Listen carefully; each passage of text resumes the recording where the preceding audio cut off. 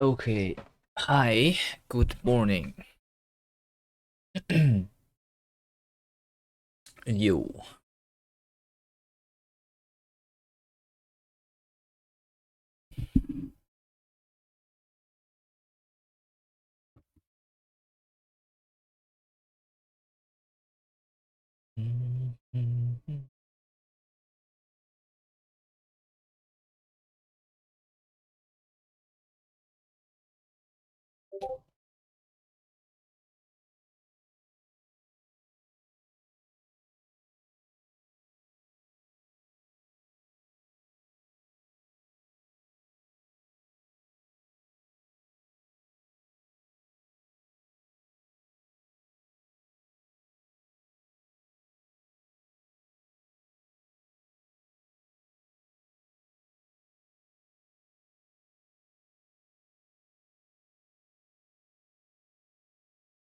I am online. Hello, Salman. How are you doing?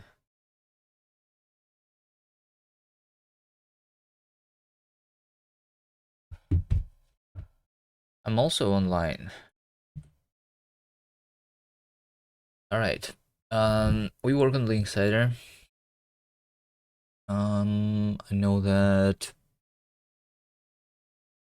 the David pushed something, so we need to check out what David did here. Okay. Though I'm just woke up like half an hour ago, so I'm, still a little sleepy a little bit. Need a little bit of time to fully wake up.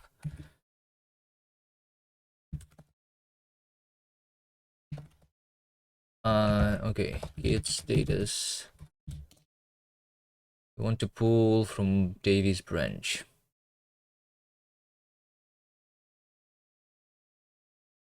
Like this. And you're allergic? Allergic to what?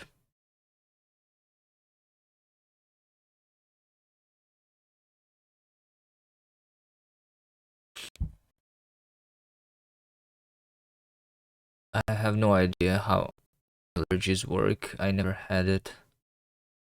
To cats? Why do you have a cat then? Or is it not your cat? Or are you trying to tell me that you went outside of your house? I thought we were Rust programmers. We were not supposed to leave our house and see other cats, you know? Or do you have a cat, actually?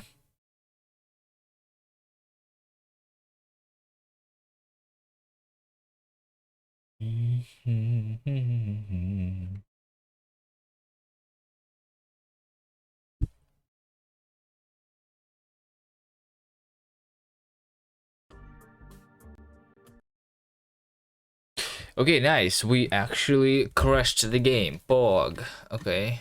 What happened here? I merged Davy's branch. And it doesn't work. Could not open a selection list run. Oh, I see it. I see it. So I think it's because Davy works on Windows.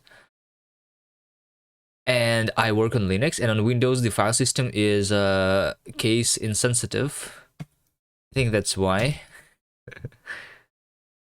Let's see. Levels.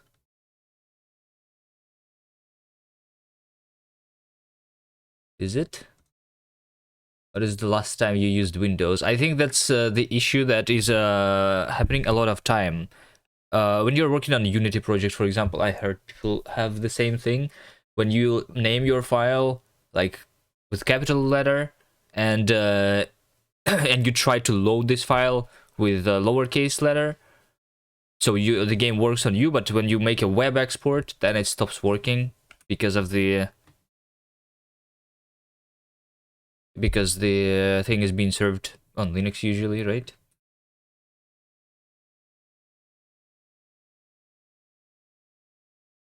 So let's see what is actually happening here. Levels. So yeah, see, we have both selection and selection. Hold on. Hold on, there's two things. There's selection, then there's selection. So this was not possible on Windows to have this thing.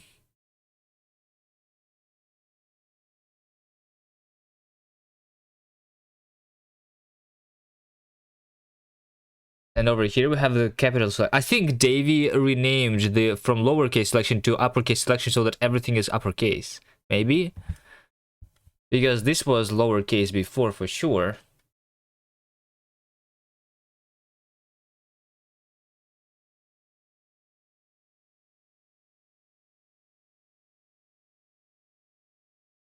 Okay, so let's see what we have in the selection that's lowercase. We have this. And in selection that's uppercase, we have that. So yeah, what we need is to have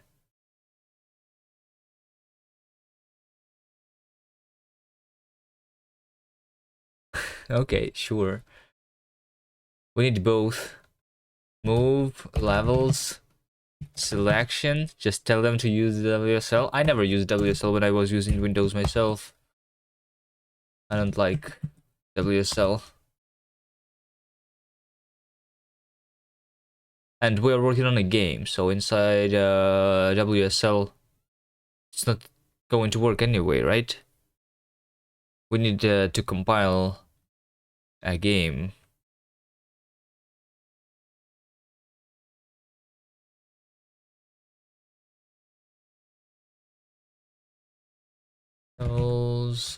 Select. I look homeless? That's because I just woke up. What do you mean I look homeless? What do you mean? David, did you know that your stuff doesn't work because you made a selection with capital S and before it was selection with lowercase s, and that made us so that we had two folders in our levels, the lowercase selection and the uppercase selection. Did you know that this is a problem on Windows? Your file system is not case sensitive, which leads to these errors. The game doesn't work because of that.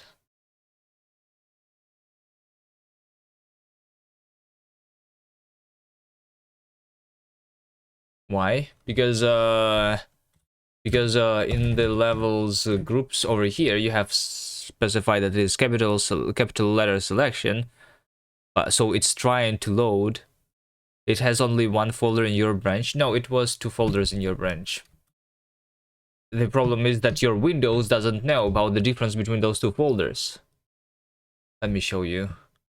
If we go into the repository here, and if I check out your level design branch, and you go into the levels, you have capital selection and you have lowercase selection. See, those are the two folders. They are different. But your Windows doesn't know about the fact that they are different, so it shows them in the same folder. I mean, it is the same folder when it's being checked out on Windows because Windows is stupid, alright? Can you make Windows case sensitive file system so that this problem adjust case sensitivity? There's WSL, yes, but so it's Linux issue? No, it's a Windows issue. It's a file system issue, to be precise. The NTFS issue.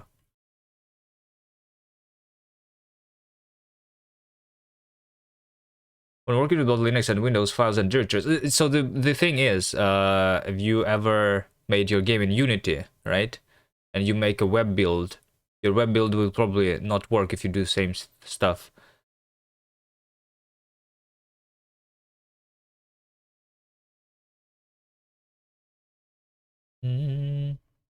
So standard behavior is Windows file systems treats files and directory names as case insensitive. So those are equivalent files. Windows file system supports setting case sensitivity with attribute flags per directory, while the standard is insensitive. You can assign to make a directory case sensitive. Okay. Maybe you need to do something like this. The following steps explain how to change the directory on the Windows file system so that it's sensitive and will recognize fsutil file gain sensitivity path.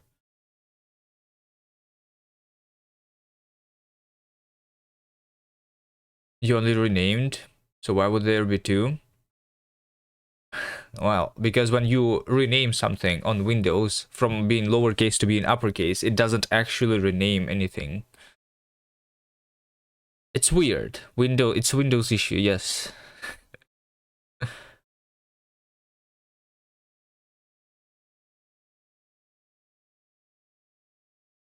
If it's the first time you ever encountered that, then congratulations. But that's, I don't know, I've seen this a lot of times.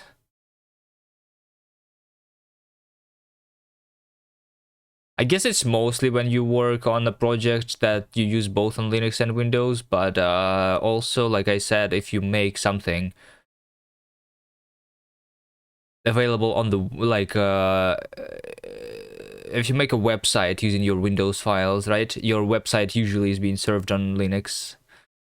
So when you make a web build of your Unity game, same stuff, I guess. Or maybe Unity handles it for you, so maybe that's why you've never seen it. But if you make a website, just with raw files, I guess.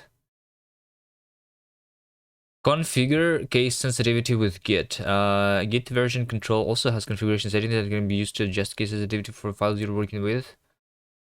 I'm not sure if this is what we want.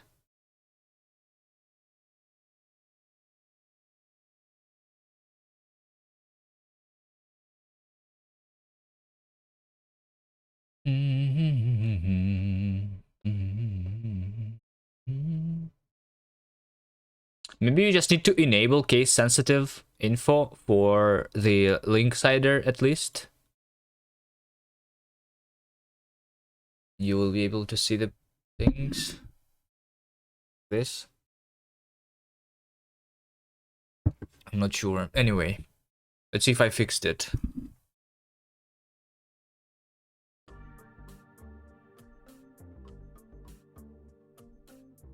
I think I did. Alright. Where are we going?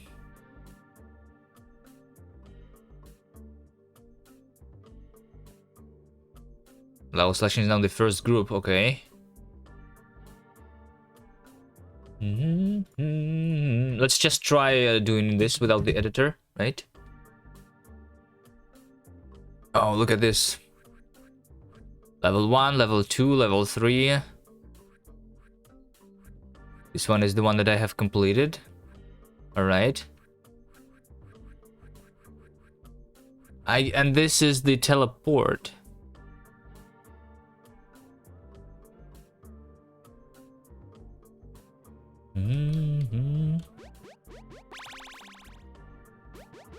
Hold on.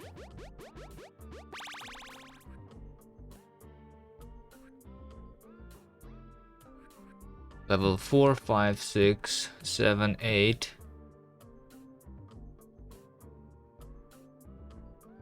And then over here we have nothing. Wait, what? Wait, what?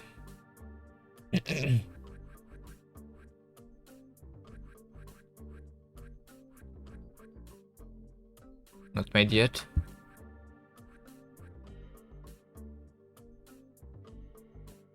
Level 4. Is it me or the number 4 is very weird in this font?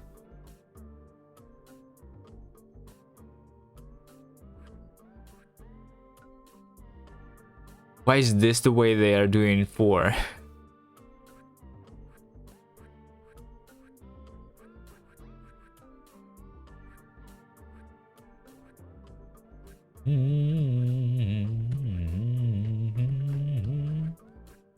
Okay, so Davey thinks that we should not be able to move to the next level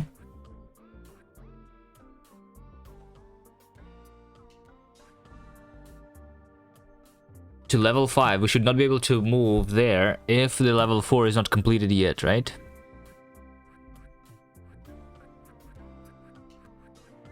That's right.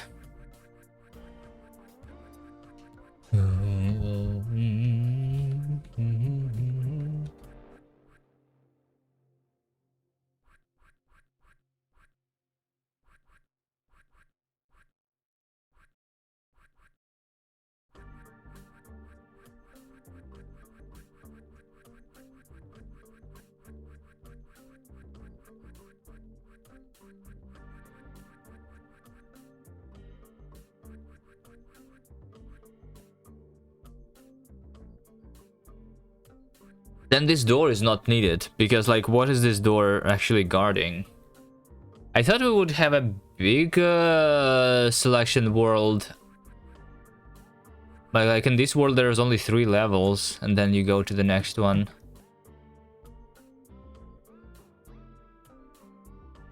We can keep the door though. Yeah, but what's the reason for the door is being opened automatically there? But well, whatever. For now, we keep it, sure.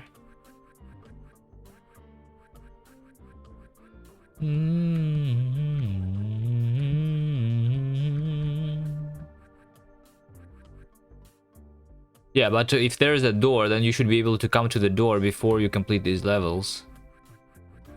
You know?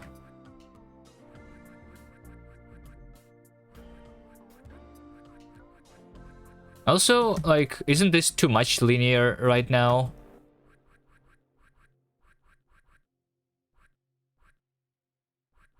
I mean, these are easy levels.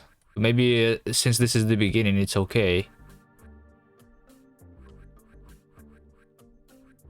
Yeah, maybe. Maybe because this is just the beginning, sure.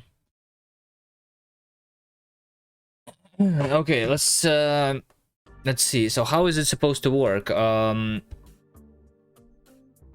So we should be able to move into the level that we have not finished yet.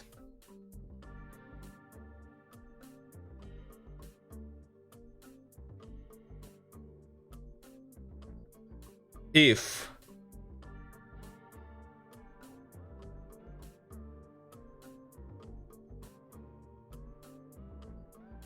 what?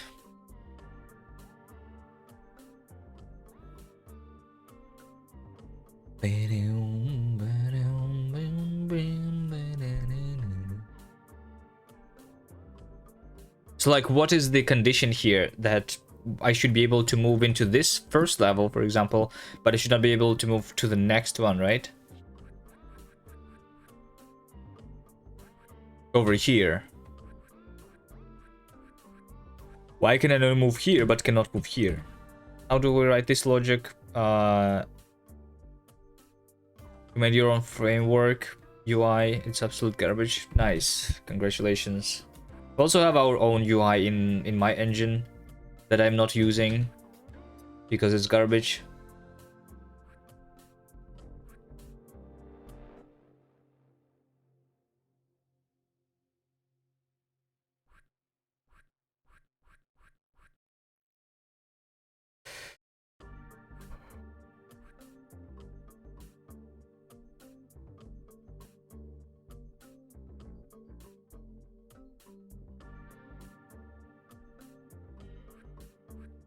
Oh, okay.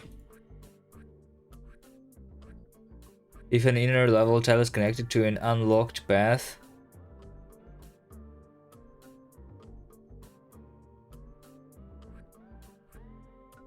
so does this mean that this path block should also be considered unlocked? How do we know if it's unlocked or not unlocked?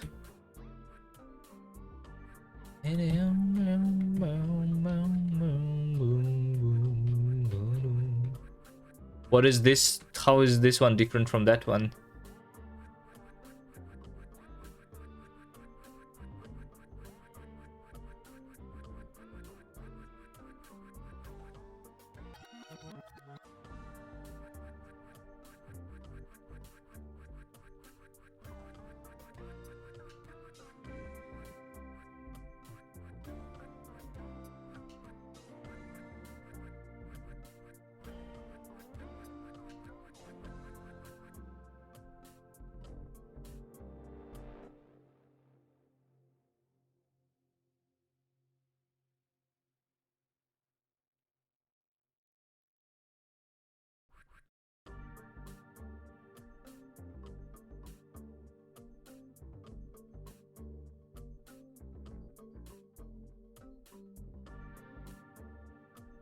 On the start of the path, you mean from the from where my player is in the beginning of the level? Yeah, I guess.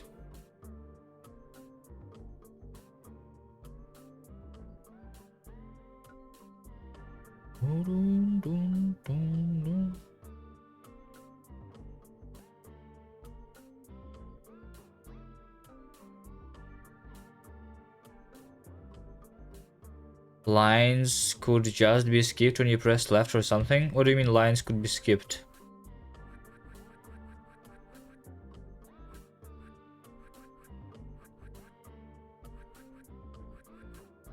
You don't want to have this movement along the line?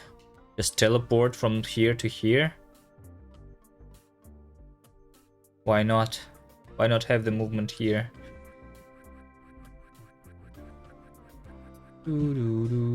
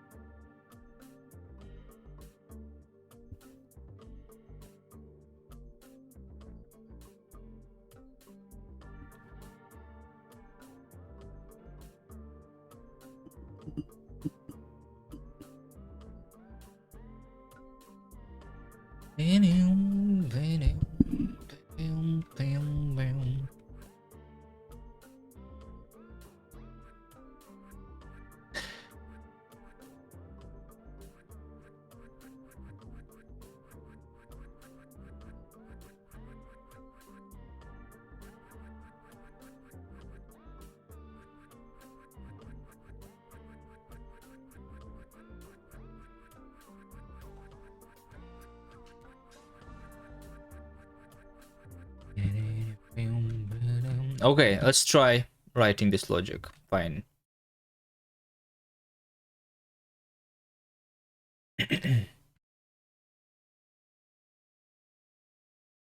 That's the wrong linksider. This linksider.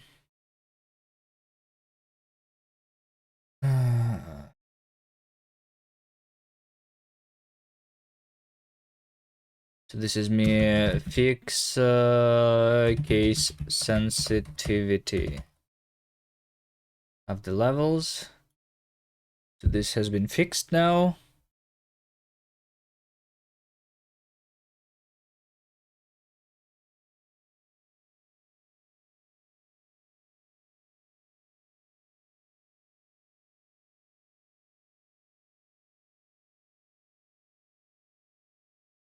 Hmm?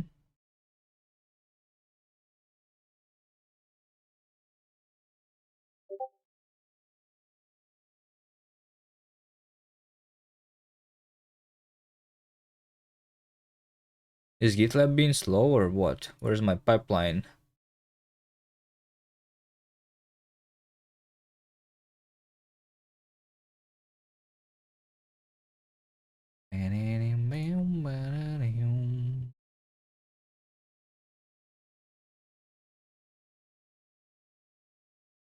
I want to cancel it because I don't want to be lagging right now. Okay.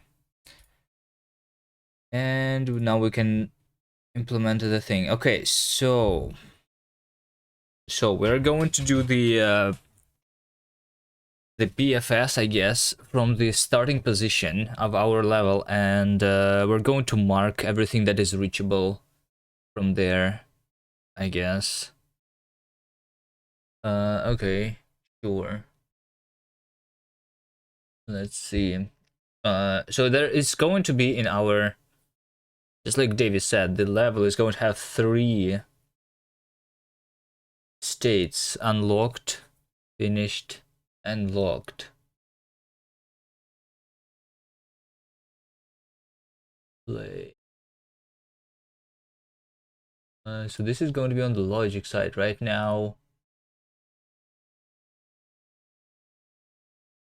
we have the number of stars that we have for unlocking the doors, but we also need to know what levels we have completed and what levels we have not completed, in order to know what is locked and what is not locked, right?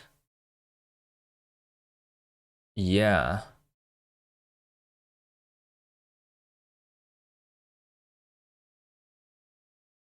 Okay.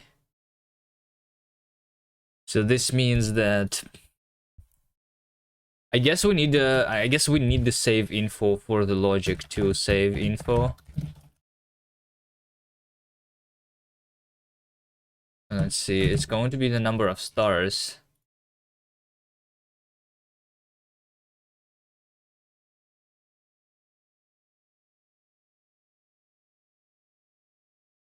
And it's also going to be the completed levels. It's going to be a hash set of level locations.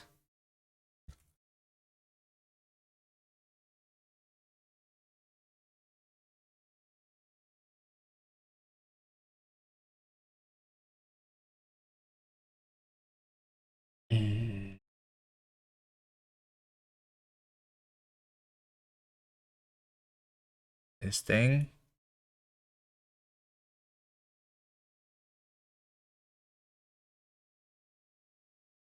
Group and level.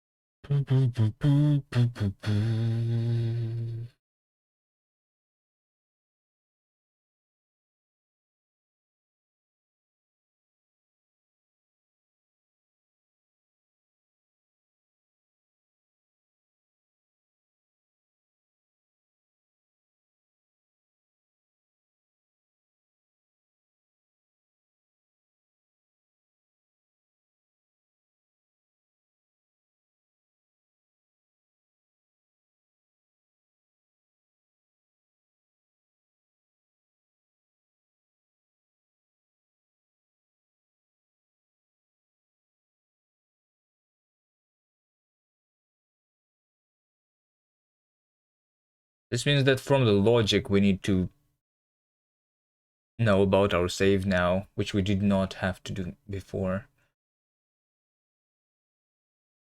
I mean, before we all needed the number of stars, but now we need more information. Okay. Sure. So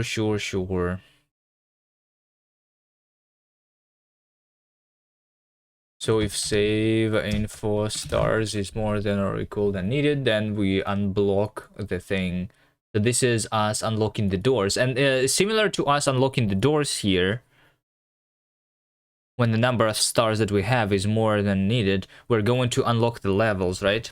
So the inner levels, we're going to do it using a BFS here. So this is us unlocking the doors. Lock the doors. And over here, unlock the levels by using a BFS over the path blocks, for which I need to know the starting positions where to start the BFS from.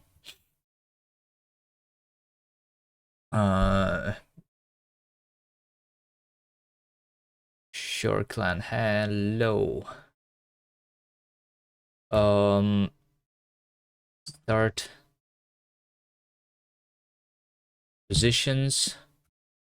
It's going to be a list of starting positions, by the way. It's going to be a list of starting positions.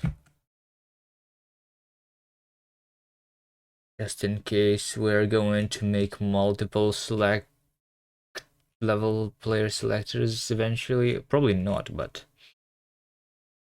still. It's over here. Entity. In level entities, I say if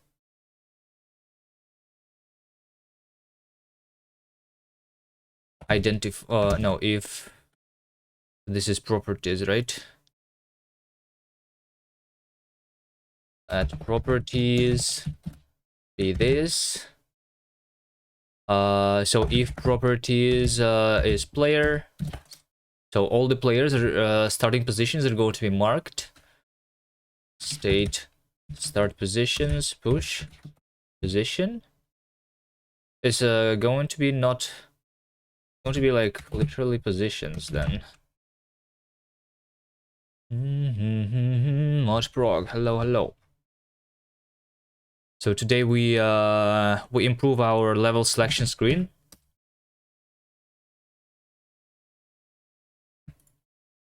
I was going to show you what we have, but we need to fix the compilation errors first. Okay, start. So it's not only the stars, it's save info that we need to have here now. Save info.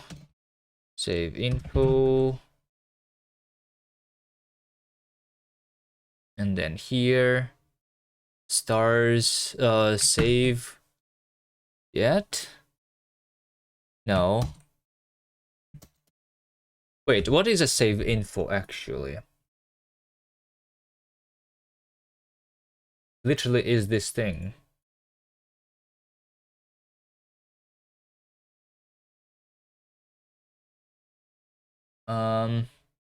Guess the number of stars can be calculated from this.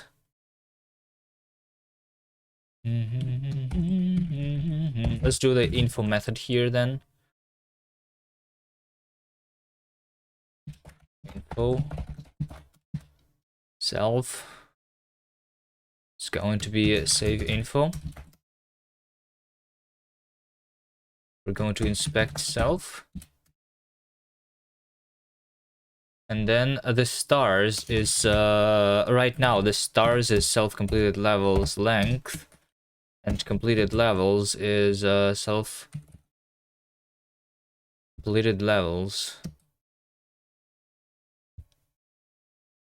Right now I'm using a different location. Let's delete this one. This one is not needed anymore. And sure if I can do that yet. Let's do iterate and then map level location group level group zone.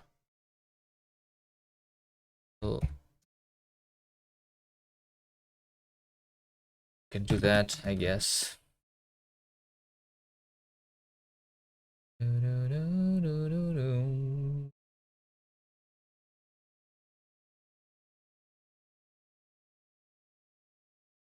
Stars. Do I need the stars method here? The renderer is using the stars.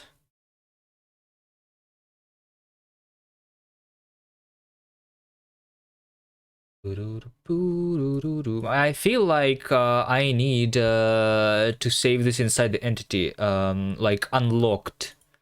Entity should be like unlocked.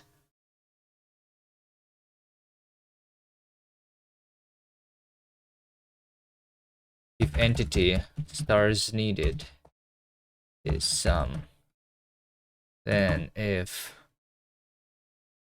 entity unlocked, if it's not unlocked, then we draw the number of stars.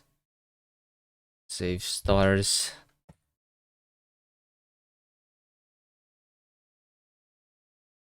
I don't know. It's okay. It's okay. I should. It was okay before.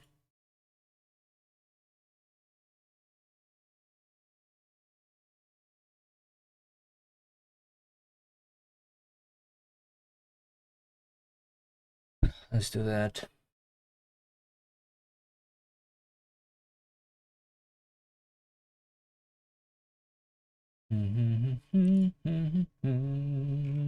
Okay, so we need to unlock the levels here based on our save info.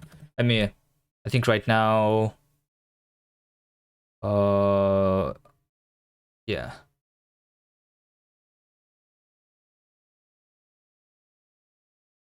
Let me guys show you what we have right now.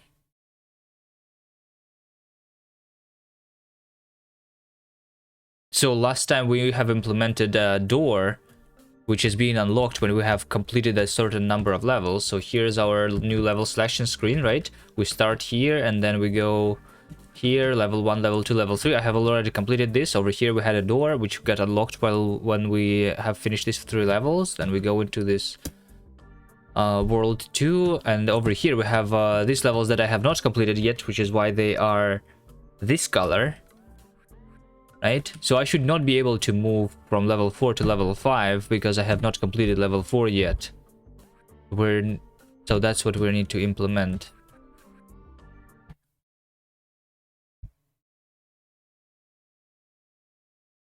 So when you finish a level, it's going to also allow you to move to the neighboring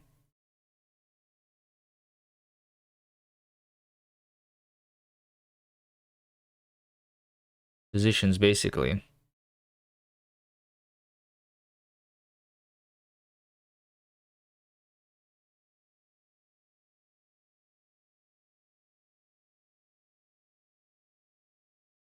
I just realized also, Davey, we need to not only unlock the levels, but also the paths. If we have...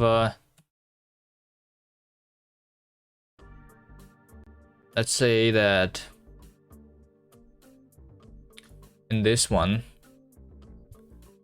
we are going to do it like that.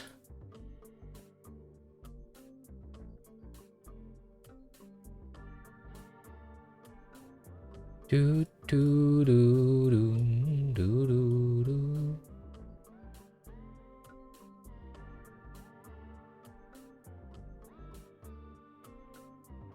Right. So if when we can complete this, when I have not completed this second level yet, I should not be able to move to this path.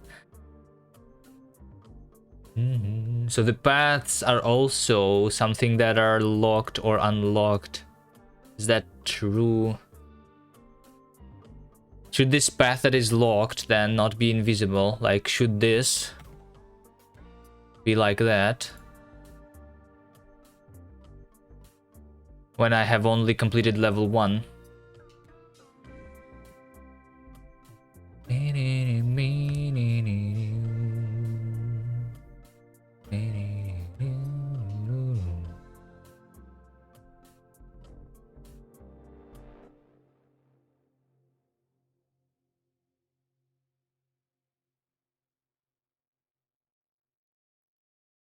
You can hide it by just using an empty sprite though? What do you...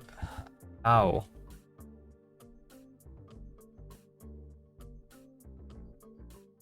I mean, do we need to implement the changing of the sprite though for you to be able to use an empty sprite?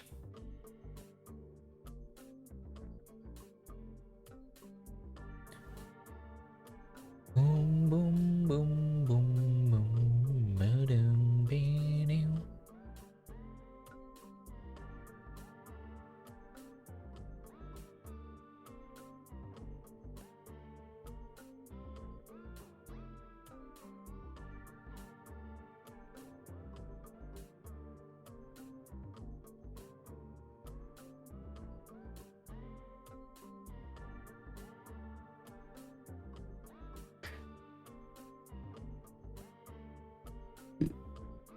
Let's say that we have not completed the level 2 yet. Then is this how it's going to look? What about this arrow here, which goes to the world 2? Should this one be here?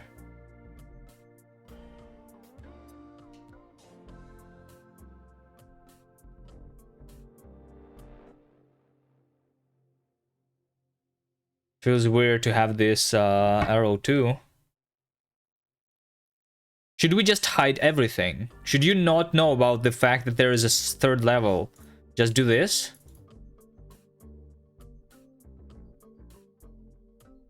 You know? The other parts are just unexplored yet. That would be the easiest way of doing this, I think. Maybe. You don't know what's next.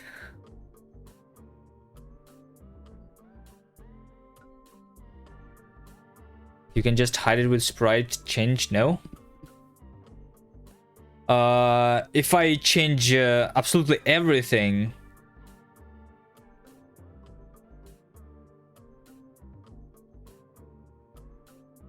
into like unreachable tile or something, so you will have a door that's unreachable that is going to have a different sprite, and an arrow that's unreachable that is having another sprite. Is that what you want?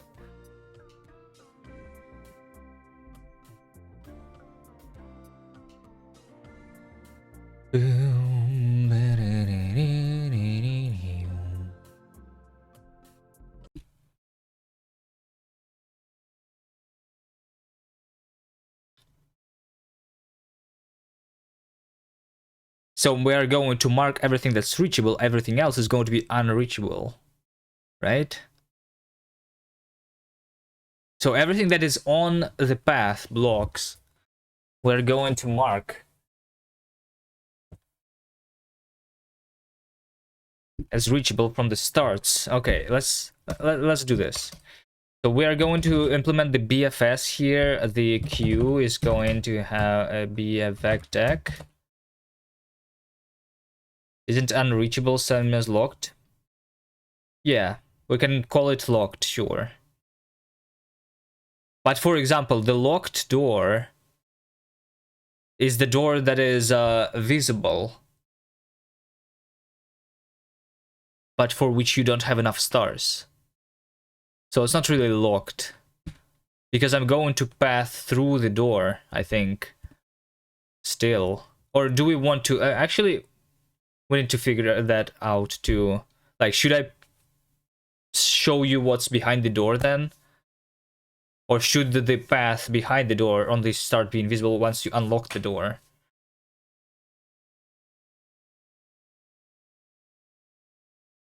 Anyway, let's start by just marking this thing, because this should not be too hard, and we will need it anyway.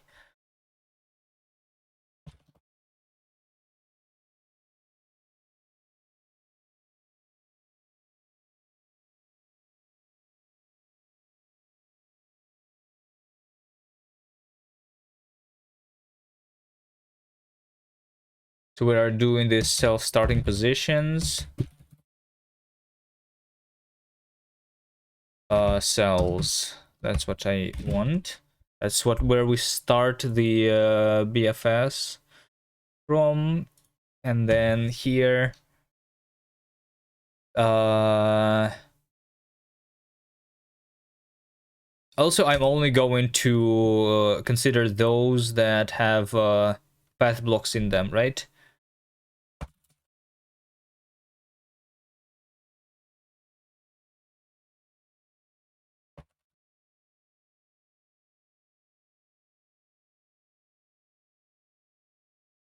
Am I going to hard code the path blocks here? I think I am.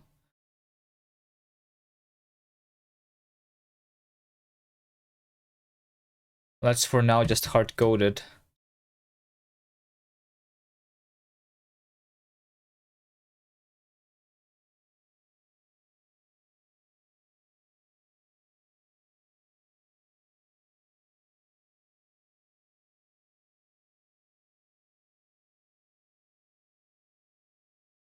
Okay, so we know that there is a path block on this cell. Perfect. Right?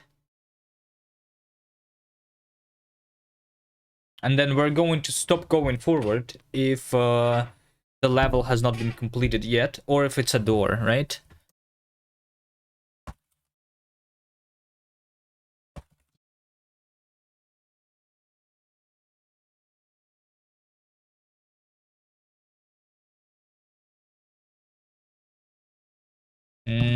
So this is an inner level, is not even an entity, right?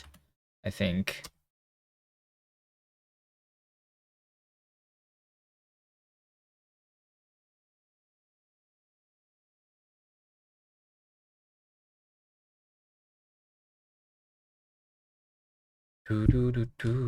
Save info. Completed levels. Contains.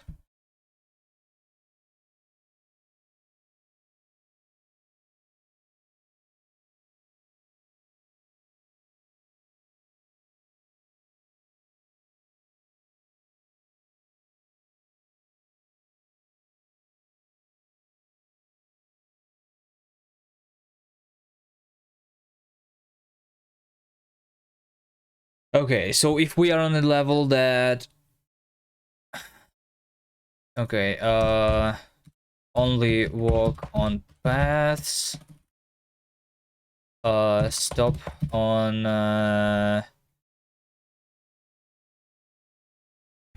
non-completed levels.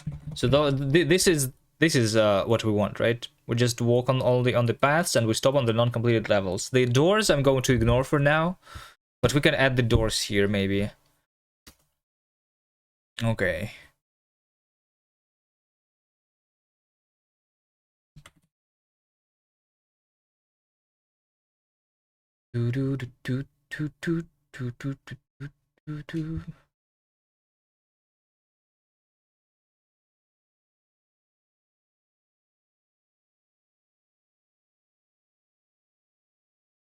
And I guess also before that, I'm going to make everything locked. Let's see. For entity.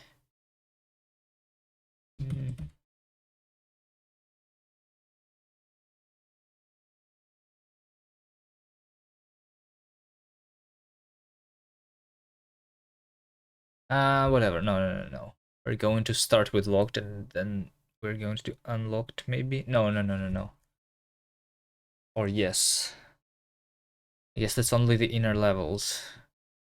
If we only are going to have those on the selection levels, that's going to be fine. Okay, so the inner level should also... We should also know if it's locked or unlocked.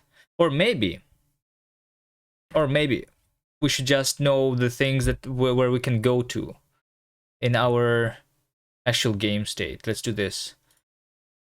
Reachable positions is going to be reachable positions. Let's do this. Just hash set of reachable positions, because why not?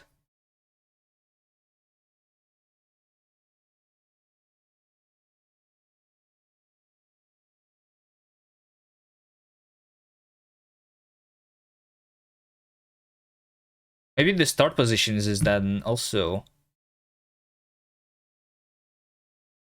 reachable by path. Let's do that. Reachable by path. Reachable by path. Insert position cell.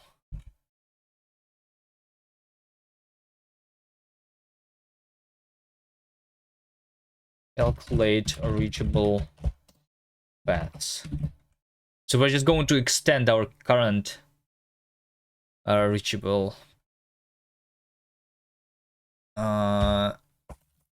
things literally.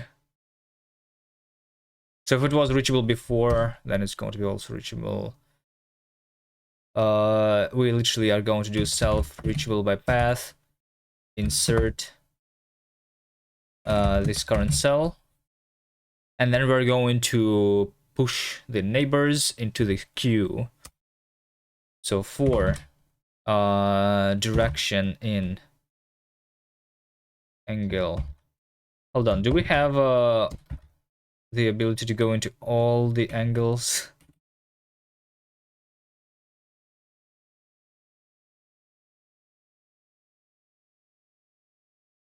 Let's make a method like this: int angle all directions. Let's do this.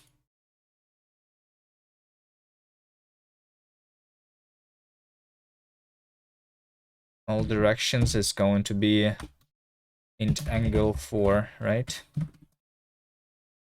Self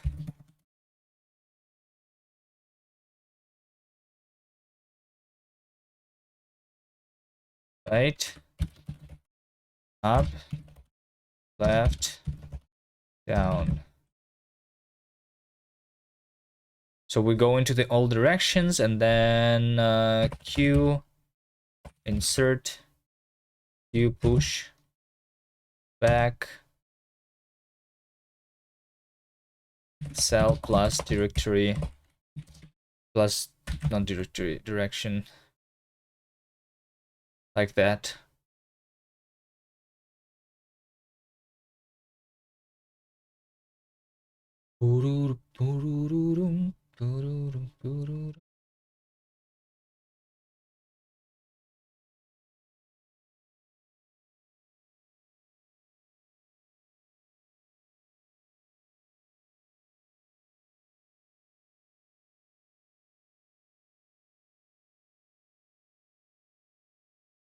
That's not right.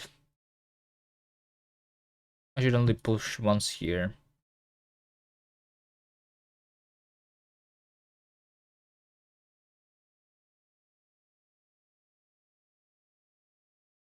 That next is cell plus direction.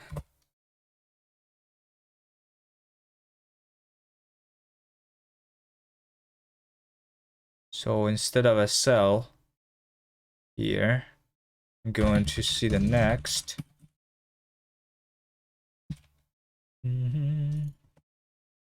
Next.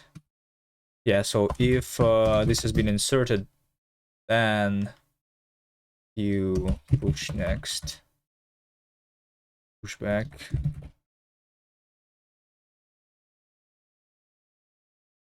Okay, I think this is it now.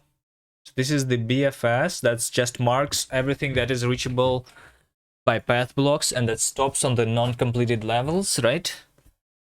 And then we also might want to stop on the doors here. Might want to stop on the doors too.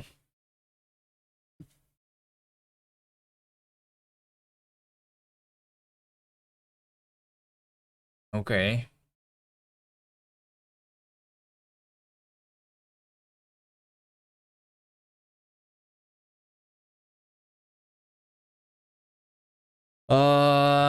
And then, now that we know what is reachable and what is not reachable, we should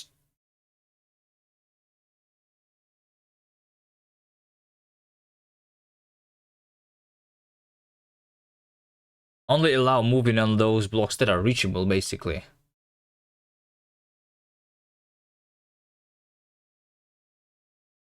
Logic. So right now, our level selector can only move in the path blocks, right? But I guess we also should do let's instead do can only move in path is going to be true, because I have hard-coded the path there. Can only move in path. Path is going to be the hard-coded for now, true, sure. Can only move in path. And that's going to be like the reachable stuff too.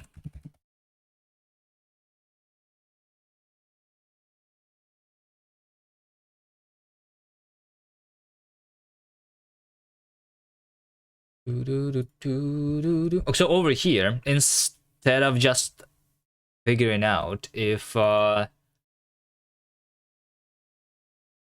yeah, okay, over here can only move in path.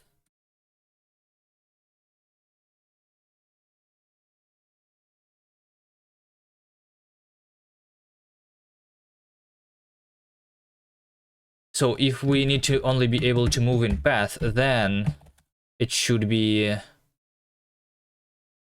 the reachable by path should contain the cell that we're moving into, right? The next cell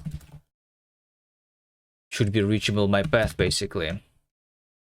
I think that's it. Let's see. And then we need the visual indication of that, right? So like those things that are not reachable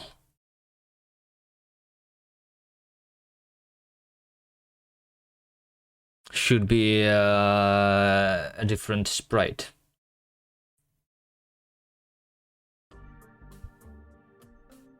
So on the first level, we should be able to see everything, I think.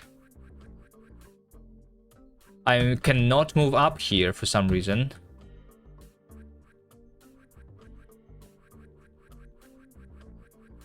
Why can I not move up? Hello?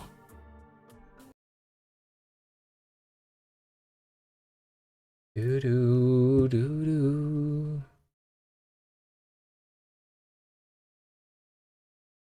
Because it is an inner level, right? The inner level, but the mode should be inner or next. Yeah, so like the next ones should be ignored, okay. And level node is not...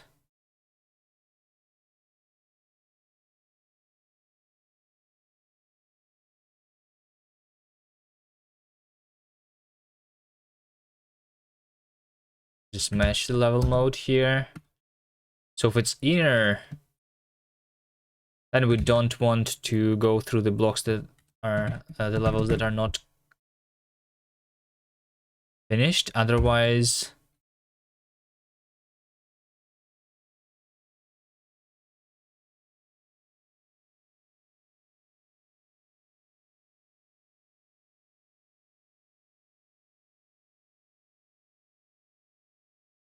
we say true. No.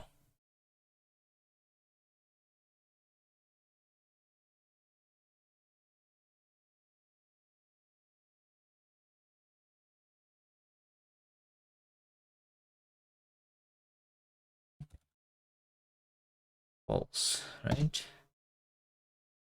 I guess let's just say no. Say not here.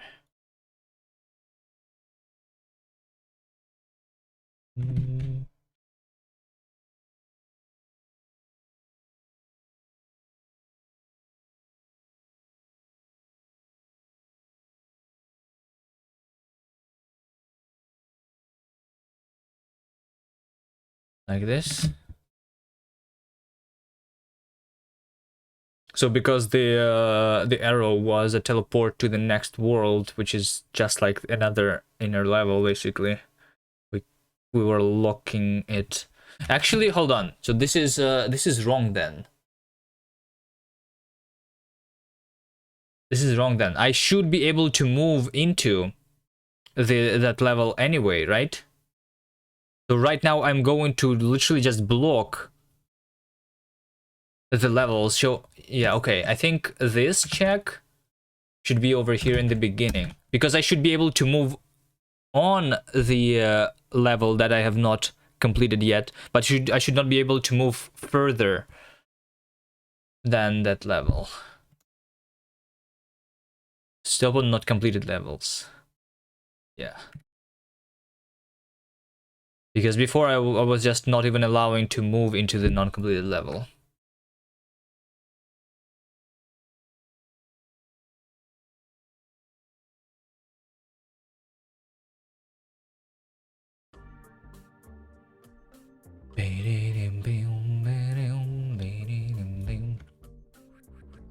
So here I can move, and here I can move to this, but I cannot move up.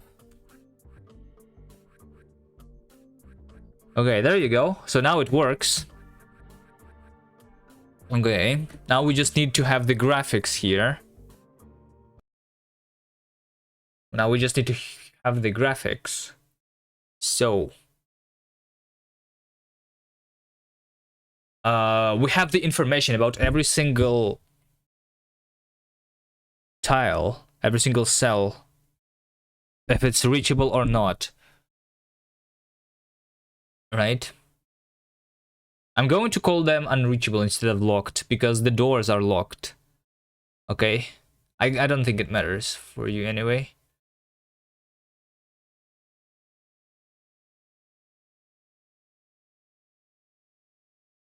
Гордиенко, hello. Hi. Привет. Здорово. Yo.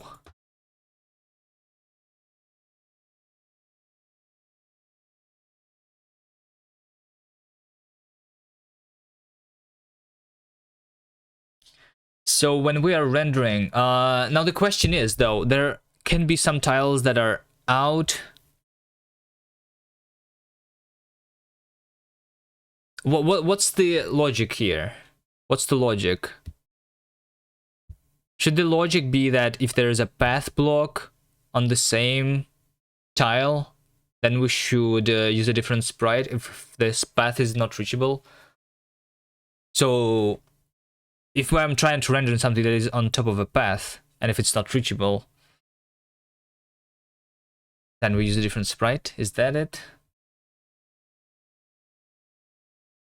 I don't know. Maybe.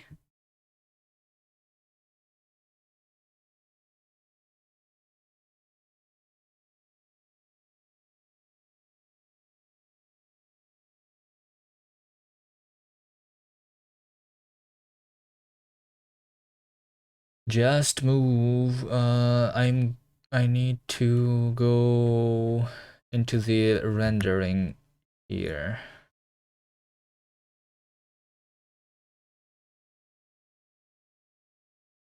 The paths are also like cached. The things that are cached. The cache is wrong, is bad thing basically for me. Should I just remove the caching because it's breaking all the time?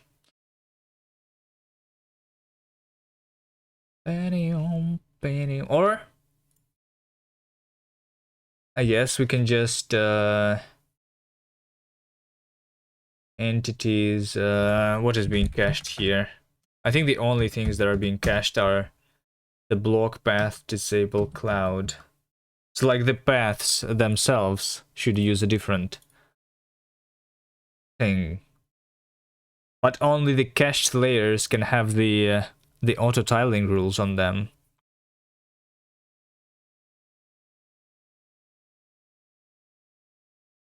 Is another thing.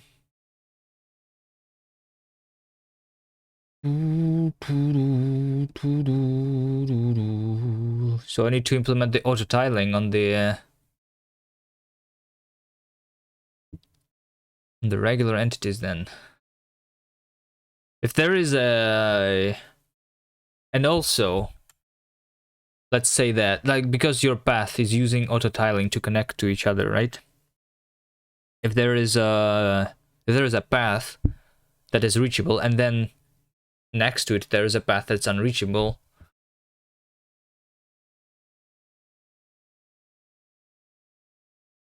so they should disconnect from each other, should not be connecting to each other. How is it going to look?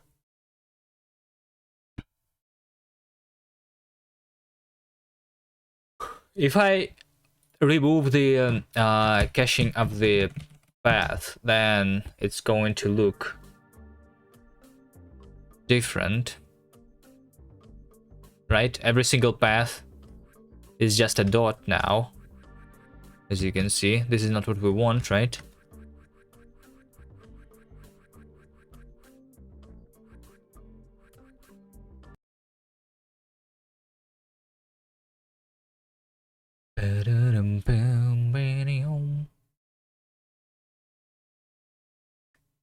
It's not a bad idea, actually. Not a bad idea. Which idea?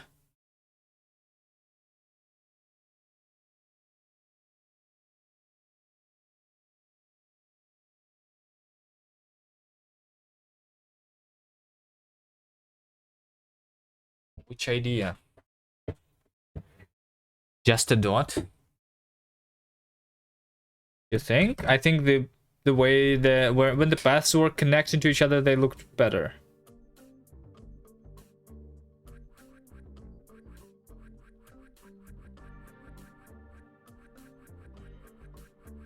But the dot for those that are maybe disconnected, although I'm not sure.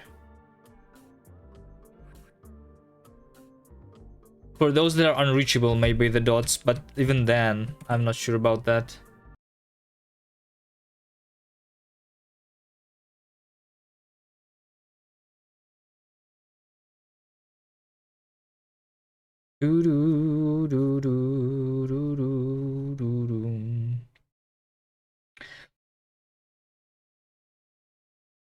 But it looks that I maybe should like caching is just a performance thing.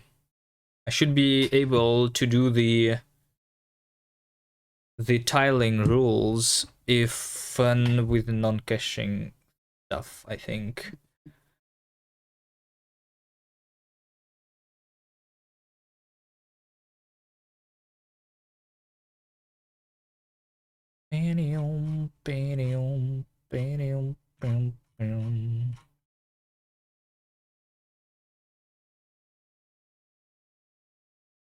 So I'm doing the draw game tile, right?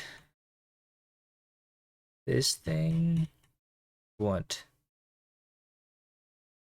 Draw entities. The easiest way to not use the complex auto tiling is to not place path under the inner level, so the path and inner level are gonna be on the same layer.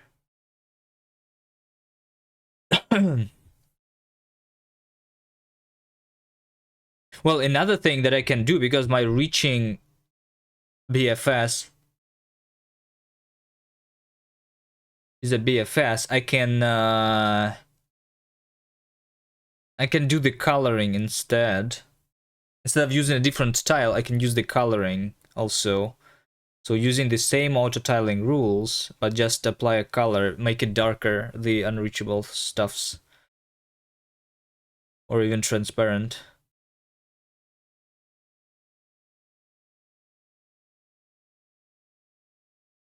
Inner level works like path too, but then the path is not going to connect to the inner level, right? Because the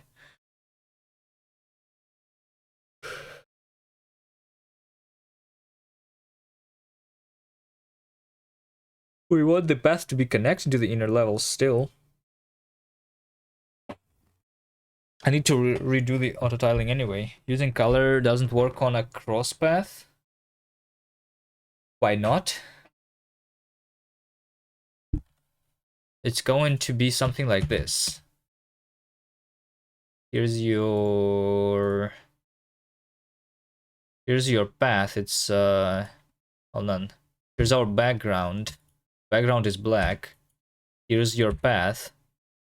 The path is like this, right? This is one tile. This is the cross path, right? And over here we could come from here, right? We could come from here, like this is the path that we came from, and then over here is locked, so it's going to be gray. It's just connected, but it's going to be gray because this is the tile that we cannot go to. It's going to be just gray, you know, this tile, this tile, this tile, for example, because over here we have a door that is not unlocked, or the level that we have not completed yet.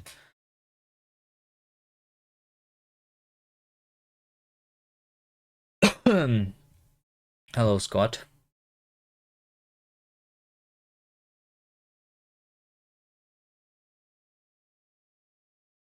I'm not sure what you mean it doesn't work. Cross path is gonna look weird. What is a cross path? Is this thing itself? Imagine a blue level there.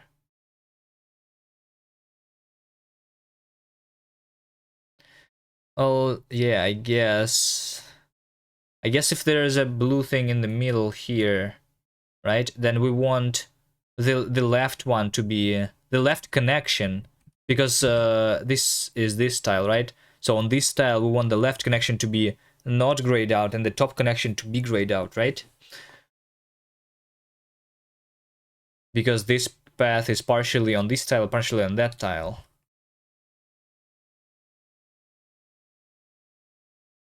Okay.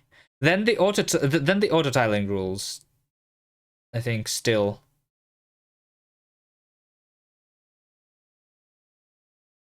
is the way. But if I make the inner level 16 by 16, it will be better. Or we can make these different tiles, after all, not using the color, you are right. And then we can use literally the dots for this. Right? If we do... So if this is locked over here, then over here, this is the locked path. It's going to be like a dotted path, basically, like this, for example. You can make a dotted path. And then this is going to be connected and this is not, because these are different tile types. I just need to make the auto tiling work with something that is not cached.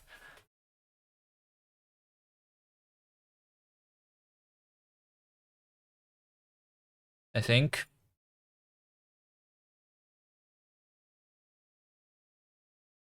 Because it's a good idea to do anyway.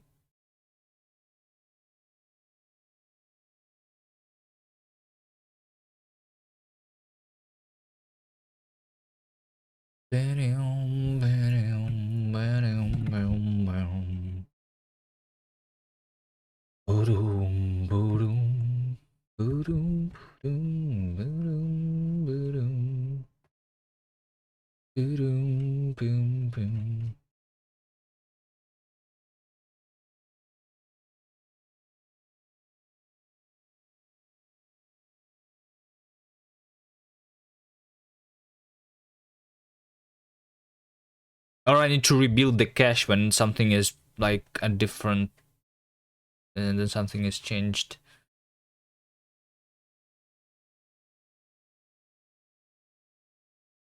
Okay, hold on. How do I do this? So this eventually just goes to the draw game tile.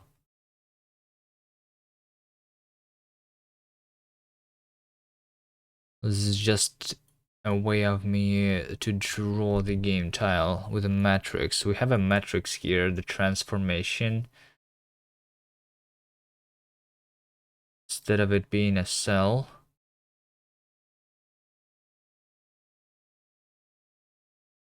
Doo doo doo doo doo doo doo doo.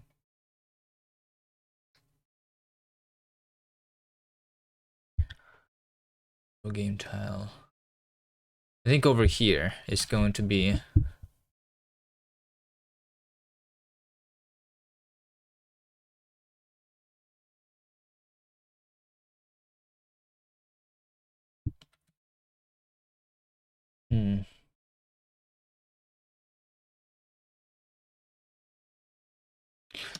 I want to have the cell here. Entity, player, unselected, player, unlocked. Yeah, see, unlocked is the door. We can make something that's unlocked and unreachable at the same time, potentially.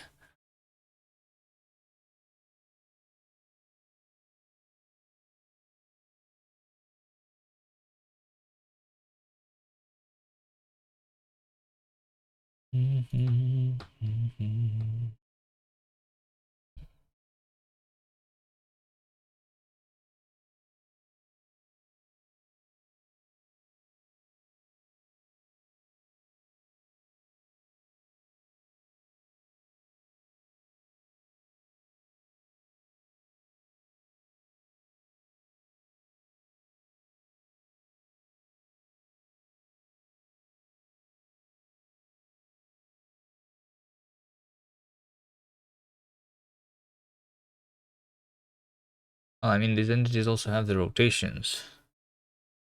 We should not have.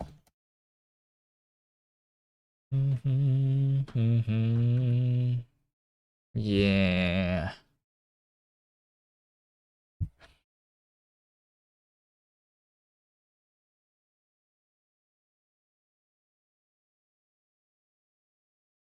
Okay, fine. Let's see.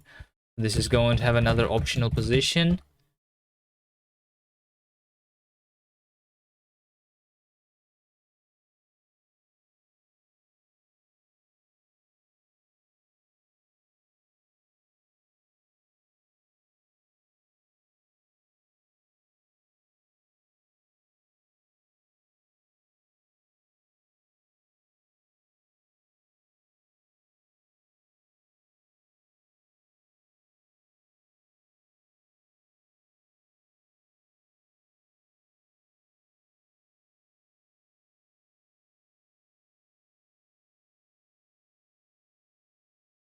So for side effects, it's going to be none.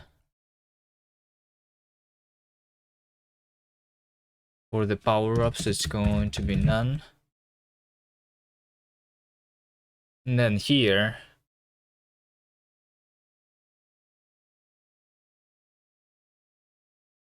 foreground, actual game layer, foreground for entities, position. We're going to ignore this here for the entities themselves, and then background for the entities. We're going to ignore this here. The shadow is another part.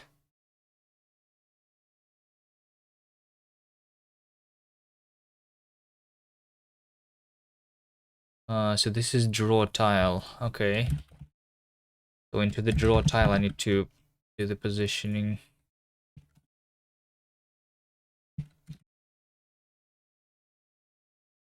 Right. Draw tile position. Something else is going to break now, right? Draw game tile.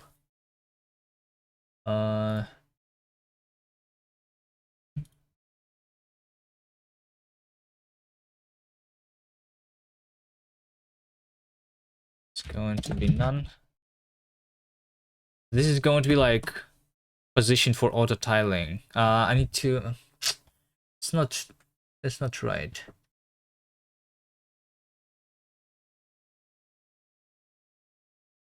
That is not right, because in order to draw a tile, I need to know what are the neighboring things, right?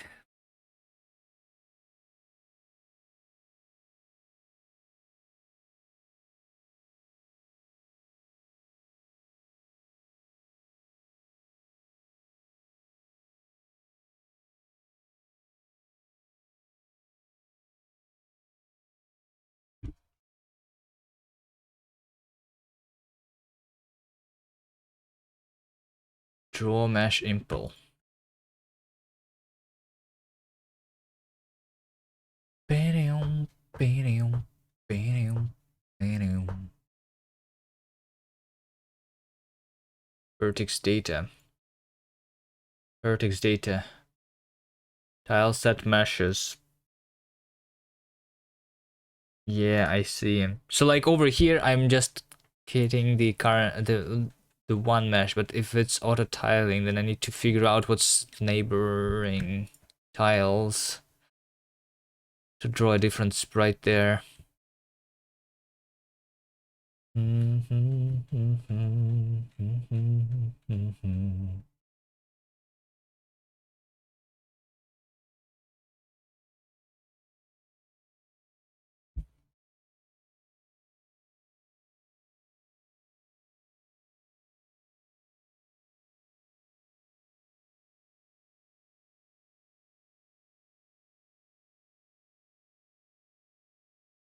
So we have the auto tile set, and the definition. We have the tiles here. The tile has the rules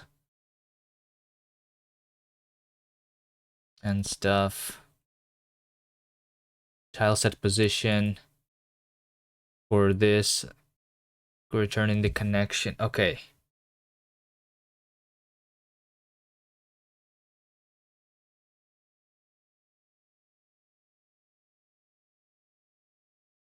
Tile set definition. Generate mesh.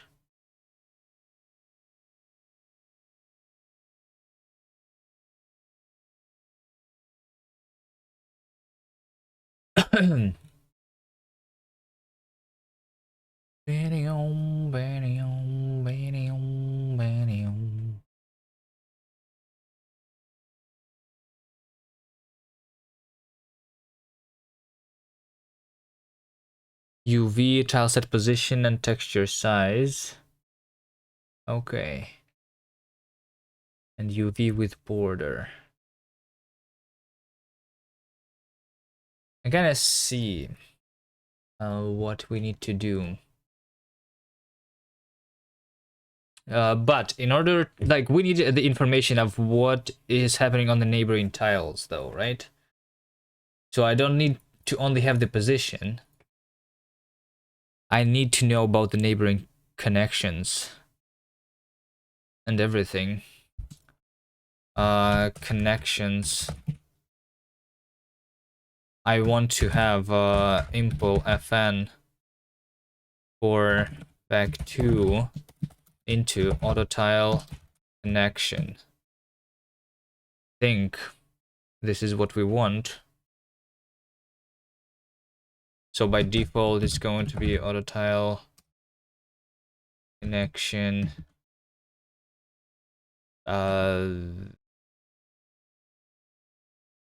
Empty.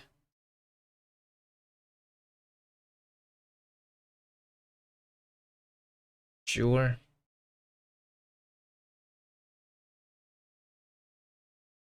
I mean, let's just do none.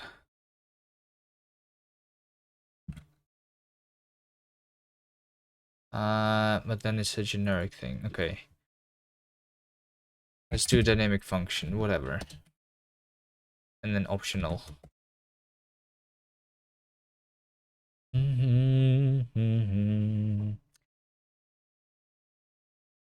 Okay, so over here, the meshes, the vertex data is not always the meshes. Let's see.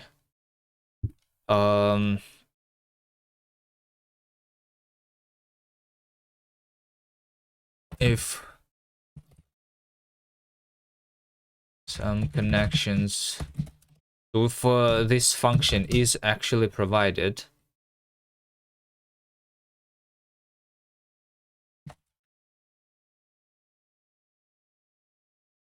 then we do one thing. Otherwise, we do this thing.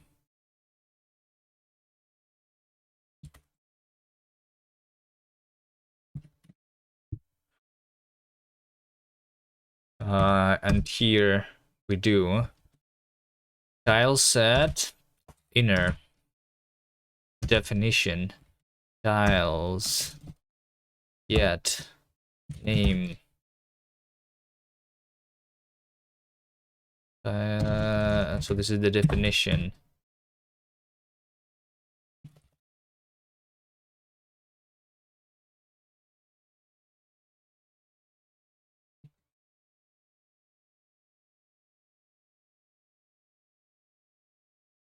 Definition.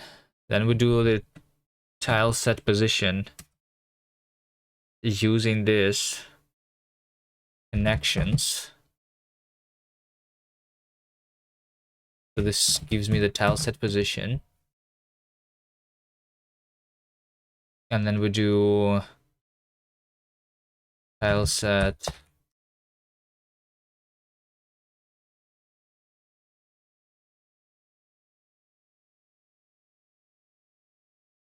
I can do a generate mesh. No, I don't need a generate mesh. I need a UV.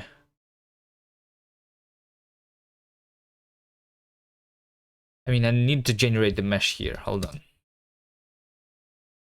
on. Same as we do the generate meshes here. Oh, there is a function, create mesh. Is this the one that we need?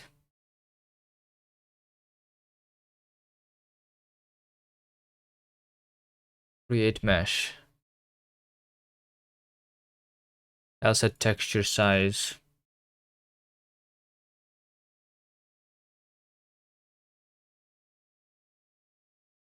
What about the border though? Border is just 0. Okay.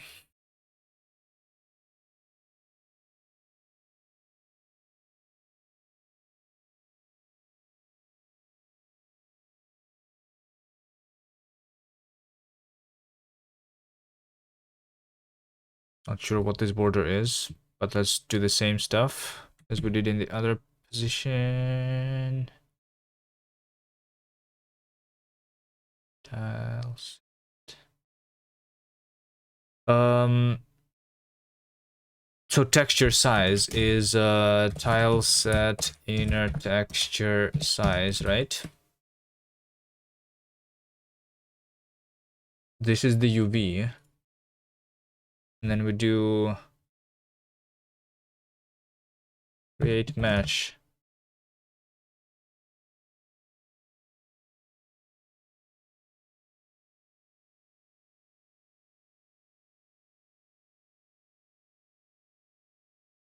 border 0, and this is the UV.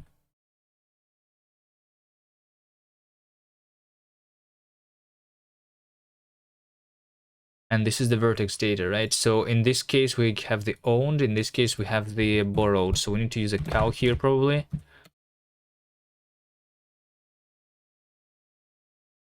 So over here, we have the borrowed data. And over here, we have the owned data.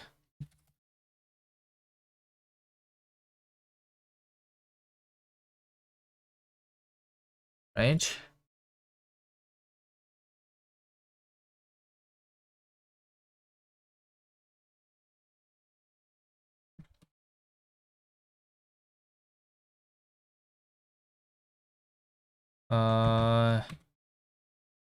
And the cow has what?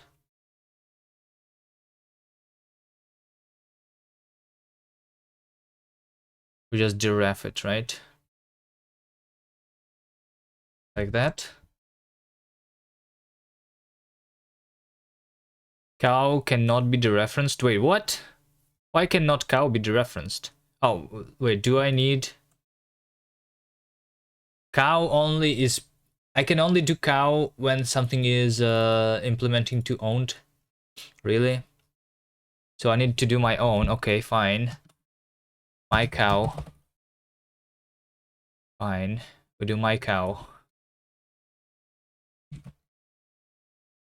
It's a little annoying, but sure.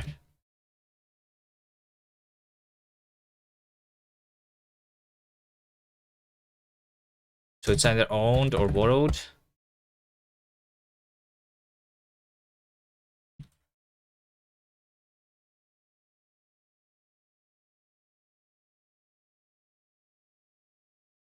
And then we implement the ref. My cow.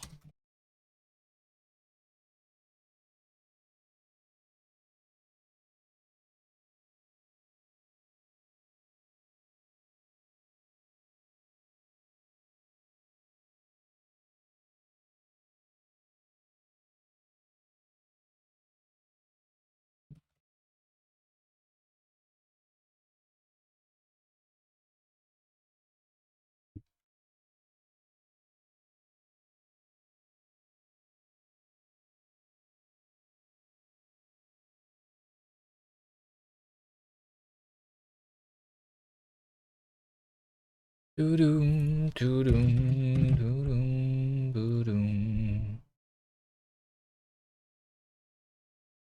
Let tile set position is definition tile set position for the connections.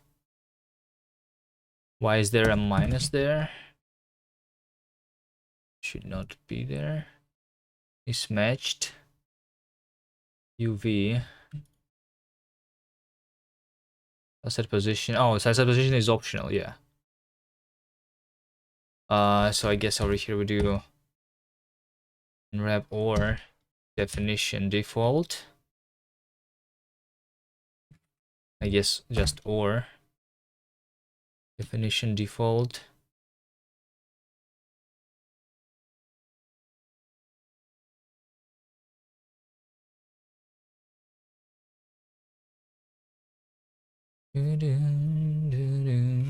Is this it? I think this might be it. Okay, so now we just need to figure out the connections of a tile.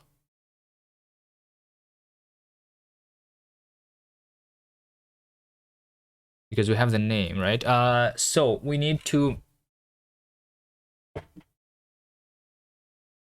see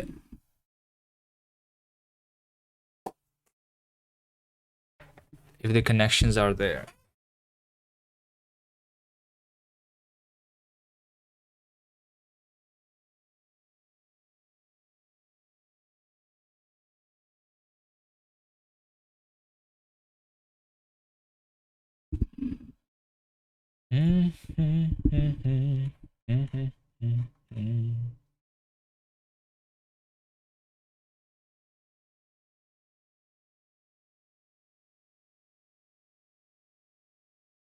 Well,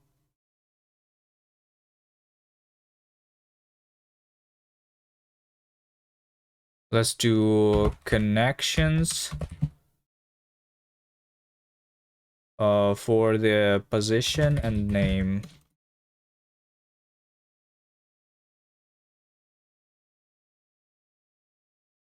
Is what I need.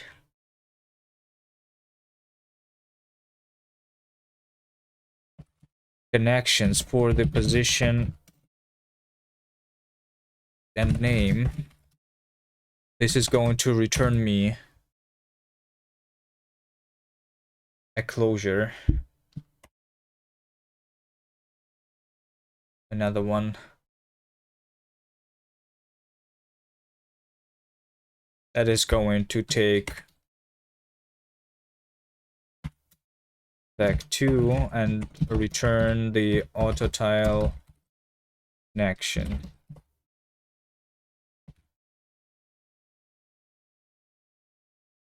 Let's do same for now.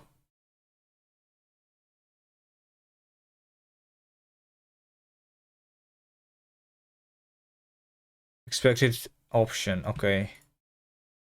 Yeah, so it should be some connections. Should be some connections.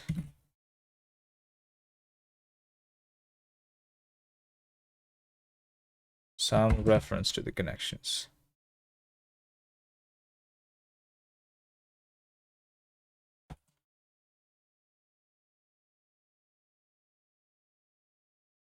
Arguments to this function are incorrect. Expected logic sided position, found optional position. Okay.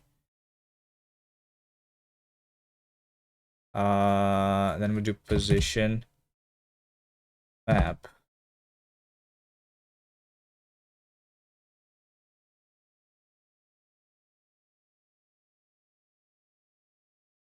Expected optional dynamic function, found optional closure. I mean, yeah.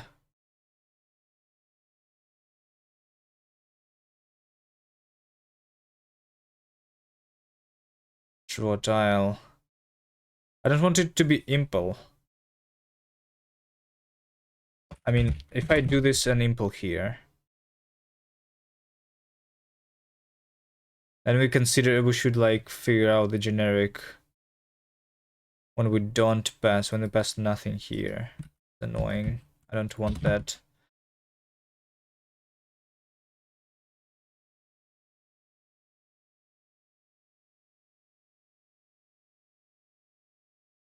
So can I just do an as here? As din fn. I mean, can I just do as underscore? I guess I can. All right. And this is what we're doing.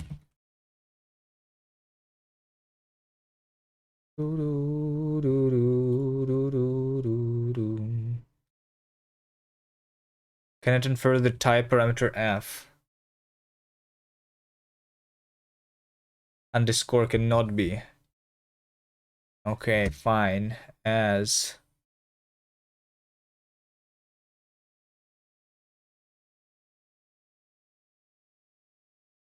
oh, I guess it makes sense why. I guess we need to do this then. Create the closure, and then we do as ref, and then we map f like this. This should work.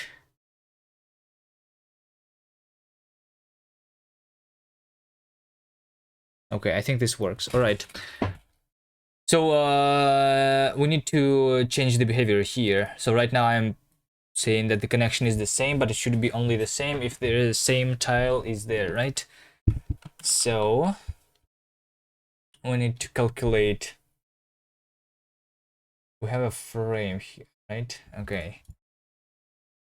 Okay, let's see. I think we need where I'm going to pre-compute what tile is on every tile, right? Static tiles. Static tiles is going to be a hash map new. Then we go for entity static entities. In static entities, in frame state entities, entity current move is some, then we continue. So like those that are not moving right now. And then we do static entities entry or entity position cell or default push insert entity identifier, like this. So it's going to be a hash map from a cell into a hash set of identifiers, which are strings.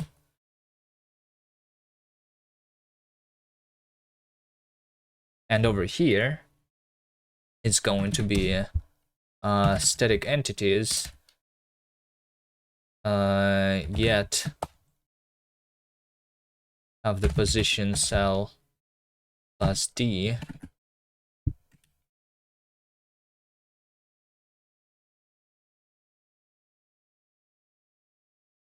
or pulls entity cell entities. Cell entities contains the name.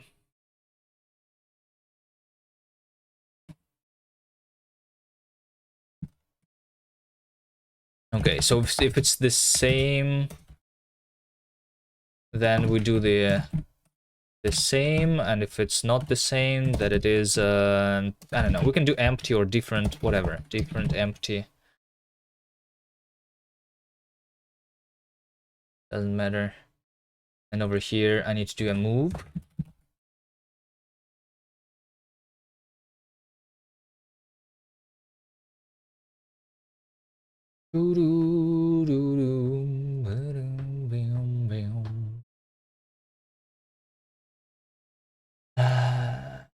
And then this lifetime needs to be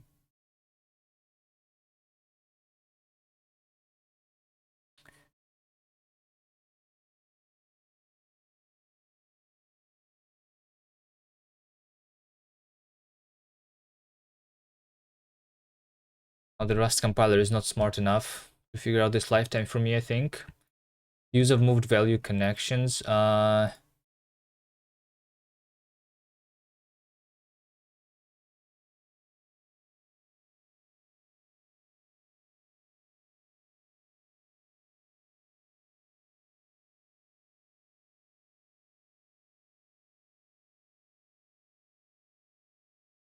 Okay, over here. Lifetime may not live long enough. Return type of closure contains lifetime 2. Let's call this lifetime of this reference 1.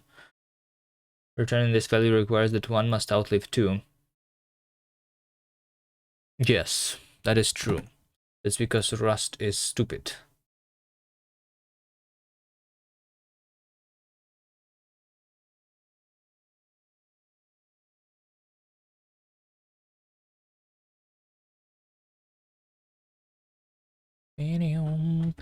Let's do a function here then. A function connections. Simple. It's going to be a function inside, and we just need the static entities here technically. It's going to be this reference. This function is returning impl fn here into the autotile connection, right?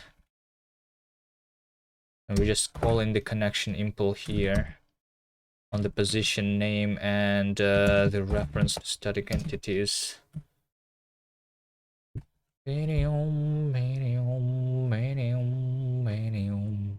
And then the lifetimes here. So because this is an impl fn, I need to do the lifetime like that. Actually, no. I guess I need to specify all the lifetimes here. All the lifetimes are going to be these lifetimes.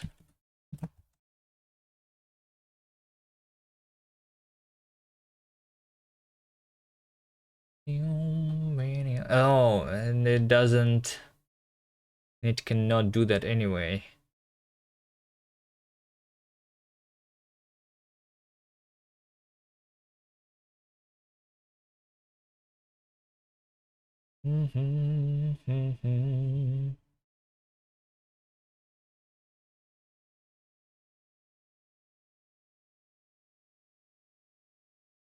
Can I not return from a closure another closure that references this stuff? Really?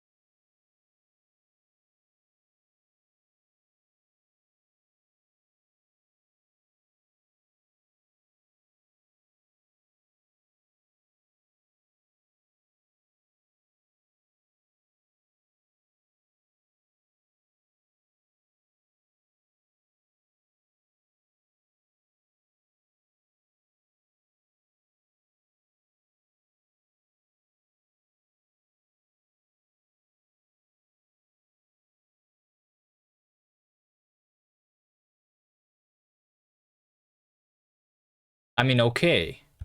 Then we just not like the it just is going to work without the closure. I just don't use the closure. I just need to pass the static entities then here manually, and then it's going to work.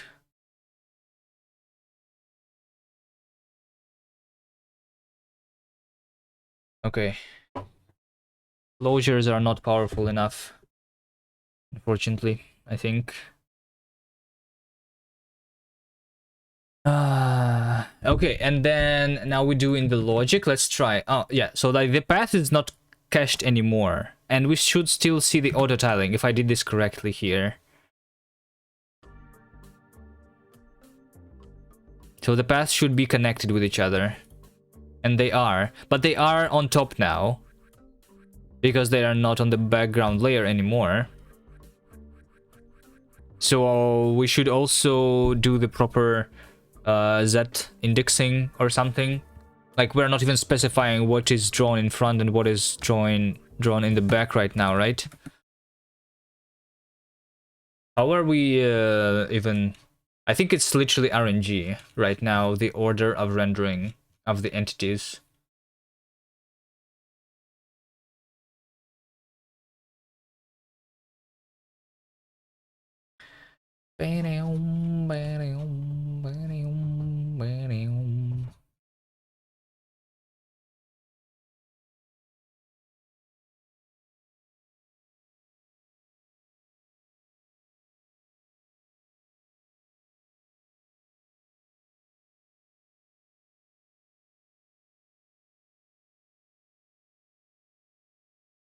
Because I'm just iterating over them and then drawing them, right?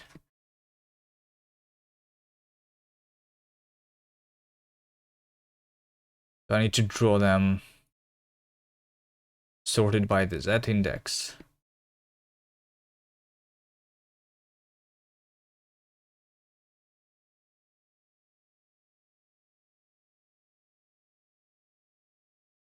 Why is it not RNG?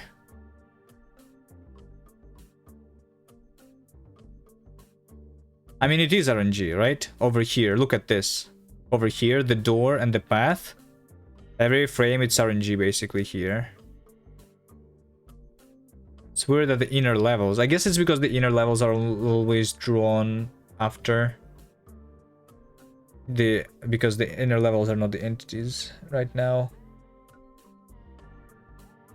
Dun, dun, dun, dun, dun.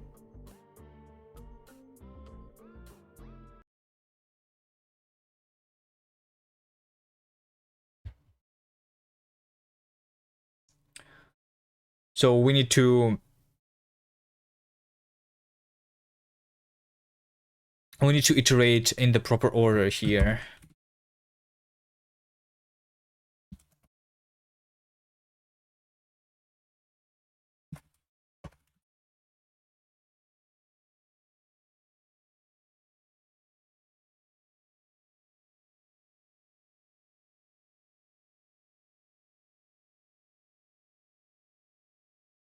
Hmm.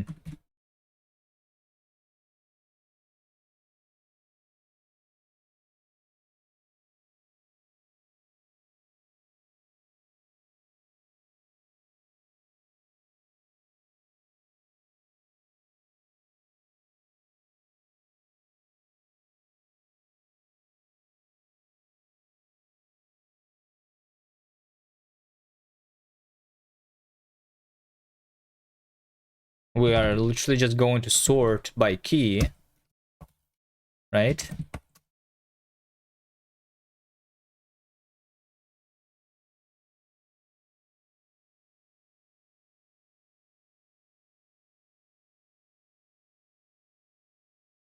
So we need to specify somewhere this order in the config, probably, right? The Z index. I mean, it's not part of the logic. Let's whatever. We're specifying all the entities here anyway. So let's just do the Z index.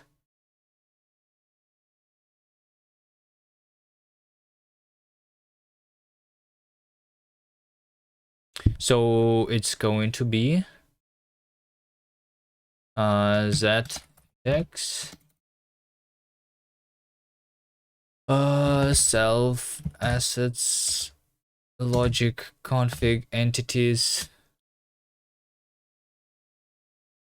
get entity identifier map properties Z index unwrap or 0. So like by default it's going to be 0 Z index, and then we're going to sort by the Z index. So you can override this thing. Z index is an optional integer.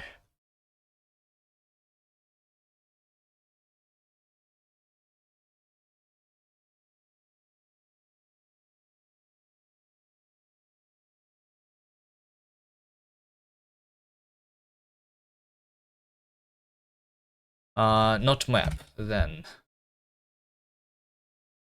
And wrap or 0. Okay, I think this should do it. So now I should be able to specify the indices here. And for path specifically, we want it to be behind everything. So Z index is going to be -1. So it's going to be the first thing to be drawn, right?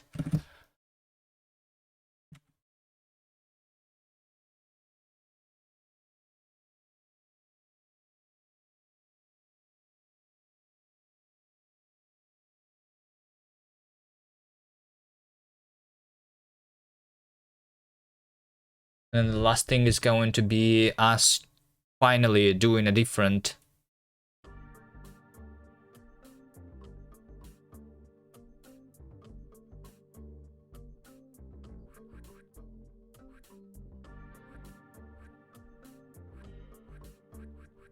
inner levels are still being drawn before everything, right? What am I drawing the inner levels? Inner levels. I literally need to draw inner levels after everything, right? The goals. What about the goals? I guess the goals don't matter.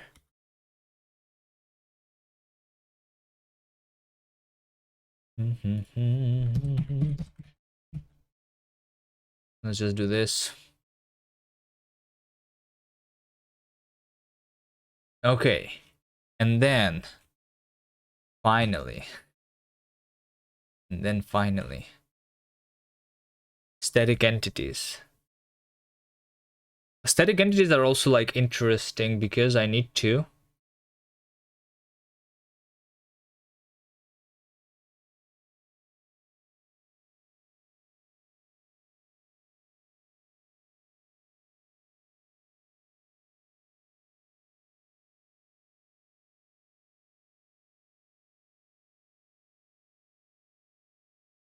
Now we need to figure out this thing of whether or not the tile is reachable or not reachable, and how we are.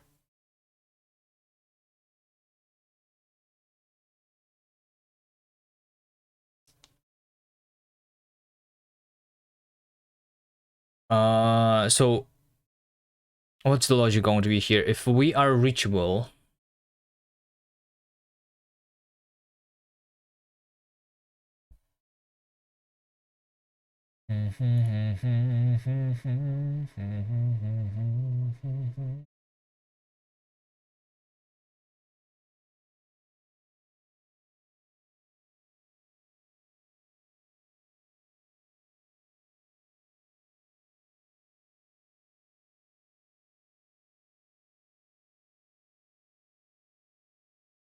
so it should be over here. We also do the same, only if the both things are reachable in the same way, basically. I think. You know what I mean? Over here we do and. So like reachable by path is another thing. Hash set, right? So we do unreachable by path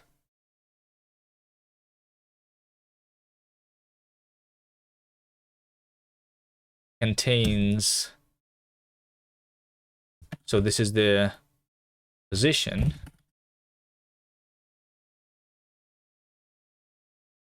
contains position. That's like, I guess, next position. So the next position richness should be equal to the richness of the current position.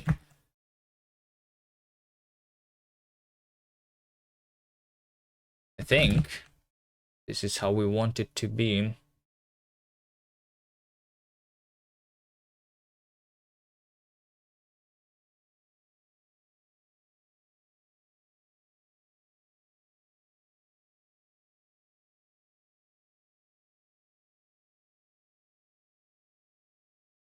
Self reach, no, state, no, frame state reachable by path.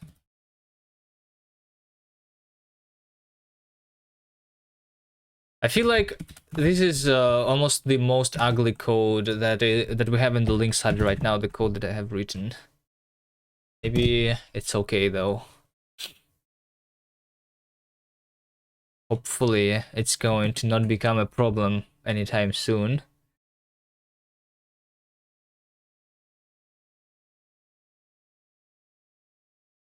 But I think we did a little bit of spaghetti right now. It's okay though, as long as it works.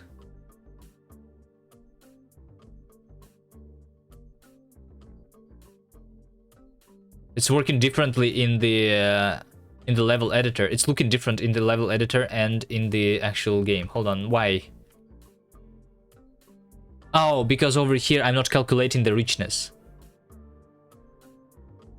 So over here only this thing is reachable basically, and that's why.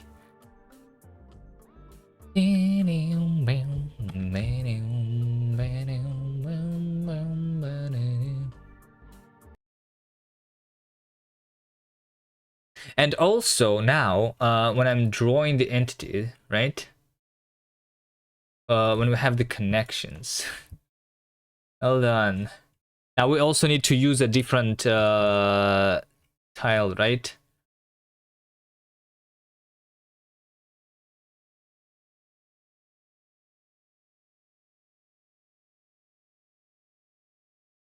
Like if you use an invisible sprite, then in the level editor you're going to be drawn with invisible tiles. Like, how do we fix that, Davey? Is it going to be a special case for the level editor now? This code is going to become even worse now. Then. Reachable weapons.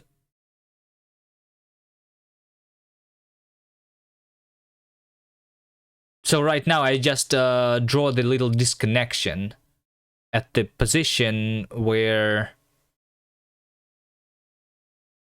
we cannot go, you know, like where I'm basically breaking the path right now is the only thing that I have achieved.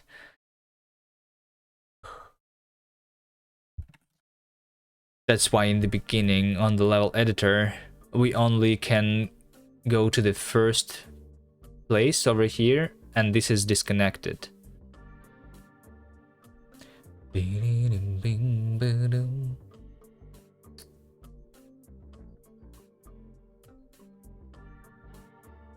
when I play it, we actually see it. So over here, as you can see, these two guys are not connected to each other.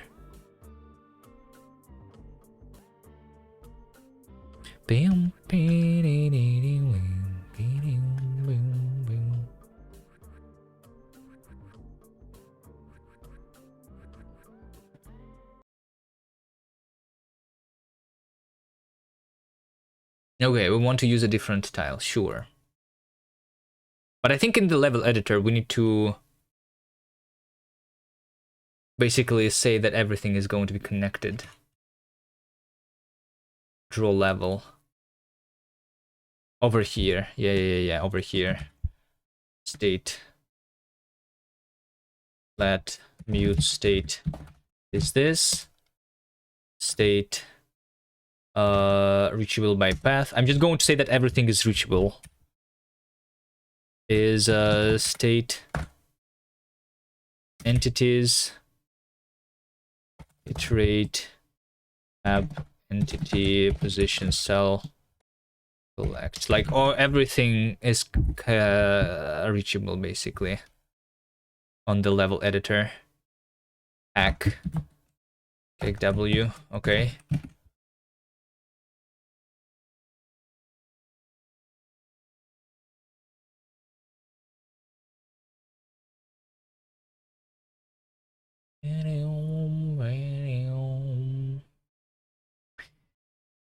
Okay, and then finally, whenever we are using connections, is these two positions, right?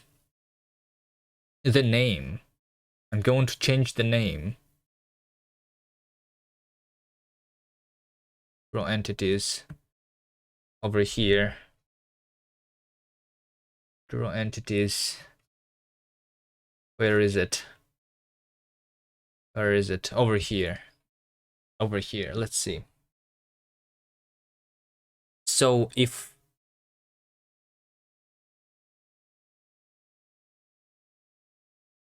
over here I say if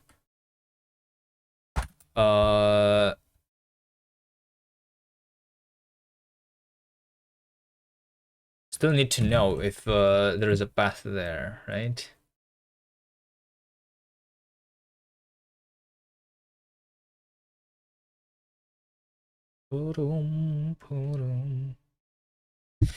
Frame state entities any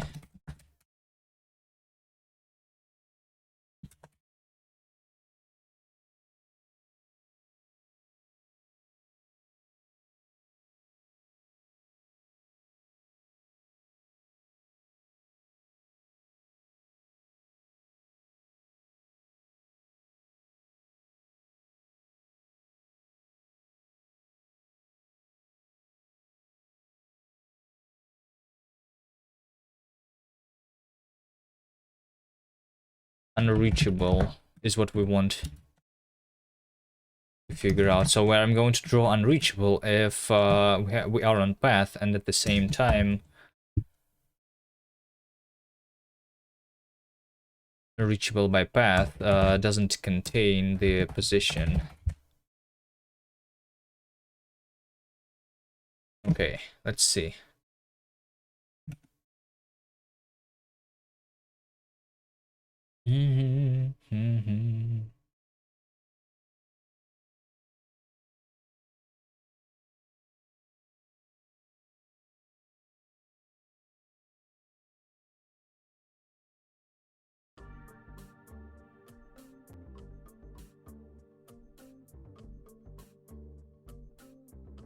Okay.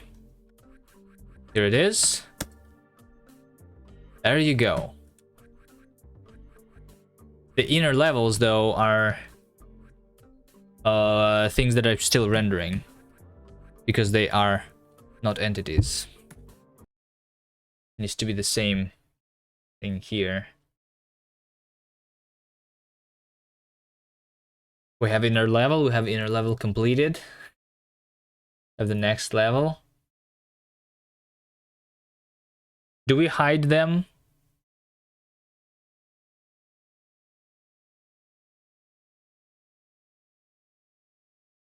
Or do I do a different sprite? What if it's... I've only hidden a door right now.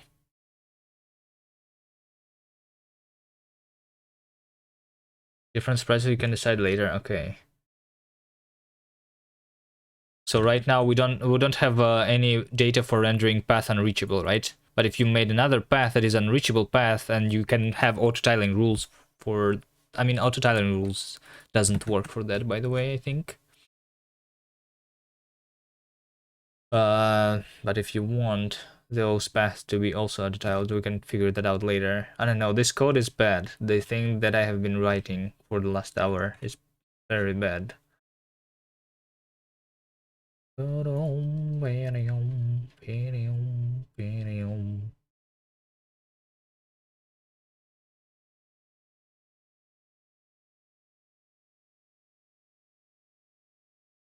Spaghetti, yeah, it is a spaghetti night right now.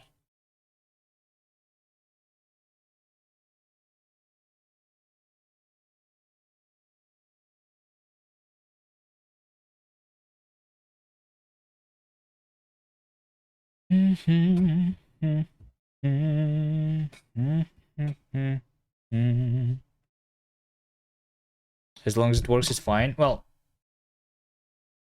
as long as we will not need to touch this code 10 times, which, I mean, probably we will need to eventually.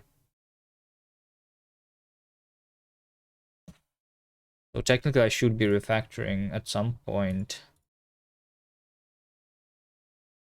Like if this was a game jam code, then it would be alright, right? But if we want to support the code and make sure that nothing breaks later, probably better to get rid of the spaghetti as soon as possible.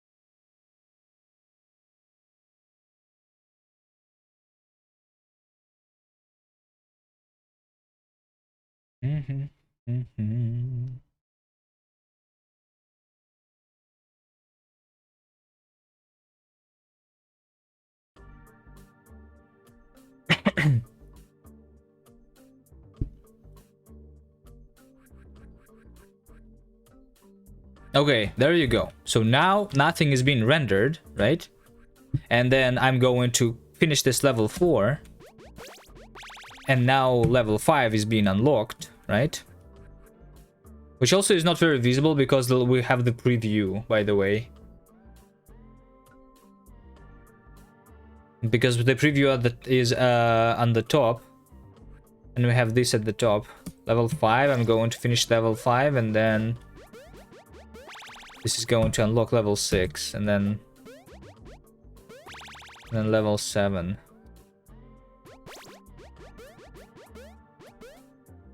We can disable preview when we're playing The unlocking level animation. Yeah, we don't have the animation yet.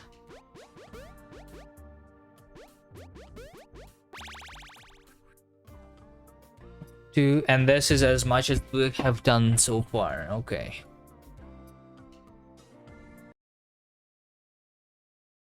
So no data for rendering. Path unreachable, next level unreachable.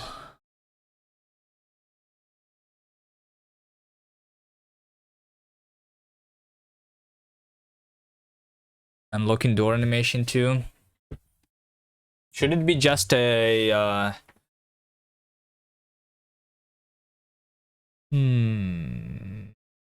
You have it drawn, by the way, with the animation. Hold on.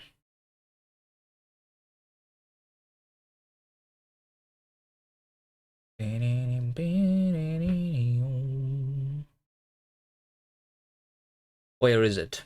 Assets.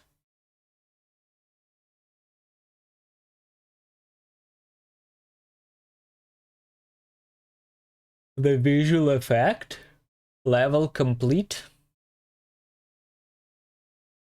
What is that? Enter goal. Door unlock. Oh, door unlock, I see.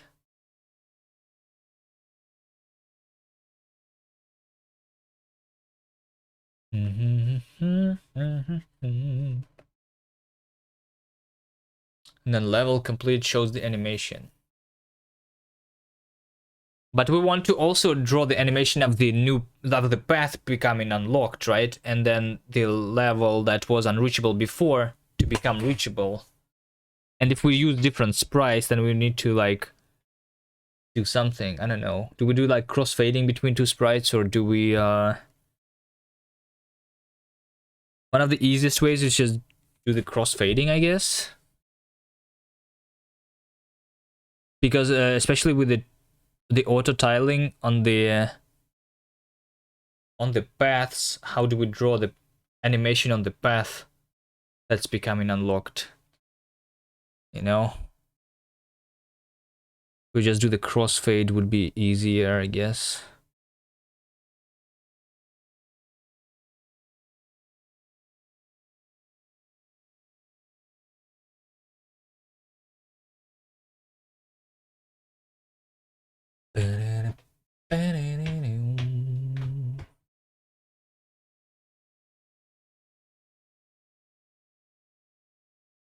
But then for the door, you have drawn this animation. For the level complete, you have this stuff.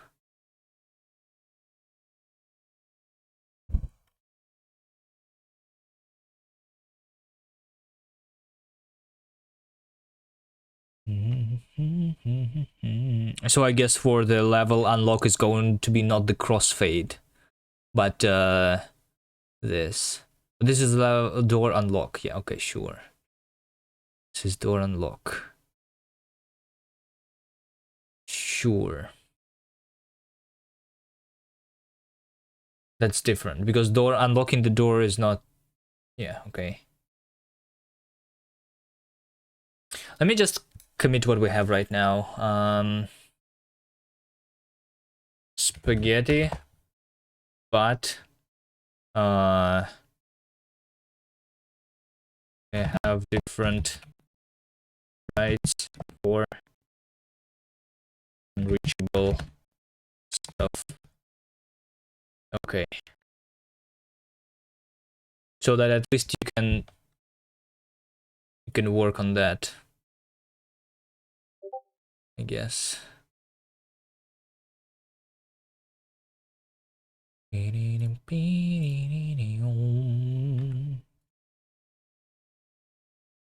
So yeah, now if we want to do the crossfading, this means that this is where the refactoring should be happening, I think, because I mean, I could just do rendering this stuff twice. Technically.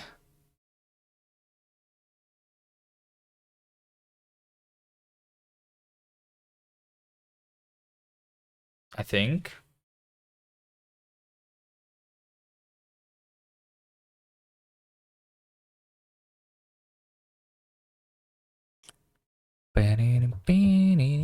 Then I would not need to touch the current code. Why am I using 100% CPU? Did I not cancel this stuff? Did, okay. So the level is becoming unlocked only when we go and play the level and then complete the level and then we go back.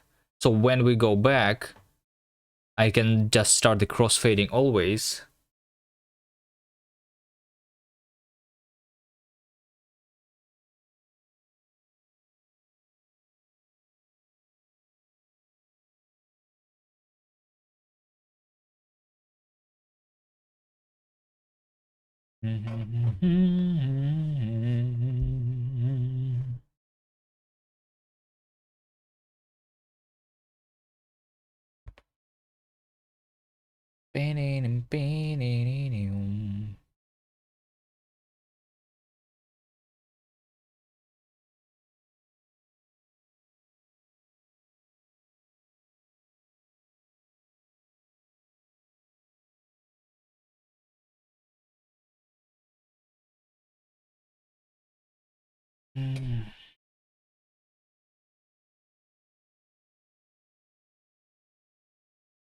Is there anything else we can do?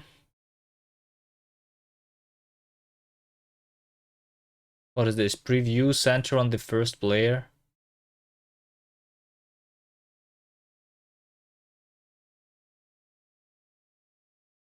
When we're doing the preview?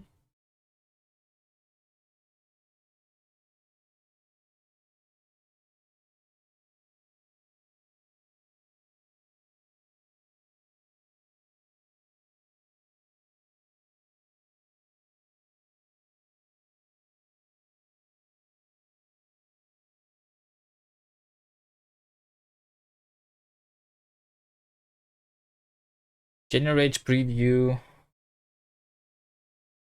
The camera is centered on the center of the bounding box, and instead you want it to be on the first player.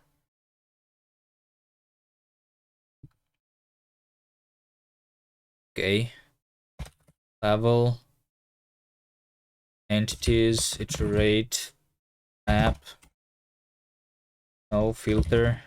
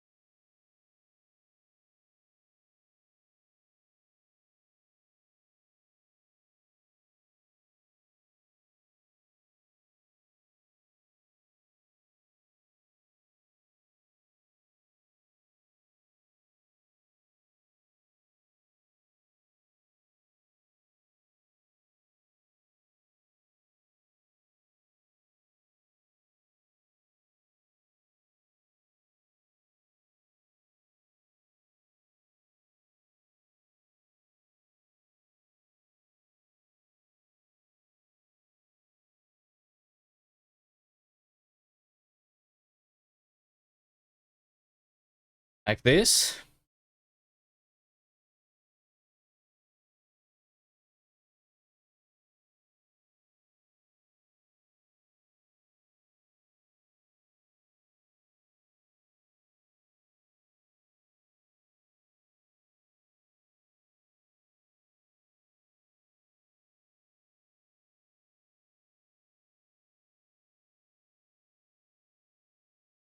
Center on the first player, if there is a player on the level.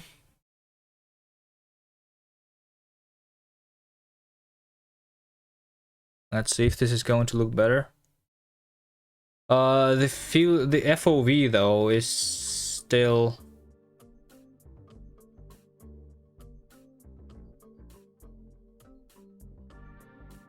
So I mean, you can see it now over here.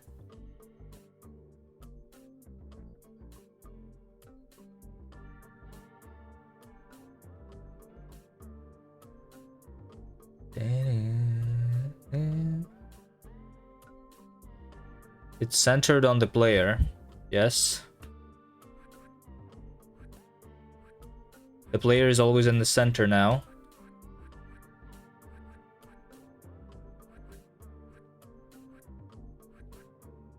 Is this better? I mean, maybe.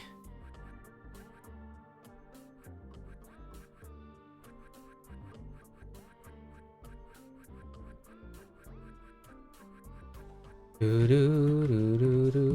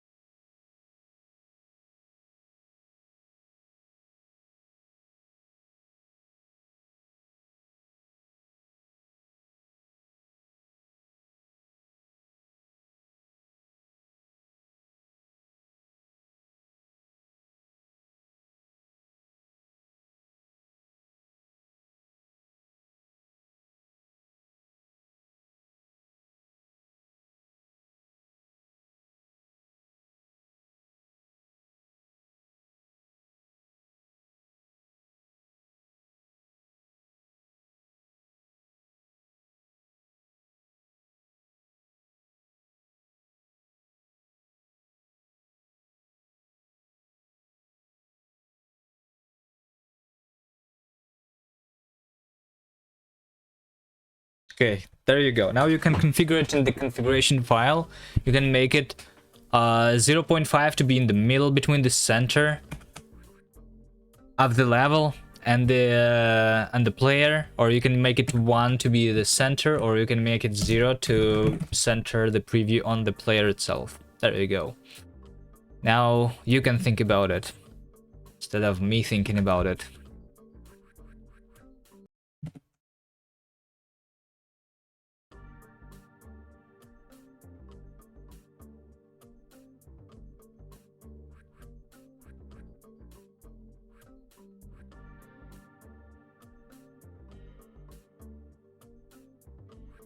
I think I prefer the center of the level, because you can preview the entirety of the level then this way. You see more of the level.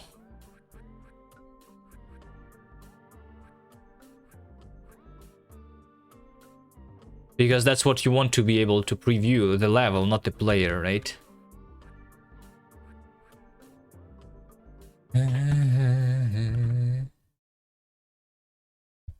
Um,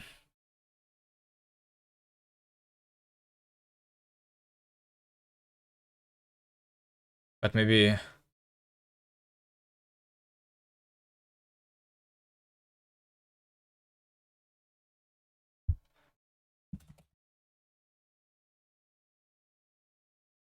Okay. This is done.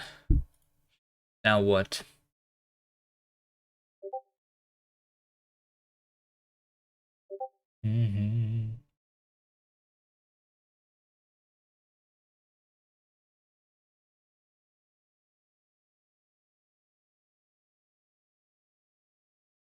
Bring back the old fade in out transition. What? Blade when transition from loading screen to start level 2. Huh? Hide the bottom row UI selection levels. Not sure about the top UI yet.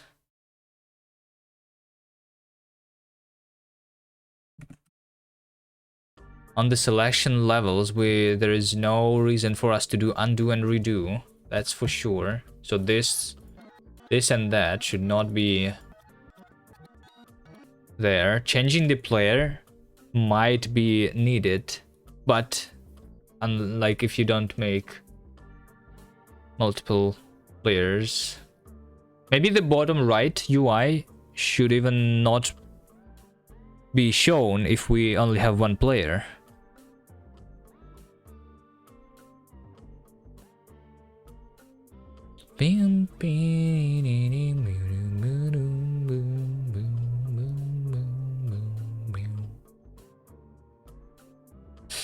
The complete reset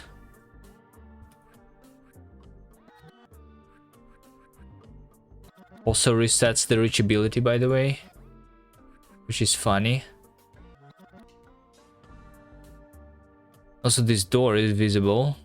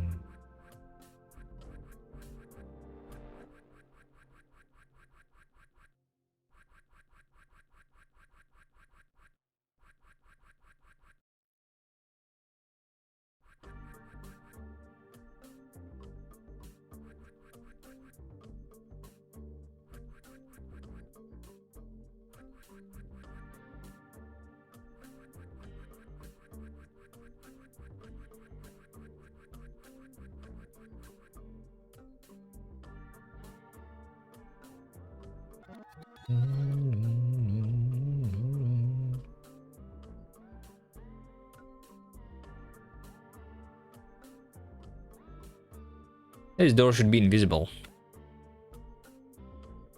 I think that's a bug. Oh, it's because it's unlocked. I don't draw...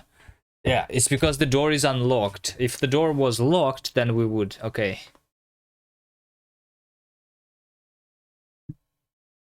Because the door unlocked and unreachable at the same time. I mean, this is possible right now. To have such doors. Okay, we'll think about it later. Bring back the old fading out.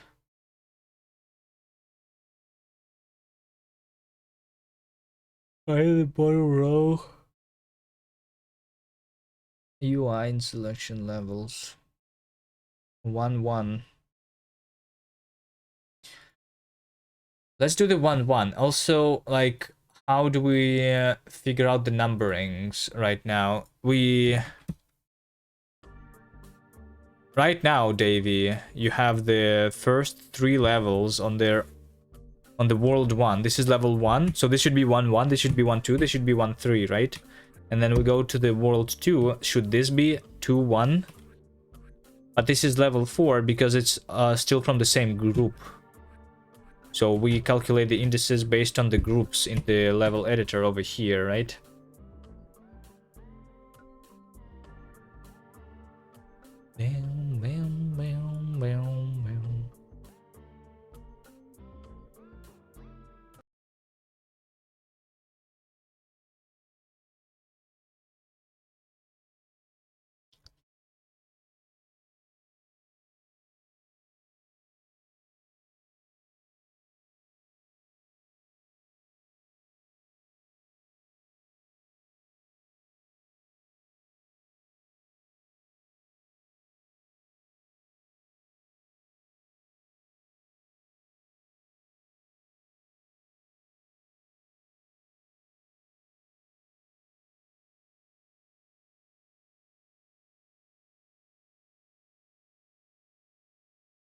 Hmm.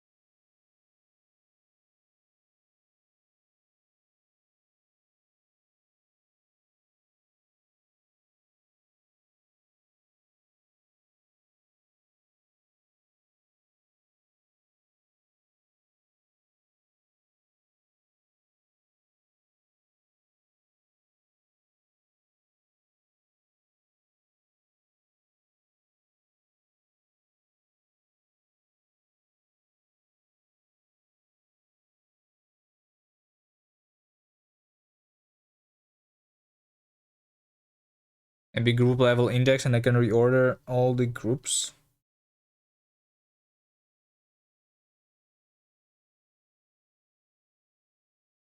What does it mean, group level index?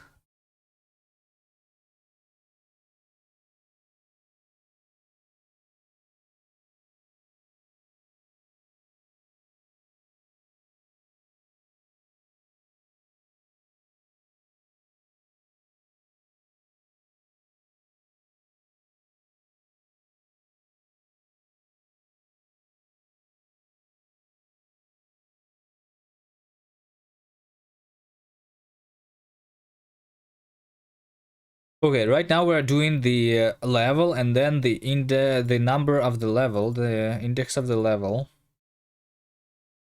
Group index is the first number and the level index is the second number.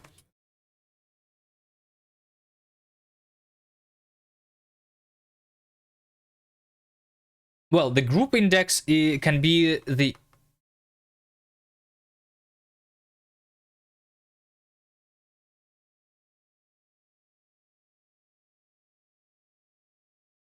index of our current world, you know, because the index of the current world. But then if we are already showing the world index in the very bottom, right? So should there even like, because we already know what is the current world we're in, if we show it on the preview of the level, it means that the text is being shown twice in different locations of the screen, the same text, no? Which is the index of the world.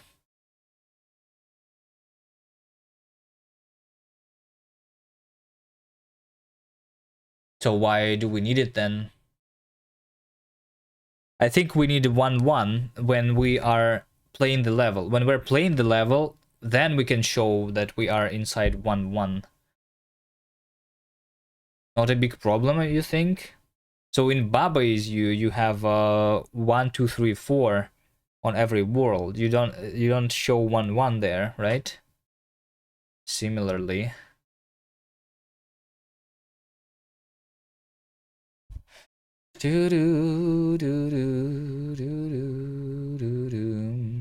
I feel people complaining about Rust compile times sometimes forget what other aspects change time in big projects. Yes. I think the biggest time sink is the maintaining the project. And that's what the Rust type system allows you to do.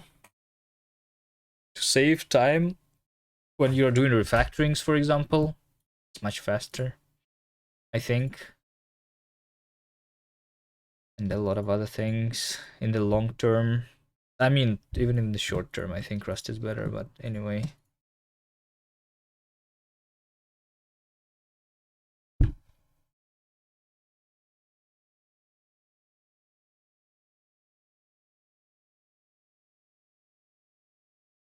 But at the same time, they're like, I was talking about this before, but if you tried Haskell, they use dynamic dispatch for a lot of things, and Rust technically could do the same in a lot of In a lot of situations, Rust could use dynamic dispatch to sacrifice a little bit of the runtime speed in order to have more compilation speed.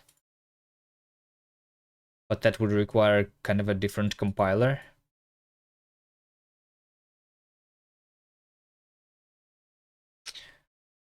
We can have 1.1, and if showing twice isn't a good idea, we can just change the world text at the bottom.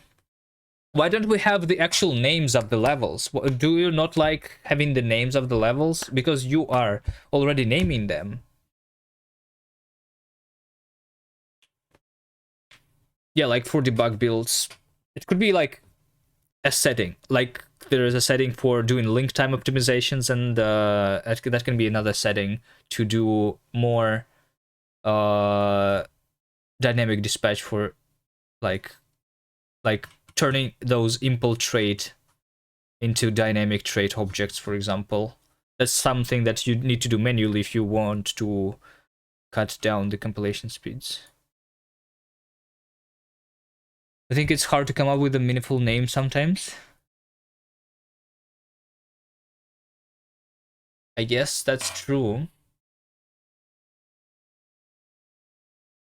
What if we don't show anything? What if we just show the preview without the... I mean, yeah, probably better to have a number. At least.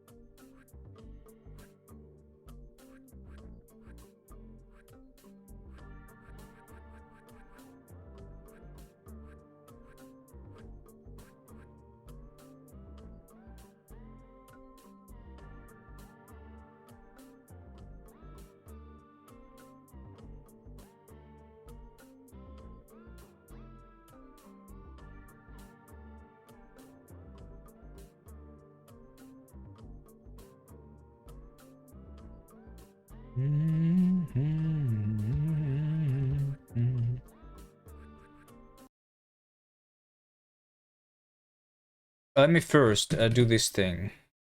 I guess I'm going to match here. Match inner.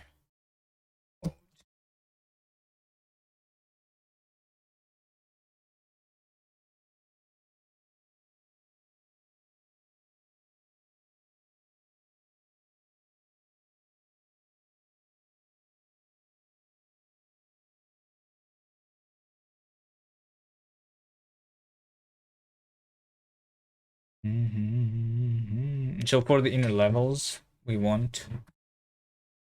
I mean, let's just do this first. The stuff that you wanted. Yeah, just do 1.1 for now. Sure.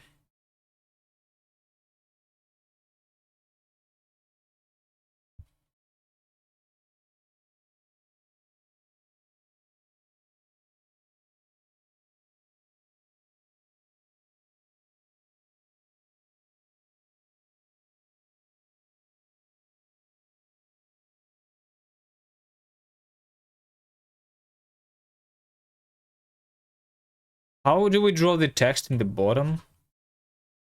And what does it mean? World 1? Is it the name of the level? Is it just the name of the level?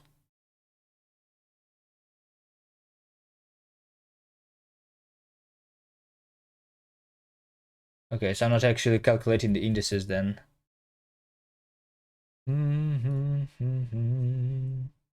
World 1.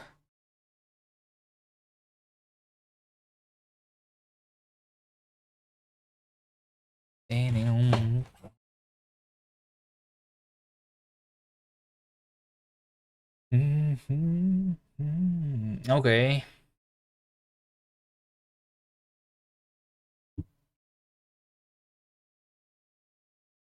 Let's just do this. Self.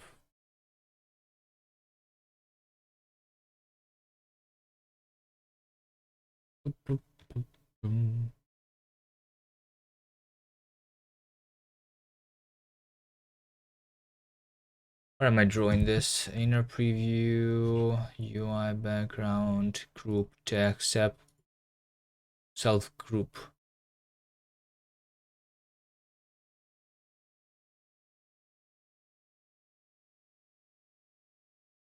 Level.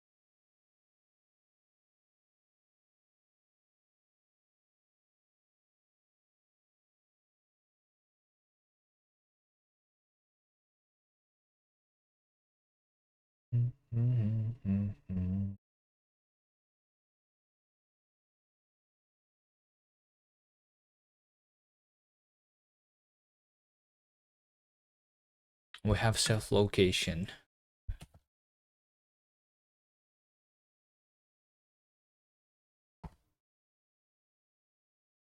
I'm just going to do it the lazy way.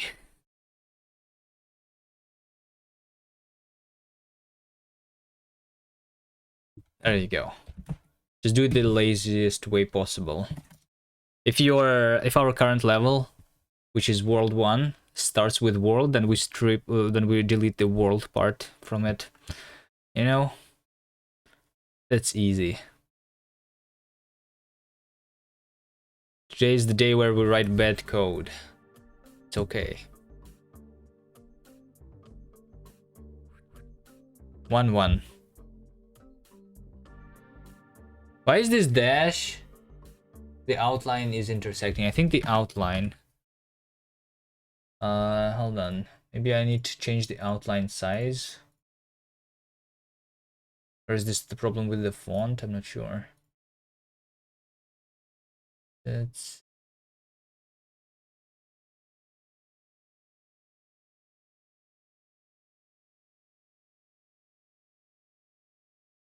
text outline size.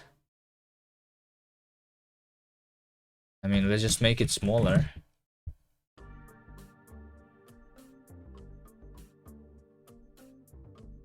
But it feels like for this font,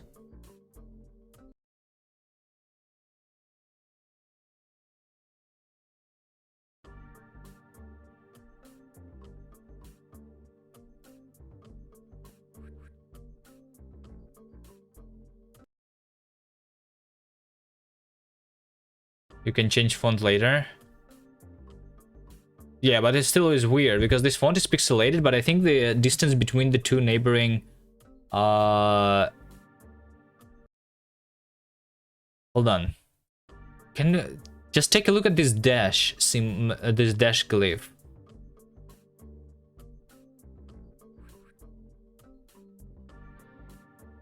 The pixel size, is it the same or is it different? It looks different pixel size to me.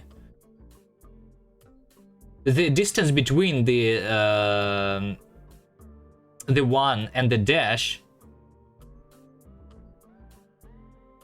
is less than 1 pixel, which makes no sense. Like if you make a pixelated font, then the distance between the two neighboring glyphs should never be this small, right? That's the problem with this font.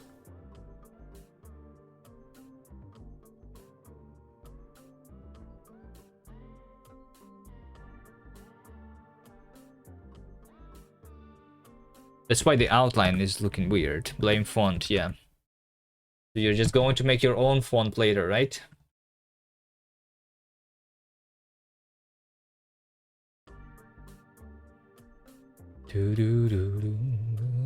Are you? Are you not?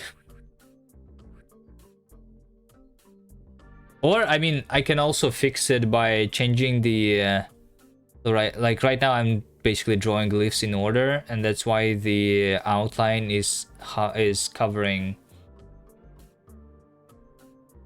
the first glyph, because I'm rendering this after that.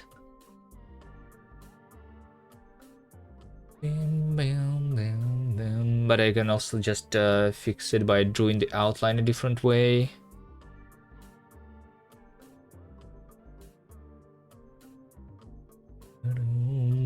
Okay, I'm just not going to worry about this right now, but it is weird looking a little bit.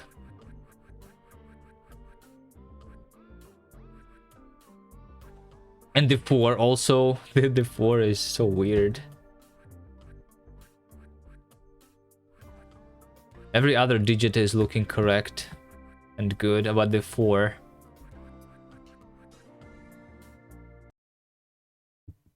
Is weird, okay.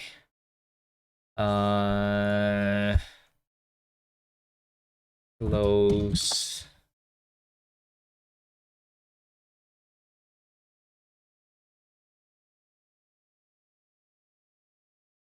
I think I fixed it also, right? Or looks disable. Yeah. This also says world 2 now instead of level 2. Like you were humping to my back. Background music.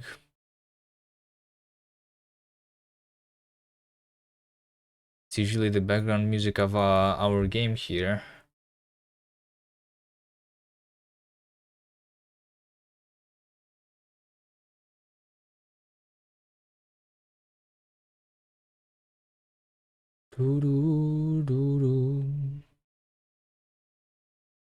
Do you actually listen to classic music while watching the stream?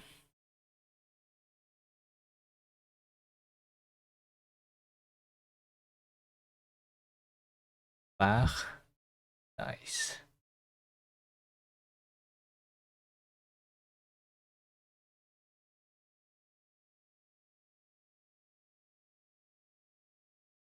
I have classic music set on my alarm, as at my alarm music. And when I need to wake up, it is classic usually. Ruby is also a classic music fan here. Oh, I am. Yeah. But I mean, I mostly am not listening to music at all.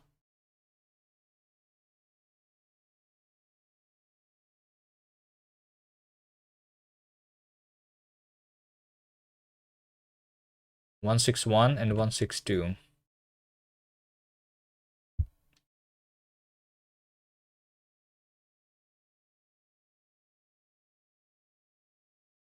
Okay, now what?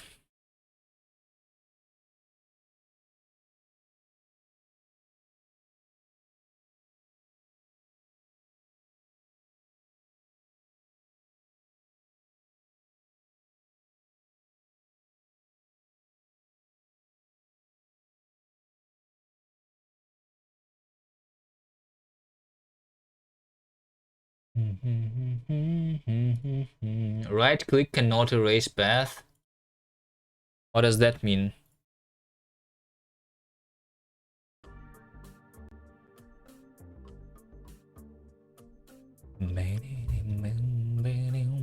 Right click cannot erase path. Well, sure, because path is on its own thing. You need to select the path and then you can delete it.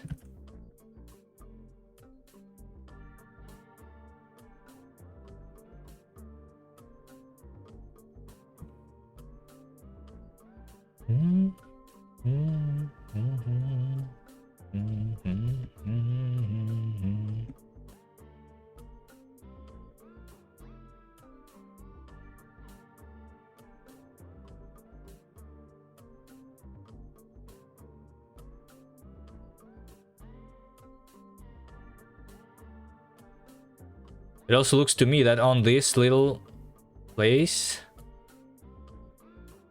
we had 2 path blocks instead of 1 path block.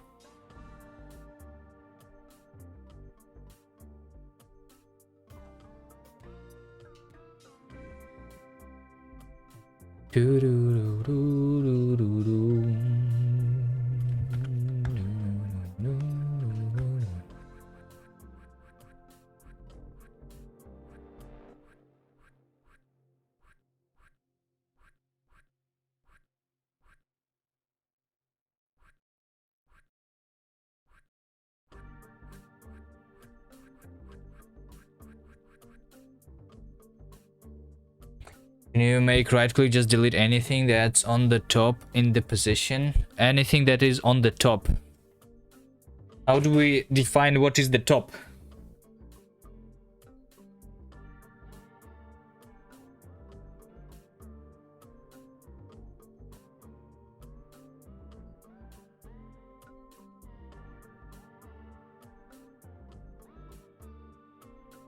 Most top layer, but we don't have layers. The way things are being rendered, I guess it's on the Z index that I have just introduced. The Z index can be the thing.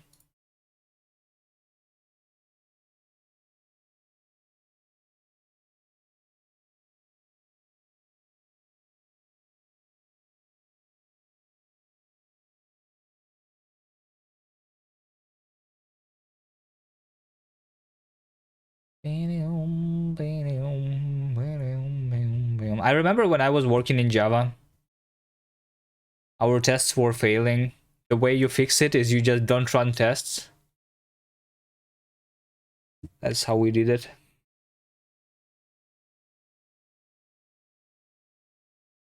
It's okay for some tests to like fail, you know, you need to implement something new, right?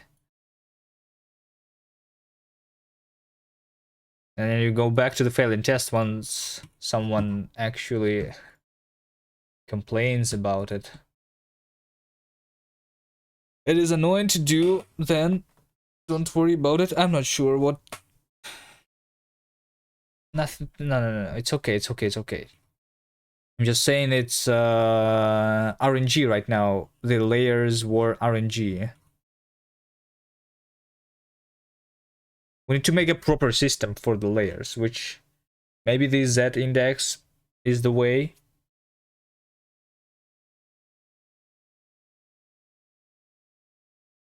But right now, okay, right click should delete the topmost thing. Okay.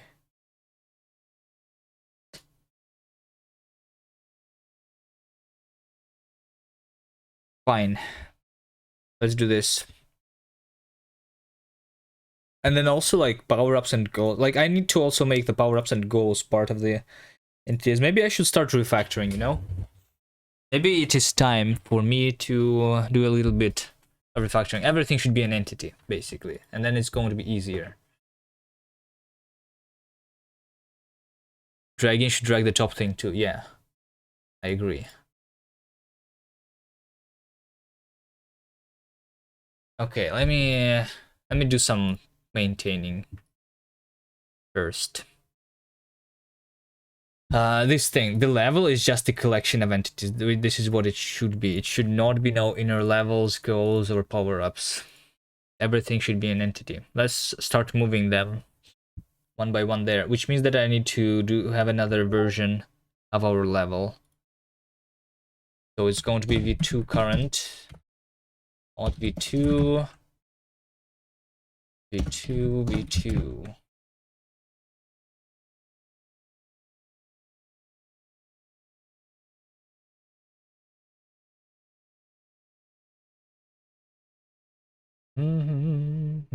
So we only are supposed to have entities here.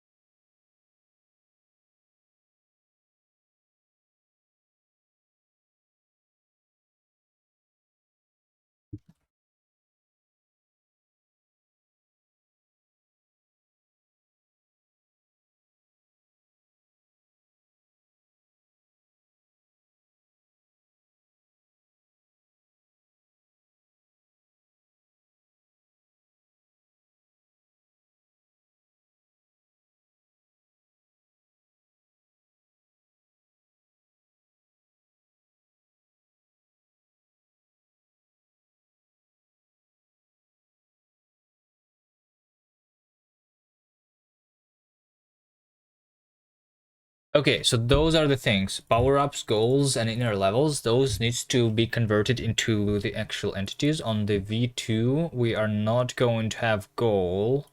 Let's just move it one by one. Let's start with goals. Goals is just another entity that is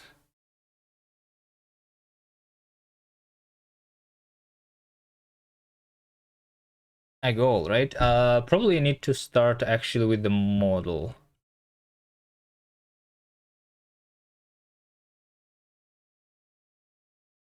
Goal, power up,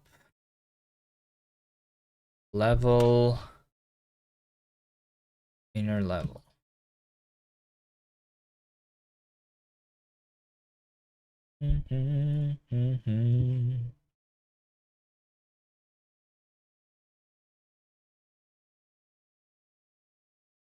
Do do do do do do do do.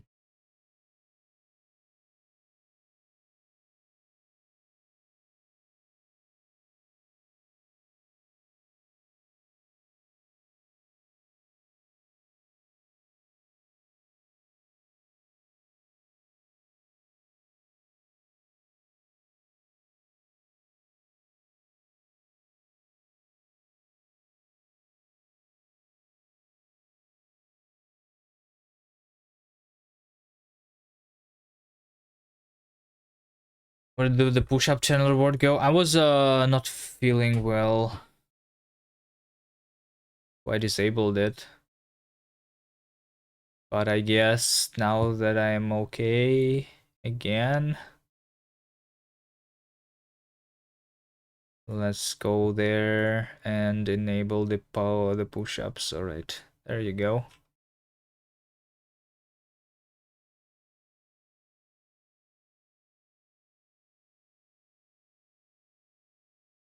Did Pigorly use it too often? No, it was okay. Hello there. By the way.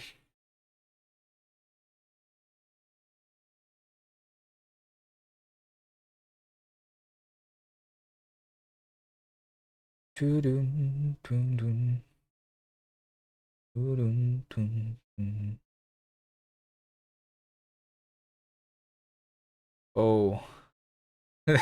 Did someone summon Pigorly? Who summoned Pigorly?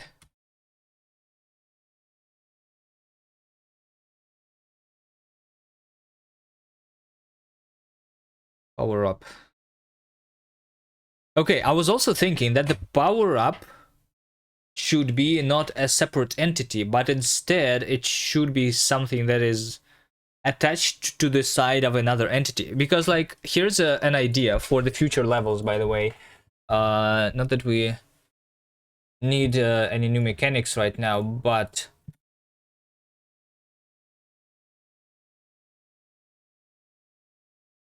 Okay, I mean, I broke the thing.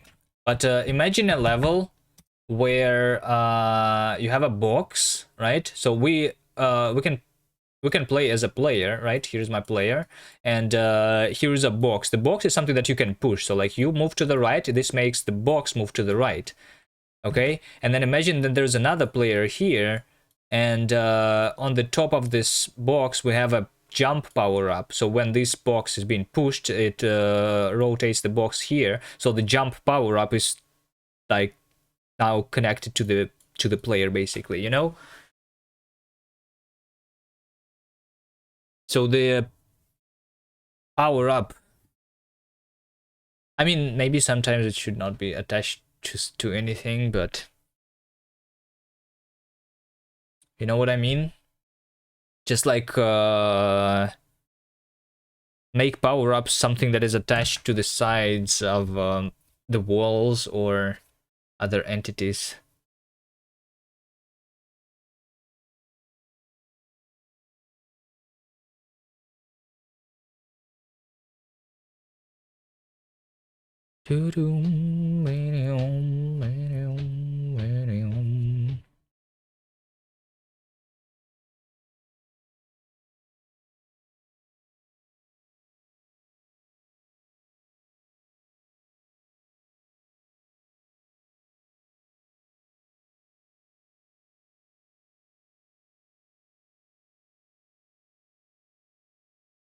But for now, like, since this is a separate thing,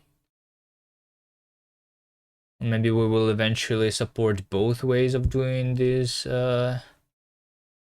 things. I don't know.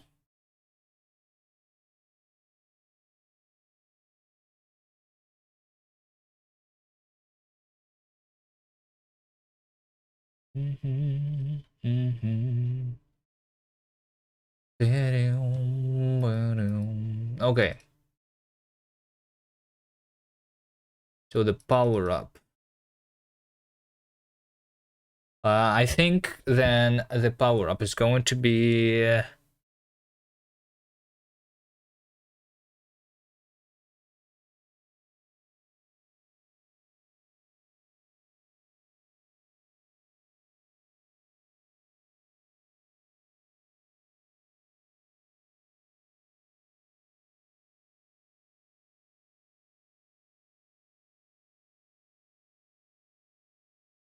so here is the definition of our properties, and we want everything to be here, basically.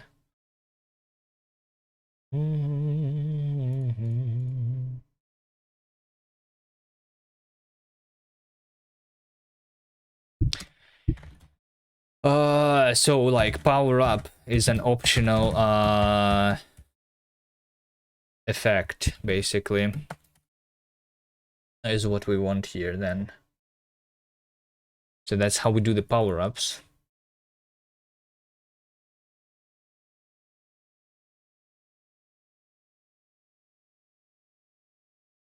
Goal, inner level, power up, those things are not needed anymore.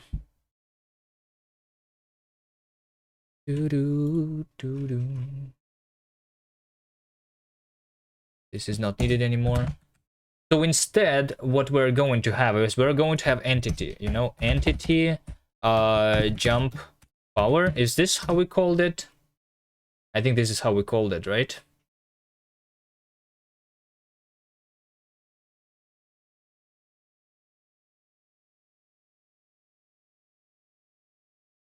Jump power, no, it was called power up. Okay, so for every power up, it's just going to be an entity where power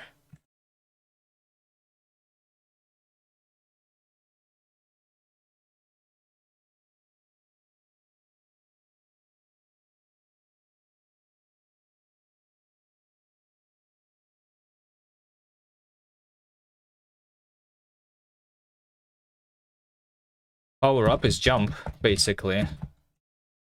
So that's how you do it for all of them.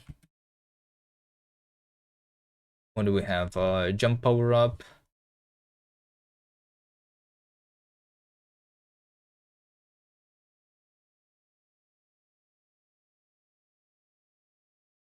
Jump slide, magnet, and disable trigger.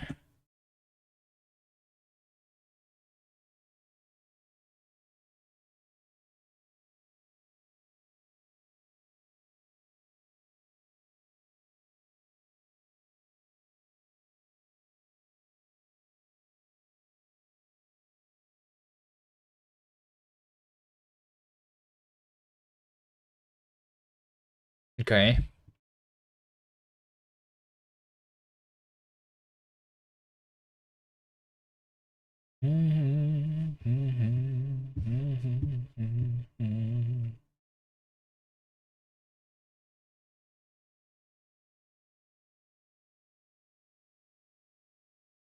For the goals, I think we'll literally just have a boolean maybe that this entity is a goal.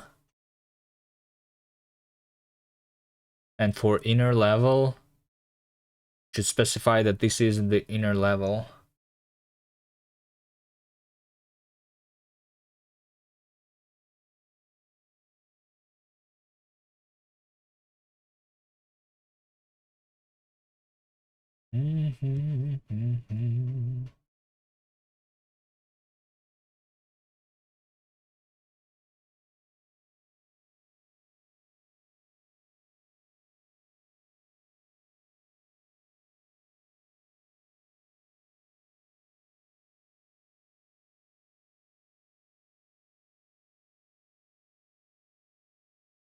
Inner levels. So the inner levels are not going to be here anymore.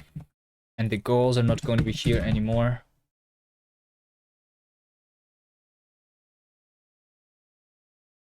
Group, level, okay.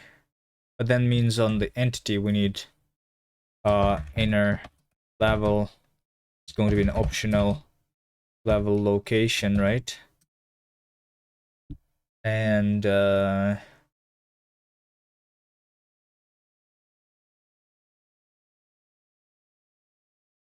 yeah.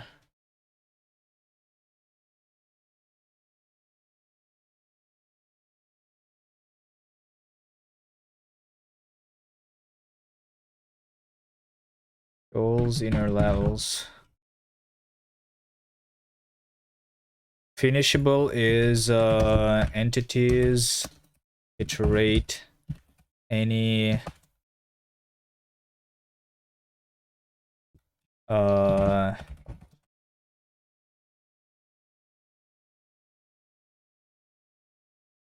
properties is goal.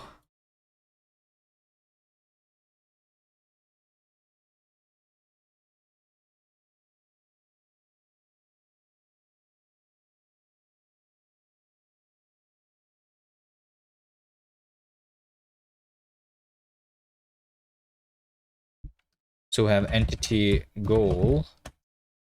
Goal is true.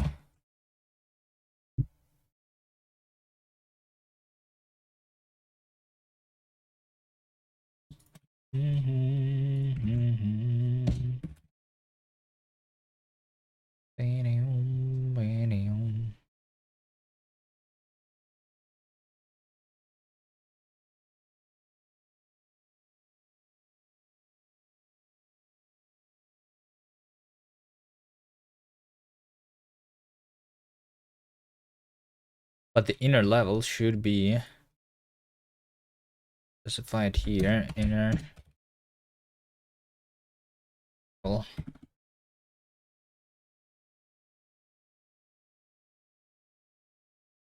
Do do do do do do do do.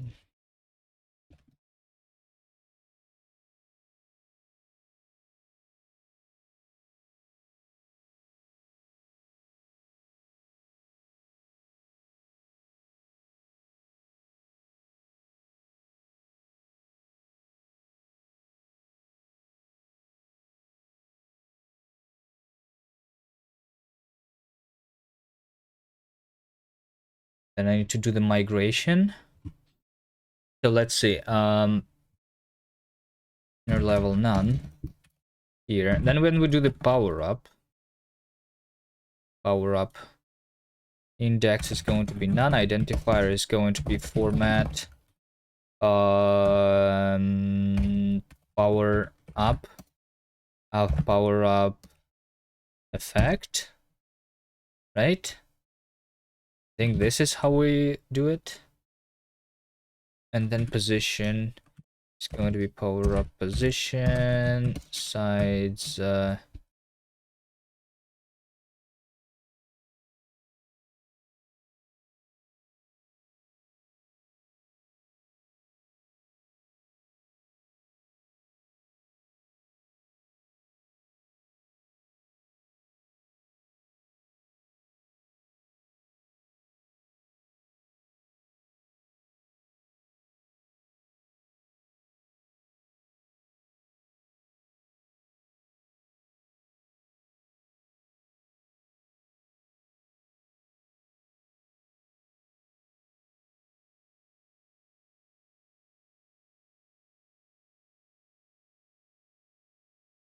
copy is not satisfying.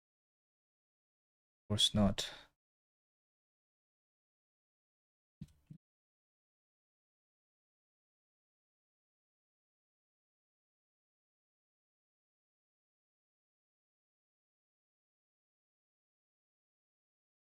Okay, so for the goal is going to be the identifier is just going to be the goal, right?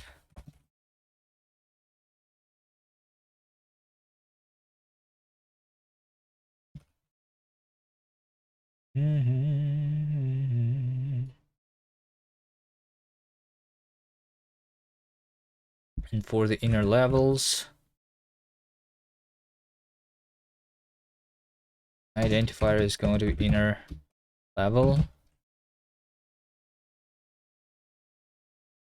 I mean, it's going to be match inner mode.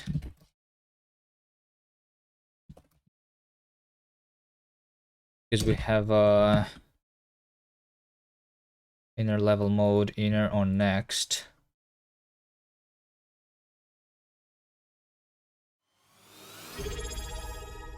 Good Nerdsoul, thank you for the sub.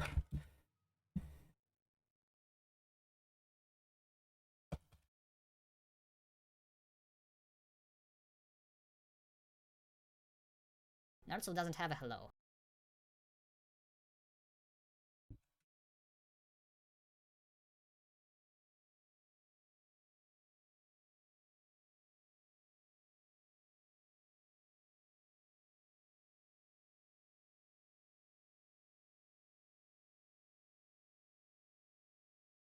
Nerdsoul, I'm currently doing the refactoring and it looks like I'm almost like at the point where I can go and move back to the ECS. Because here's how my entity is actually looking like. Everything in the level is now an entity, and I just specify my entities using these flags or stuff like this is blocking, triggering, pushable, movable, right?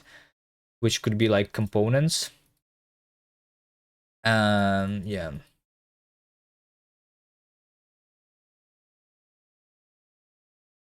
But it's more of just the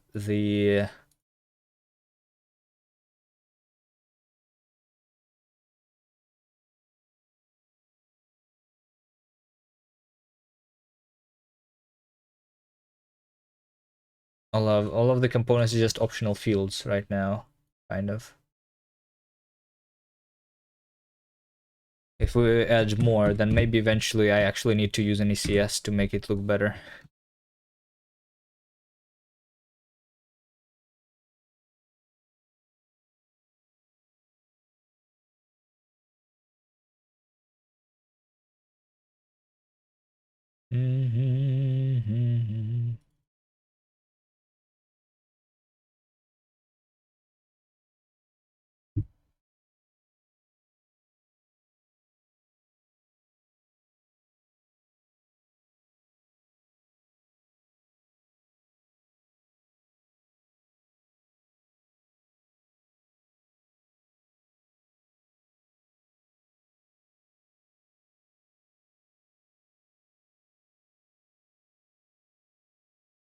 I don't know if you're gonna actually use some ECS.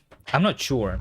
I feel like it. I feel like when the game becomes big, that's when I'm starting to think about the ECS. But when the game is small, this is when I don't want ECS. But none of my games have became big yet. You know.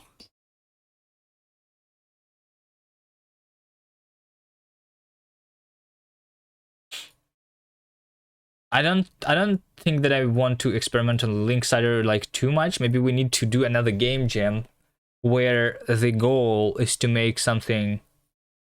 When the game is big, you want generalizations. Well, the thing is, we can compose our entities with all the different like properties that they have, right? Some of the entities are blocking, some of them are triggering side effects, some of them can be movable, some of them can be controlled, so they are players, you know.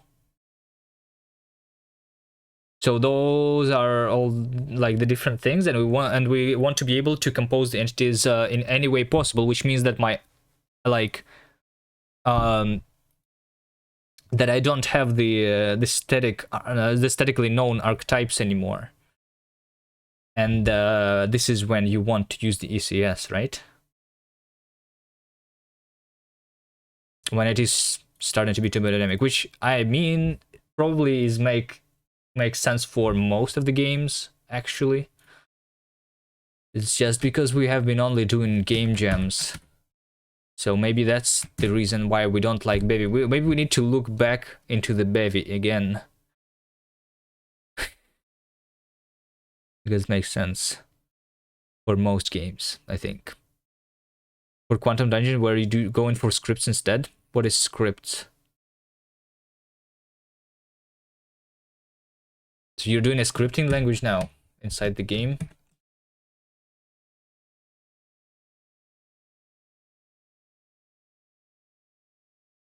Literal scripts using one. What does it mean? What is a script?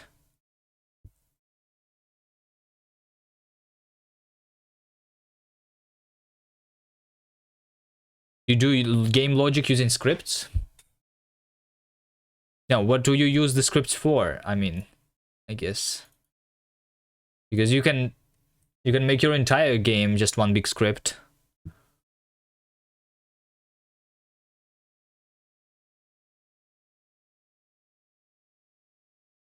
For items. Yeah, I guess.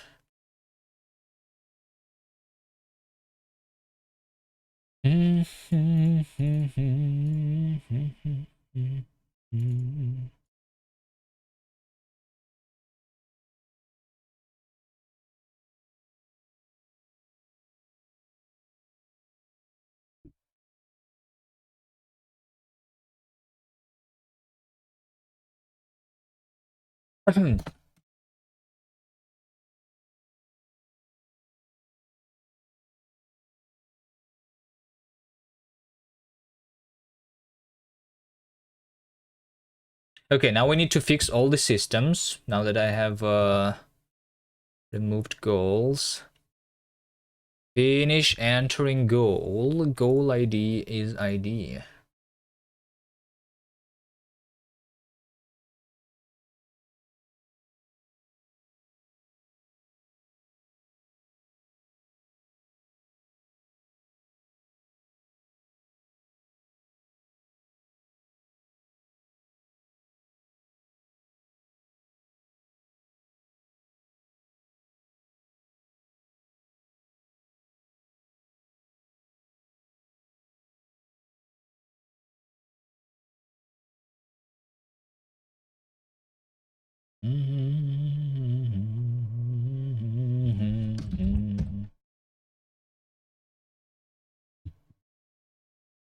Picorli. Hello.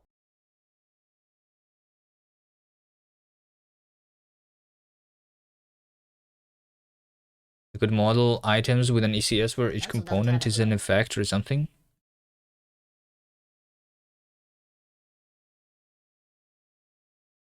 Well, I guess. Yeah. I mean, probably you want to be able to specify your own kind of effects, so you can, so like you attach components and your components are scripts basically, because that's what your items do. And if you want to have multiple effects, you do multiple scripts attached to the entity then.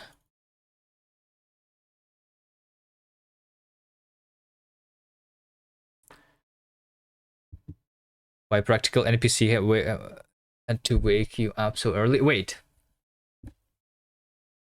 I I think I know what's happening. So Davey has a script that is attaching to all the streamer chats, reads their chats, and when Pigorli is mentioned in a chat on Twitch, then it does the alarm sound for Pigorli and wakes him up. Is that how it's working? Because how did practical NPC wake you up? Because the like Pigorli only came to our chat when practical NPC mentioned Pigorli's name, so that means that something. So like, how did he wake you up? You literally have a bot that is.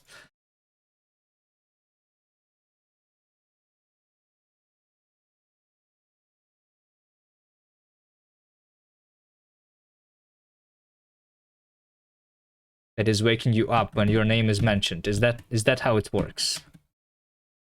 That's a good idea, actually. I should write a bot like this. I'm wondering if anyone mentions my name on other streamers.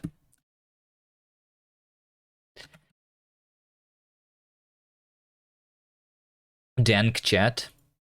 Oh. Is that actually a thing? What is this? Dank chat. Play Store F-Droid. So this this gives you an push notification when your name is being really? Chat in multiple channels at once, regardless if the streamer is live or offline. Okay, and then it also does a push request, a push notification, right? Show notifications when you are being okay. Can I do this? Not for the phone though.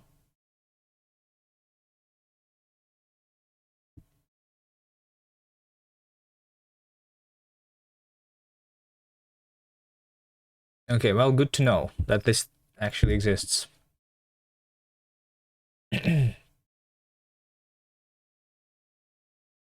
Self goals is empty. Okay. Finished is goals is empty. So self. Can you rechat, please? Yes. What did you say? Well, we do effects as side effects. They would work well with an effect system.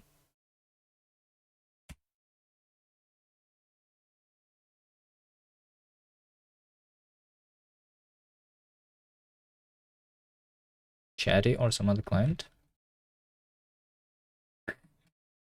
Okay. Got it, Pigorli. Next time I launch my stream, I need to remember to just type Pigorli in my chat. So that, like, you know, the first like 5 minutes, I'm usually streaming alone. So this way I can call Pigorli to have some company while people are joining the stream. Okay.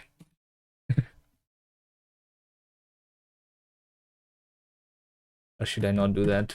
When are you sleeping? What is your time zone anyway? I'm not sure when Pigorli sleeps. Does Pigorli even sleep? It looks like Pigorli doesn't even sleep. I see Pigorli in chat 24/7. In my stream or in some other person's streams. Can you do this even when Kuvi say it verbally? What does that mean? It's 7 a.m. here. Why are you not sleeping?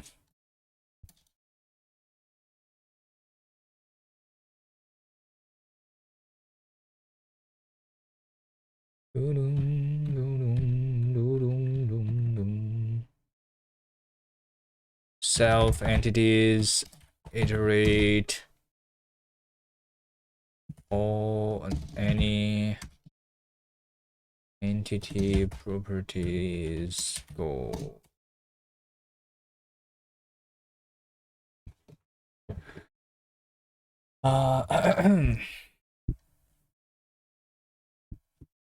Some people need to work and some people need to go to school. Yeah, yes, that has been a long time since I needed to do work or since I needed to do school.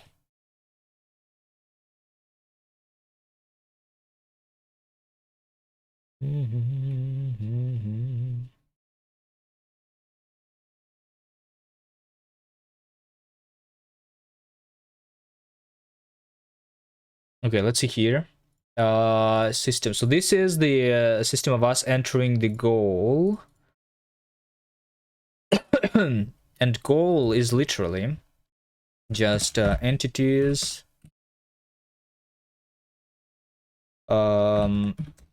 filter, entity properties goal, right?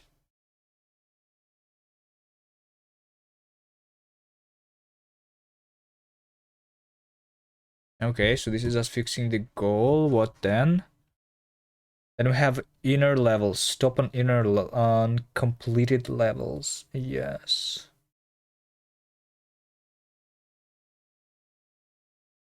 Self entities, iterate, filter map. No, not filter map. Any. I have comments. Yeah, I do have comments. Although technically, I think I should get rid of these comments and instead just extract this into a function, because the function name is the same as a comment, right? But it's a comment that doesn't get out of sync, so it's better than a comment. I should get rid of my comments here. Hmm.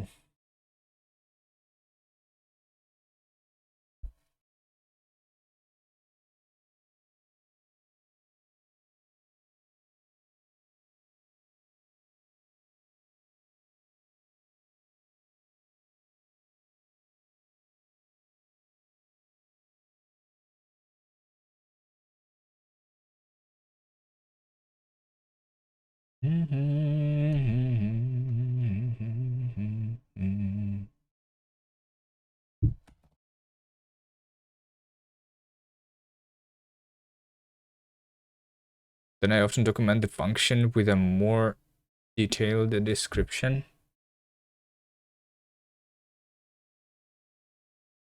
Well, I don't like detailed descriptions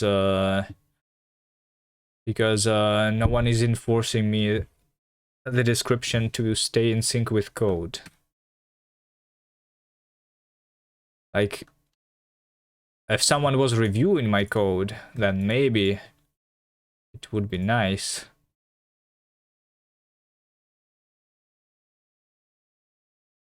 to have comments, because someone will probably check then that it's not getting desynchronized.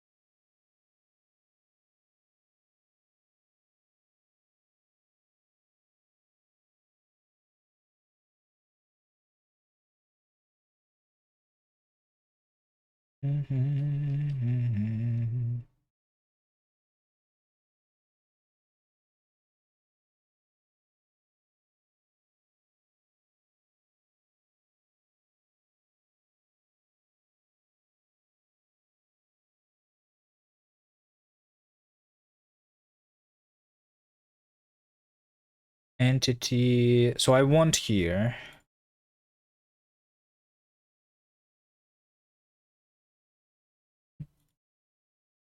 Entity properties. Should I?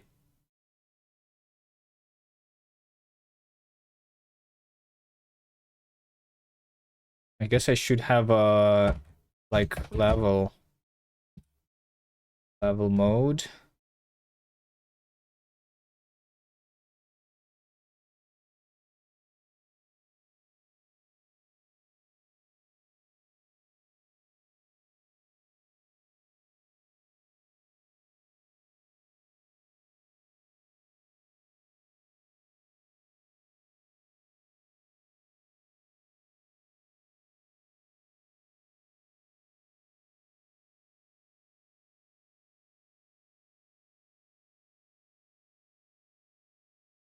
With what? I don't know.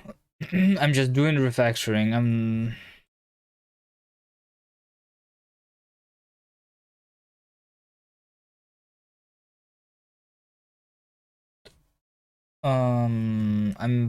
doing the inner levels to also be entities, right? So they are going to have basically a component which is the location where we're going to be teleported. So like what? So like the connection with another level, and then we also need to have the level mode here, which is either an inner level or the next level, which is basically the teleport into a different world, which is the next level what we're using for, and the inner level is something that we go in and then we can go back.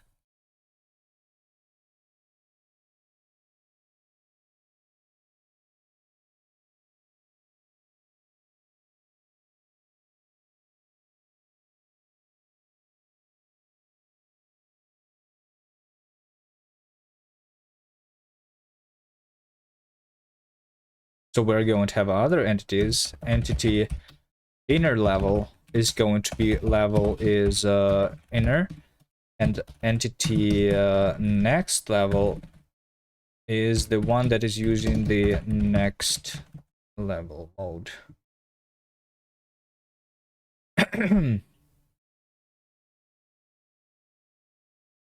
Level is some level mode inner, and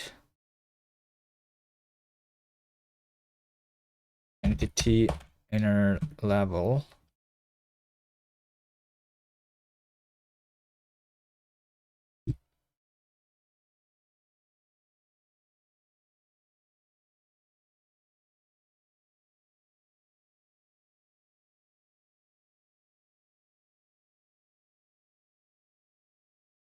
is some, and say info completed levels contains entity inner level as ref unwrap.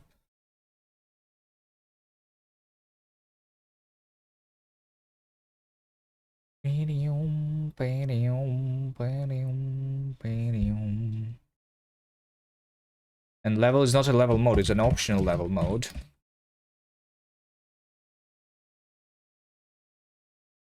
Okay.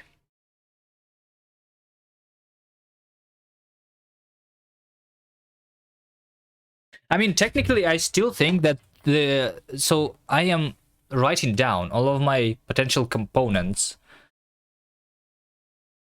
as just fields of my struct, and because of that, I have this compilation error right here, right? If I was using an ECS like Bevy ECS, I would not have a compilation error here, and when I was doing a refactoring like that, I would have to catch this error during runtime still, no? That's why you need a static ECS. Yes, but I need a static ECS in a turn, like where I need to basically spell out all the possible components. Although at the same time, like why? I don't know. I like the static ECS, but not your ECS. Your ECS has static archetypes. I don't want static archetypes.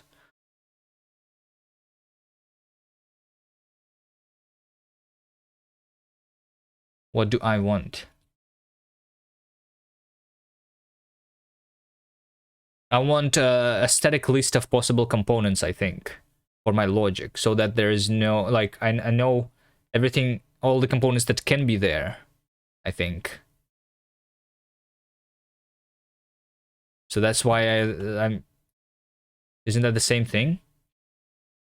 Well, it means that I have one archetype where all the like, you just need better support for optional components. Yeah, but all the components are optional for me, right? I don't know. I mean, yeah, I mean, maybe some of my stuff, I don't know. The last time I looked at your example, I don't know. Like, I don't want to specify all of my archetypes, do I? No, I don't. Because there is basically infinite possibilities there. I'm currently am? No, I currently am not. Look at this. I literally just have entities over here. Entities is just a list of entities. An entity. I mean, no, right now I am specifying the... Okay. I am specifying the bundles. So if we are talking about the Bevy ECS, in Bevy ECS, this would be a bundle. So it only is when I'm inserting a new entity, what components am I going to insert? Like the configuration of a specific entity is being specified in my configuration file, right? But in the Bevy, that would be a bundle, which is kind of an archetype, yes. But when I'm writing logic, when I'm writing systems, I'm not using bundles anymore. I'm not like... I don't want to know about my archetypes. Can you add something to your entity then? If not, that's an archetype. No, I guess it is an archetype. Okay, sure. But when I'm writing systems, I don't want to list all of the archetypes that this system should affect, right? I want to only have a set of components that are required for the systems to run, right? But in your ECS, I need to manually list all the archetypes when I'm running a system.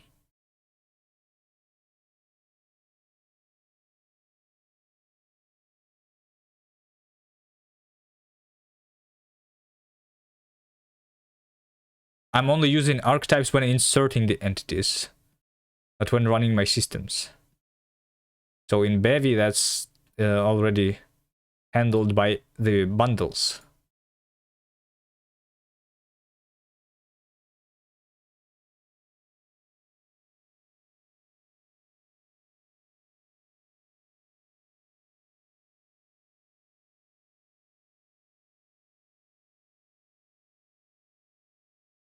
Mika playing about you exposing the structure?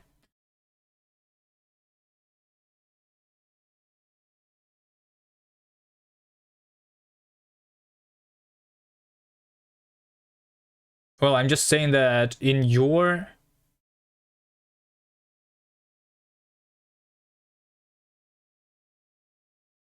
in case I was using your ECS, I would need to, like, when I'm adding a new archetype, I would need to not forget to add it to every system that I'm running. Right?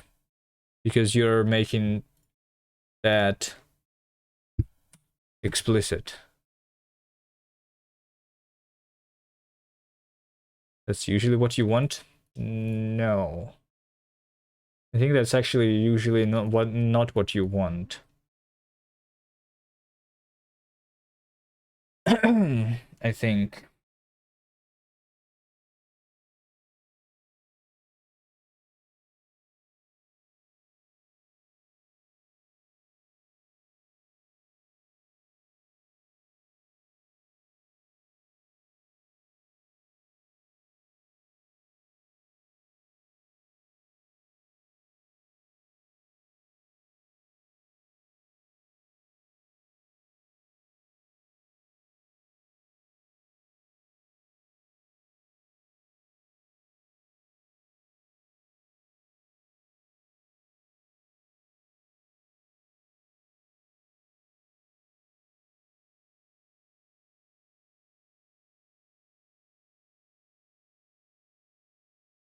I don't know, like the more I think about it, the more I think the Bev ECS is actually a good way of doing things for most games. It's just we never made something big enough to appreciate it.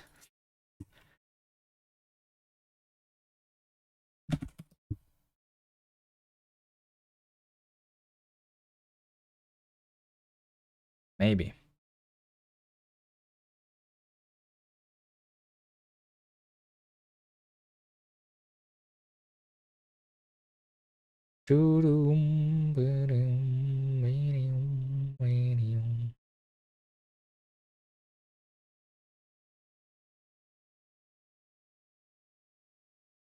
We need to do another game jam where we try the ECS approach again. Maybe I'm also like thinking maybe we do the Bevy ECS, but with gang, you know, so that I don't need to fight and to like understand to search what is there. I just want to use the ECS for the logic.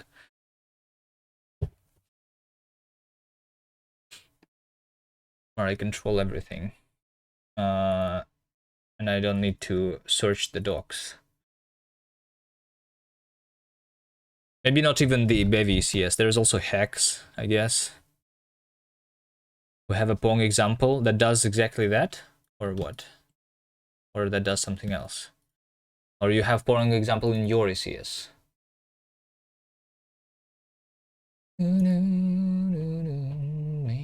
But the problem with Pong is too small. Pong is too small of a game, so you don't see the benefits of using ECS there.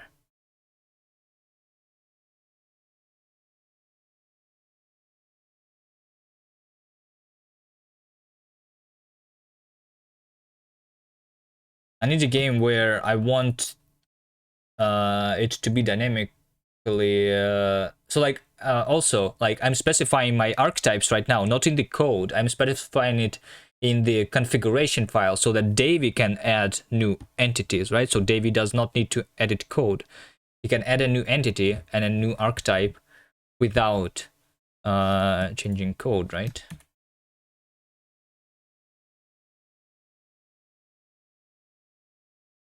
Let's do DSL.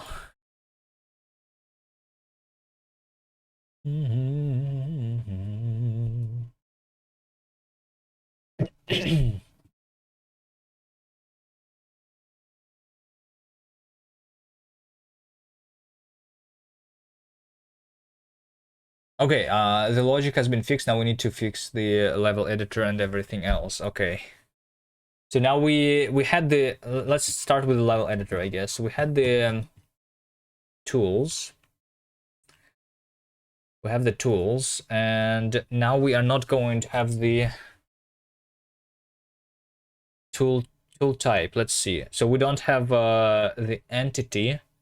We're not going to have the power up anymore. It's just going to be another entity. We're not going to have a goal anymore. That's just an entity. And we're not going to have the inner level anymore. It's going to be an entity. We only have 3 tool types: the entity, side effect, and eraser. Side effect is still not a custom entity.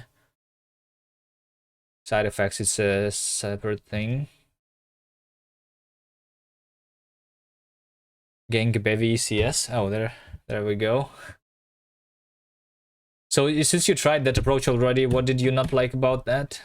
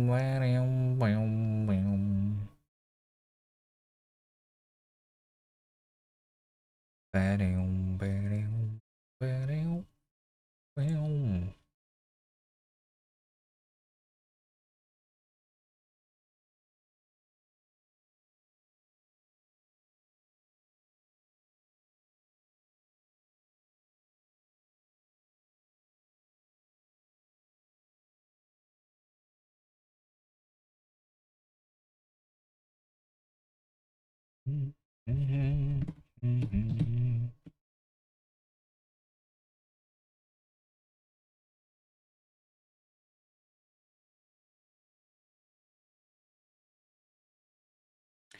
let me go get some more coffee.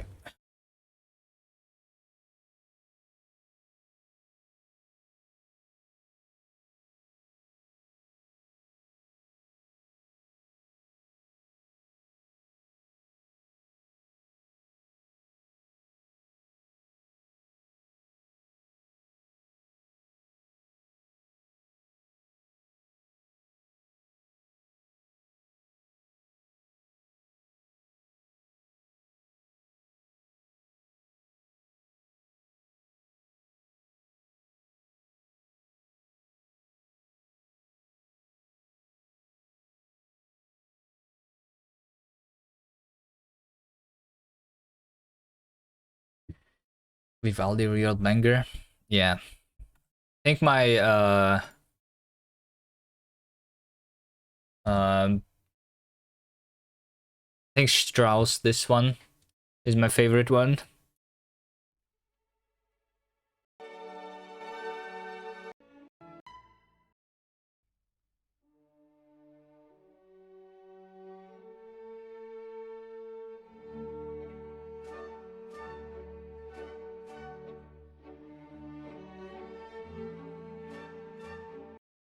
This one is good. All right.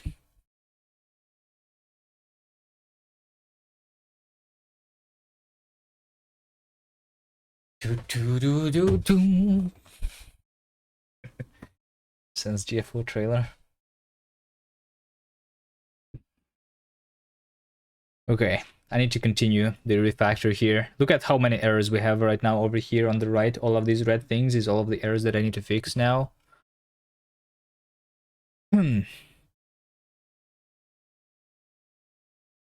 Tool type. Side effect or power up is counterclockwise. Wait, what?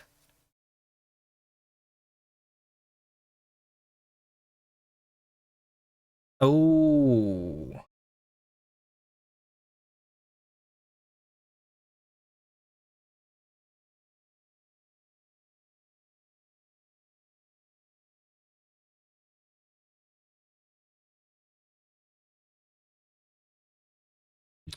Hold on. So the tool type angle normalizes angles to do normalize angles in the code base. Okay, here's another to do that we need to do to normalize the angles. So what are we using right now? Angle by default. I guess it depends on what we're using here.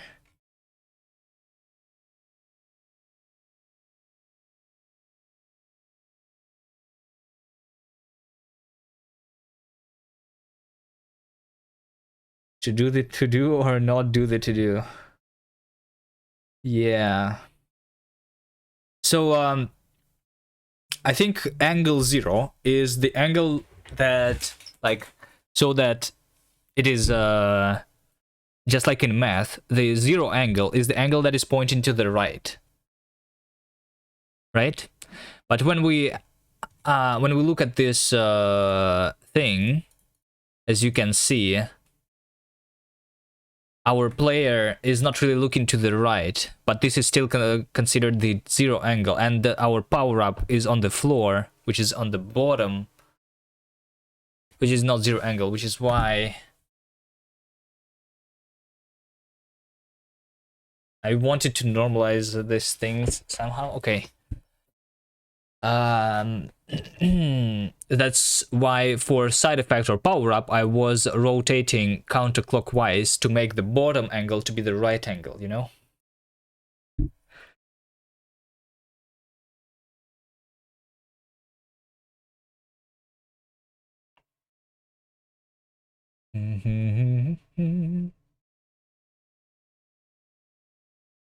Bottom is on the right, got it. Yeah, exactly. Um,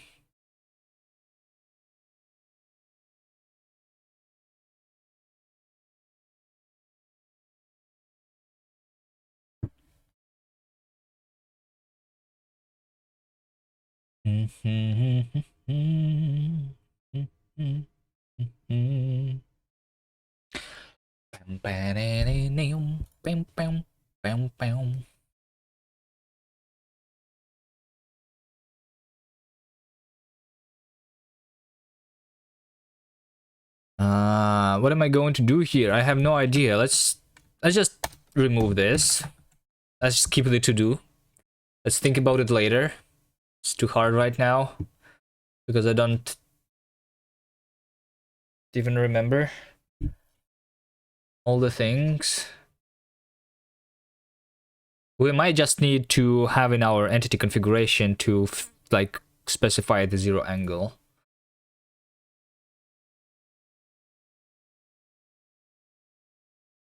Pick power-ups. Power-up effect clone goal. We just literally delete this here. Picking is just picking an entity because that's all we have right now. Okay, that's easy. And then use tool, changing player index, delete underneath, tool type entity, tool type side effect, type power up. Okay, power up goal and inner level. So inner level over here. This is so inner level logic still needs to be done in case we are inserting an entity that requires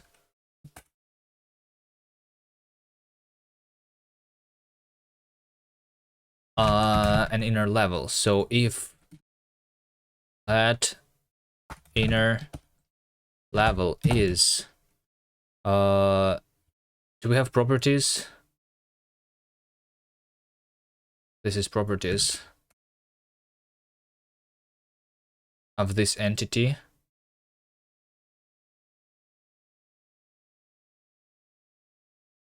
right? So if properties level mode is sum,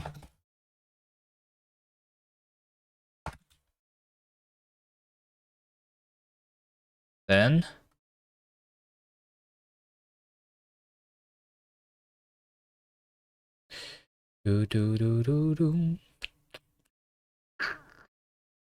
if I do a closure, then okay.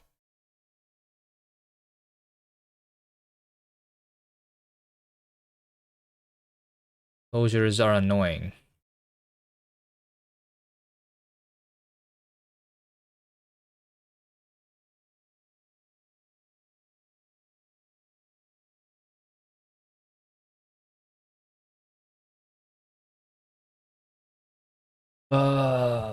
Yeah, because I would not be able to return from the outer function then. What's pick? Pick is the eyedropper tool when I want to pick the same, to like continue drawing with the same thing that is already on the screen, right?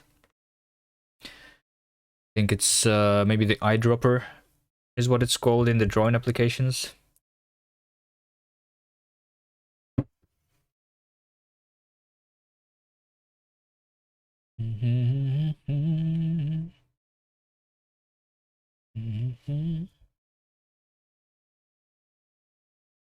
Okay, so we're doing the prompt here, and this is the inner level. So we're doing some level location, where this is the group and this is the level, right?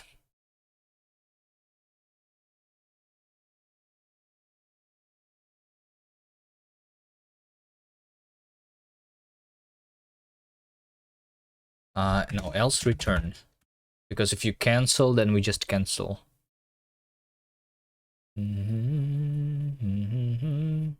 Okay, so and now to this entity, we're appending this inner level that we have figured out now.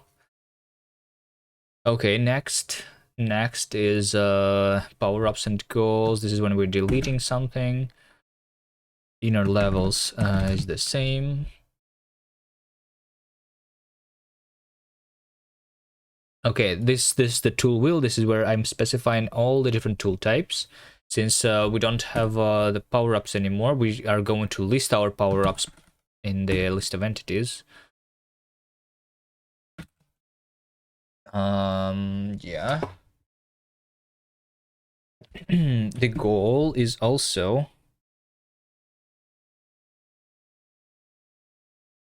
the inner level and the next level are also not here anymore.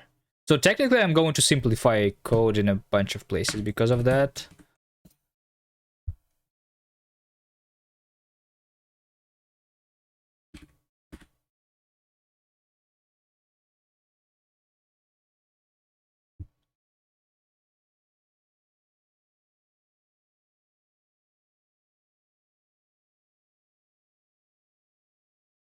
Handle input, dragged.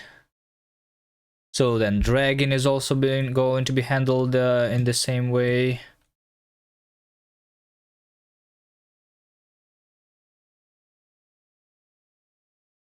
So this means that most of this thing is actually going to be me deleting code, which is nice. So this refactor is going to result in less amount of code than we had before. Match dragged. So dragged, we can only drag the entities now. Literally only the entities can be dragged now, which is good.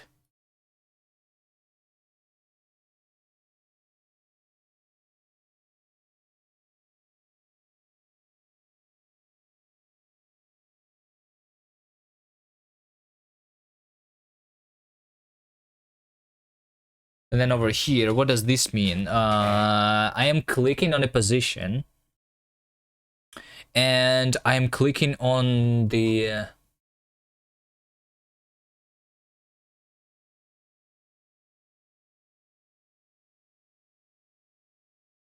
inner level, and I wanted to edit the inner level then, which means that it's going to be in if let some inner level is level entities filter.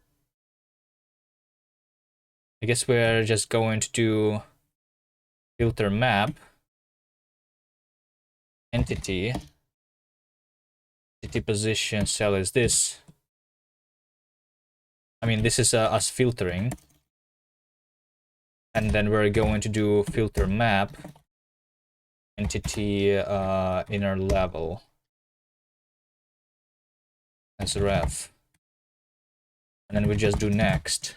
So like if we're doing on the inner level, then we're going to potentially edit this inner level because this is the level location. Yes. Okay. But this is still going to be remaining a to-do. Alright. And over here, I'm drawing the text over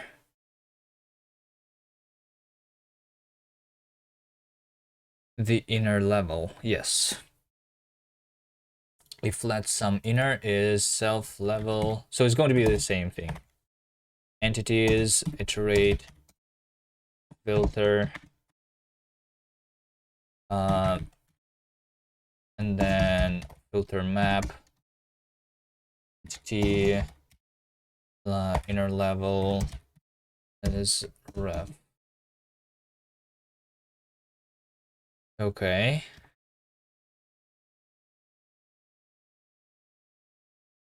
Dot next, I guess.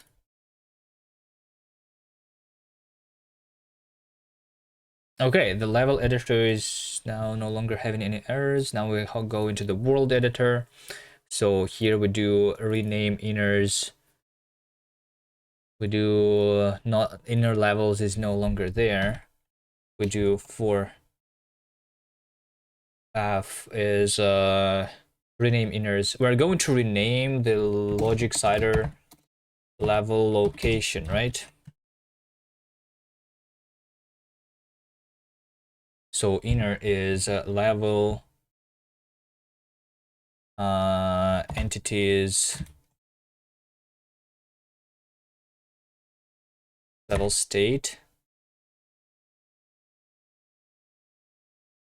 entities, filter, no, iter mute, filter app, entity, entity inner level as mute, right? This thing.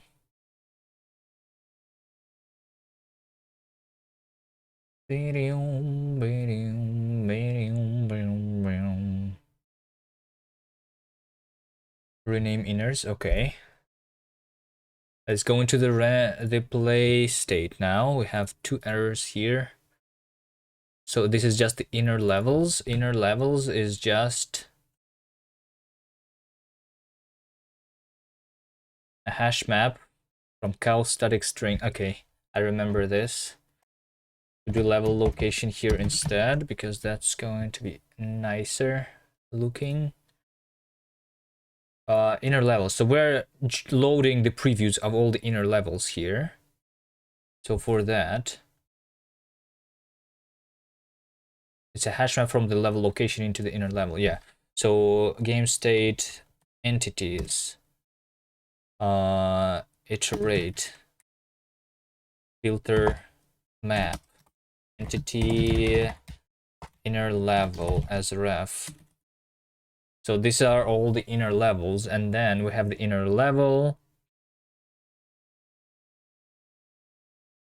and over here we just do inner clone, have the location, and then the inner level itself. Okay, sounds good. And then here, standing on inner level is entities, iterate, filter, filter map, inner level as ref. So this is returning me optional level location.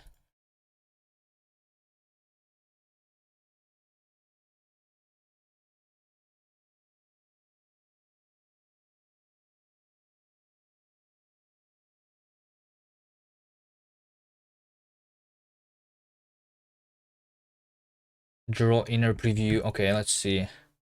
Logic side or inner level, by the way. This is inside the model. Inner level is something that we don't even have anymore. I can delete this. A goal is something that I can delete. Power up is something that I can delete. Delete all of that. We just have the level location. We have effects, properties, and entities. So inner level, we don't have this anymore.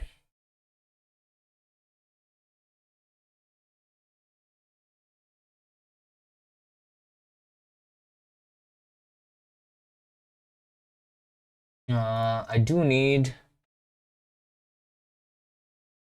draw inner preview. I guess I still need to know the mode here.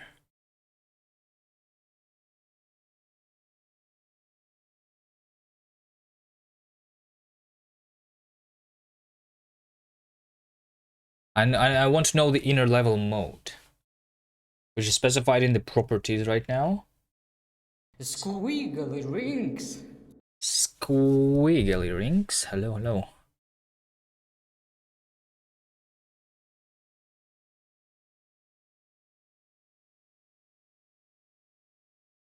How are you doing?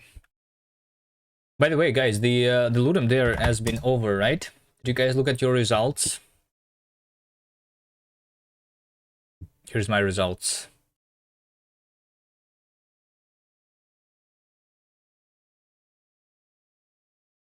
What's on the agenda today? We're doing linksider.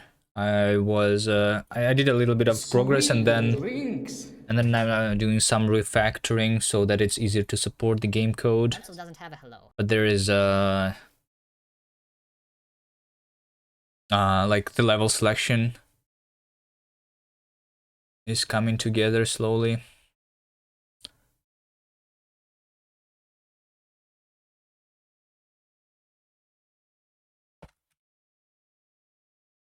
What about the game off? You guys are going to do the GitHub game off? It starts in 9 days, 8 hours.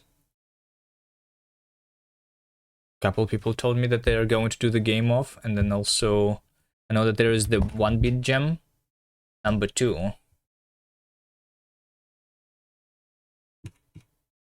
That starts in 18 days. And then maybe there are other gems, I don't know. I think I'm going to do the GitHub game off though, to try out my ECS theory, but I need to come up with a game that's like relatively big, but also at the same time I want to continue working on the linksider and not do just the GitHub game off.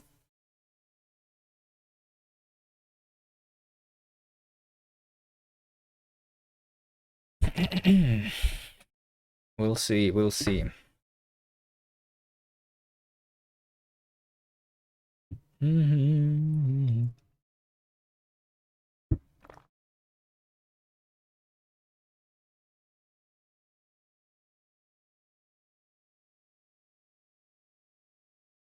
Optional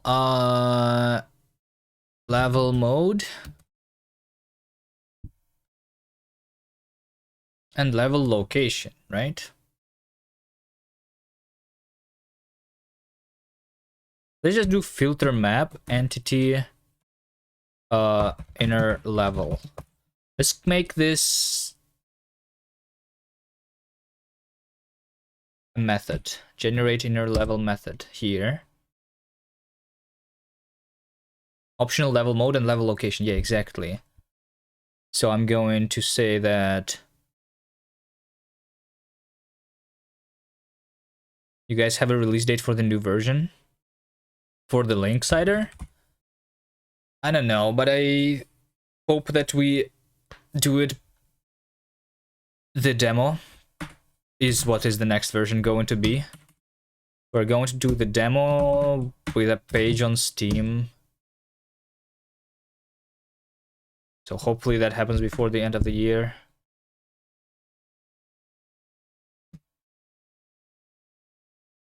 It's mostly the level selection screen that we need and the menus. So technically there's not much. If we were really pushing it, then it could be done really fast, but we'll see. We'll see. Because I think we have all the levels there. We're just gonna rewrite everything a couple more times and it's done. Yeah, I think the biggest problem is me rewriting the game. Like this, so originally it was made in Bevy, and even during the game jam originally, the Bevy jam, we have rewritten the game twice there too, right?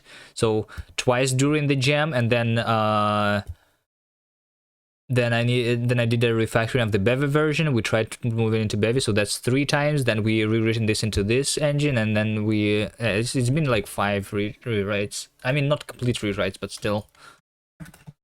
And right now I'm also doing a refactoring, but that's not going to take multiple days, I guess. That's all right.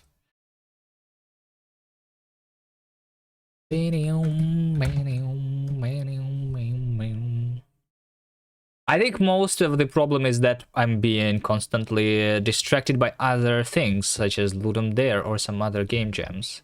Because if I have been calculating correctly, this is stream number 52, so we have been working on this game for less than 2 months at this point, so it's not that long time that we have been working on this game, you know? Let's see if you have a demo before we update close to light. Is that a challenge? Are we racing against each other now?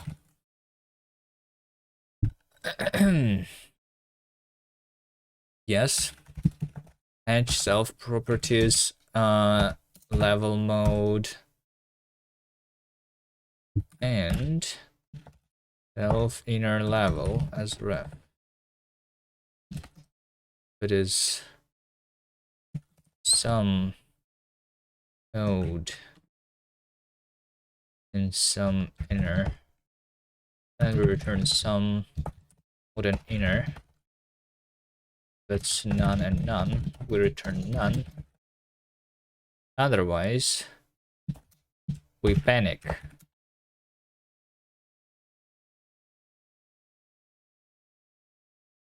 Panic. Level mode is set. At inner level is none. WTF. Okay.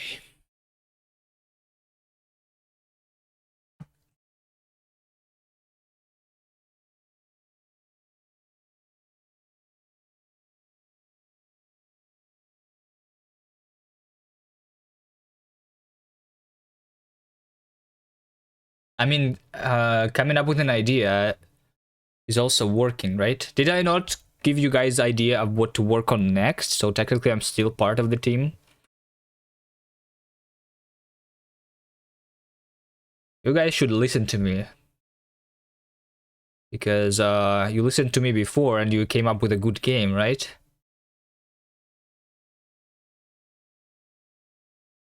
Yeah.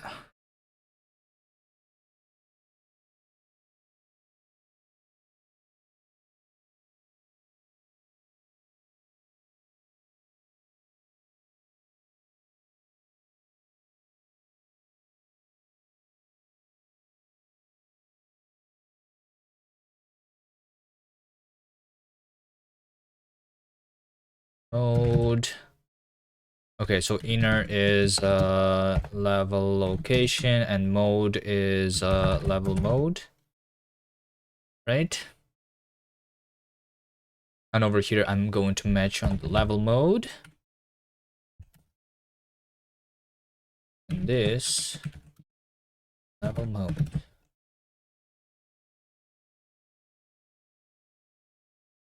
Okay. Oh, hold on, power-ups. I guess this also needs to be fixed. Let's see. Stable entities, power-up in power-ups. Power-ups.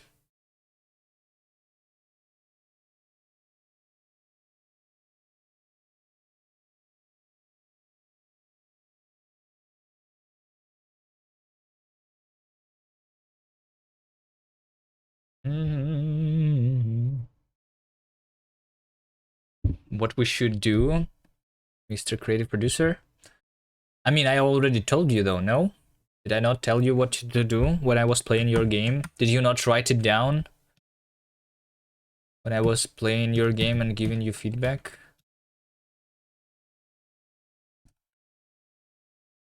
Or entity in stable entities. Okay, so this is the system where we're collecting the power-ups. And now the power-ups are also entities. So for power-up in state stable entity, I guess those should also be stable. And then we do filter.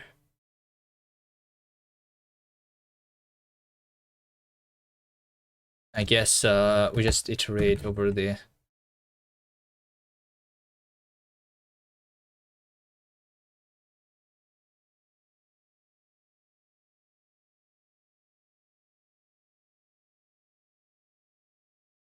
hold on. Right now everything can collect the power-ups, right? Right now everything can collect the power-ups.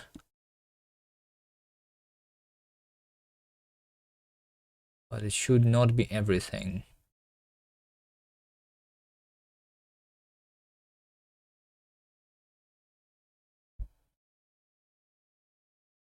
If entity ID is equal to power-up ID, continue. Entity position should be the same position. If let some effect is power-up properties power-up. Can a power-up collect a power-up? I mean, technically,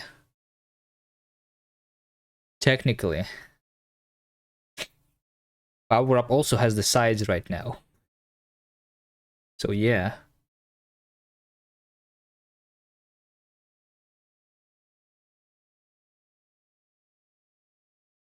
But I think I should make sure that entities, if entity properties, like it should be able to collect the power-ups.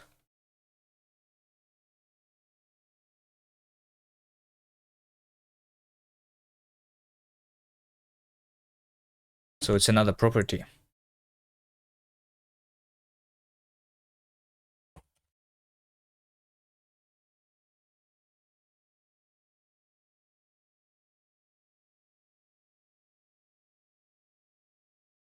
Collect power-ups.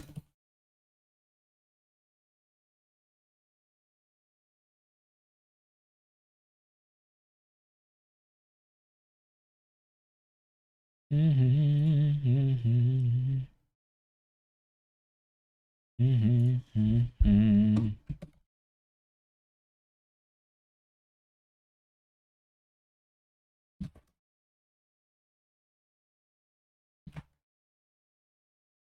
then we do this, and then we do that. Okay, and then when we collect, we're doing state entities, remove the power up, and then we take properties, and we take the power up, and then we unwrap here. So this is the effect actually that we have collected, and we are replacing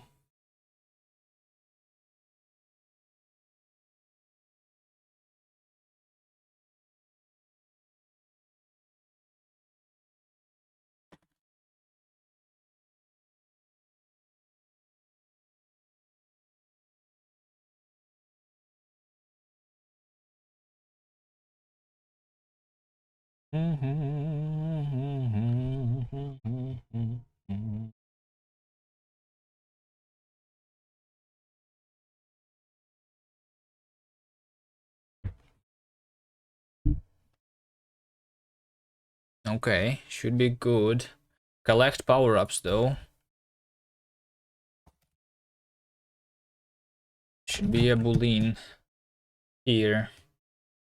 Okay, in the logic, let's see who can collect the power-ups. It should be the player, obviously, right? I mean, before it was everything, but maybe the walls should not. I have no idea. Box and crate. Box, crate, and player, I think, is all that can collect the power-ups. But maybe eventually we will be able to attach power-ups on a wall somehow, if it's not was not there.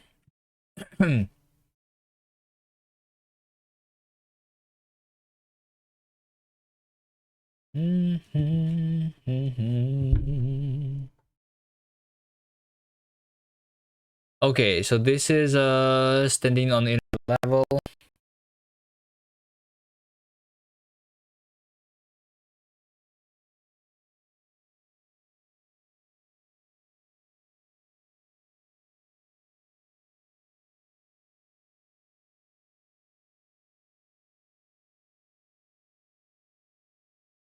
Where is this?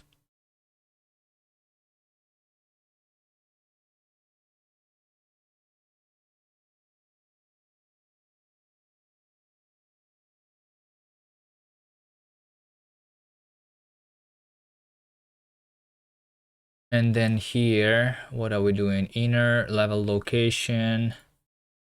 Oh, we want the position. Okay, I see. Draw inner preview. We want the position here.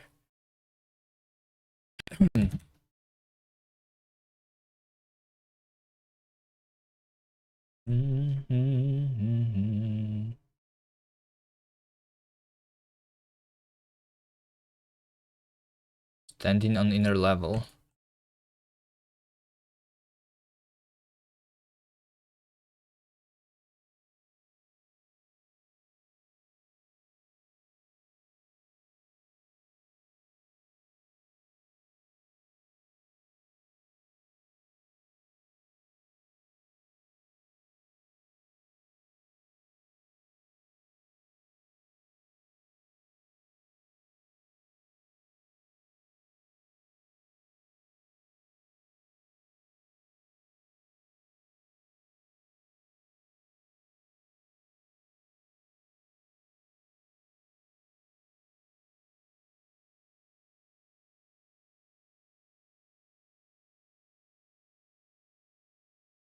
Ooh,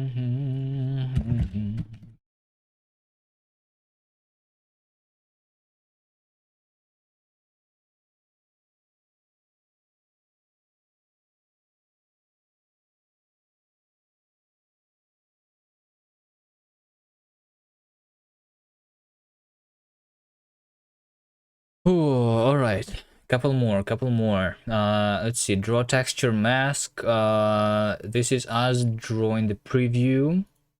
So inner levels using the level location, right? Inner. Just do this. Okay. This is the same. This is simple.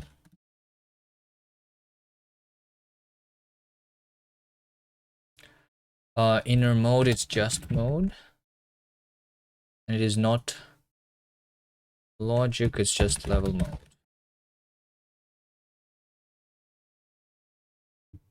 Inner position, this is just the cell. Okay, we're done here. And I think the last file that we need to fix is the rendering.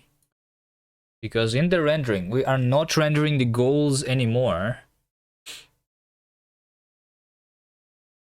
The goals are just entities. And then the inner levels are also just entities, but the inner levels need to be completed. In case we have completed a level, right? And unreachable, everything is going to be unreachable. Okay. Power up.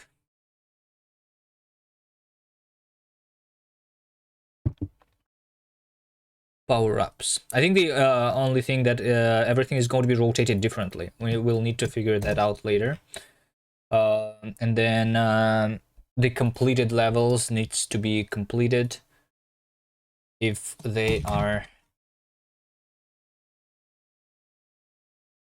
unlocked, if we have stars, unreachable if we're not unreachable. We are unreachable.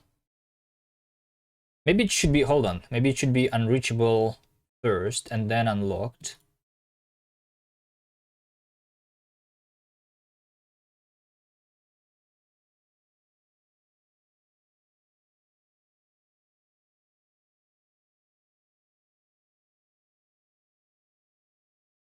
Entity identifiers player is a bad thing. We need to do entity properties player instead. Unselected is I'm going to do format here.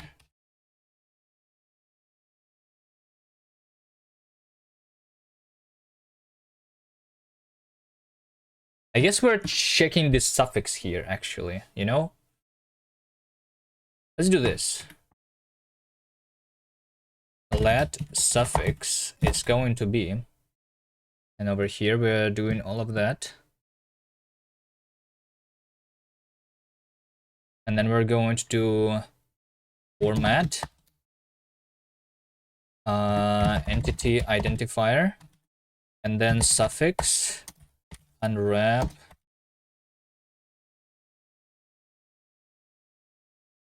or empty string.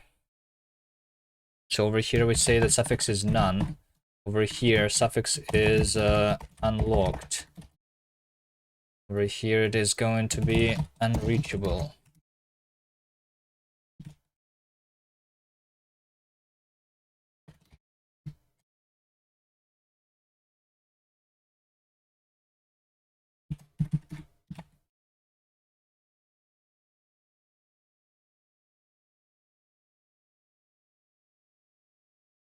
Like this.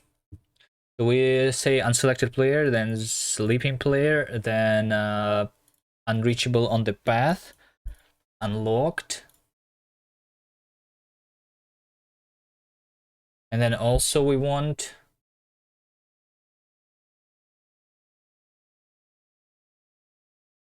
to have completed levels here, right?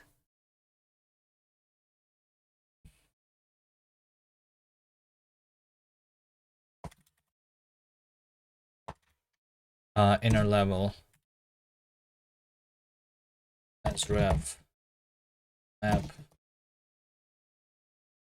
or false inner save state.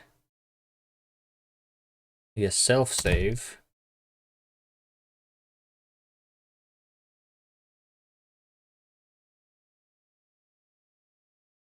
Inspect completed levels contains inner.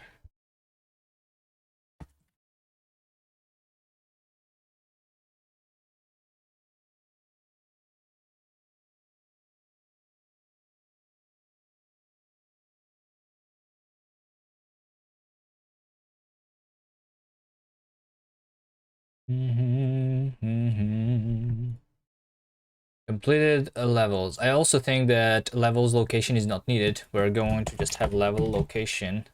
It's just one thing.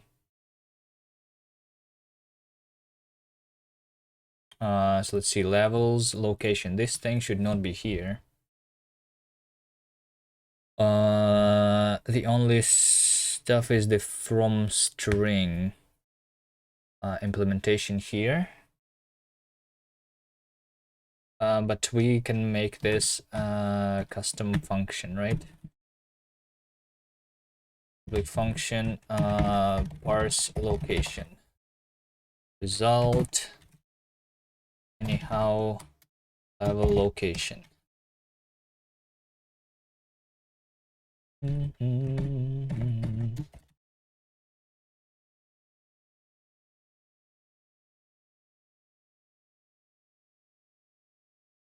Location, new path.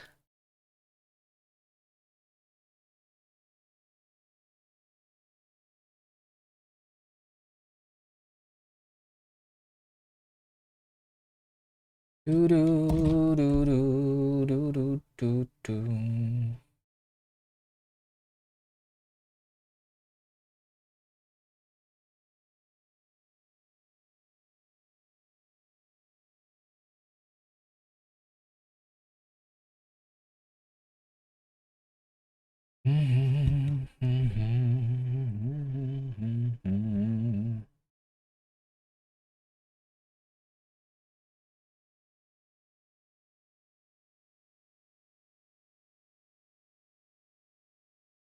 So level path is going to take location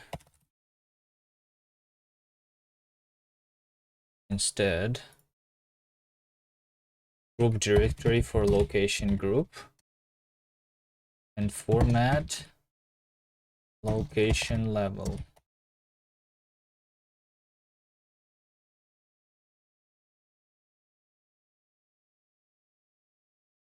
Location is level location. Save to file level path for the location.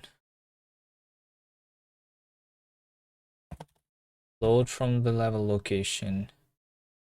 Path is a level path for the location.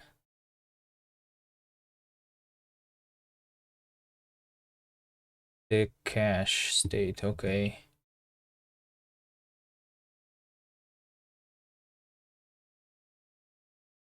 Level location. Oh, but over here it needs to be okay. Can I specify the collab how to parse a specific thing? Collab like how do we derive and then we derive reference? Can we have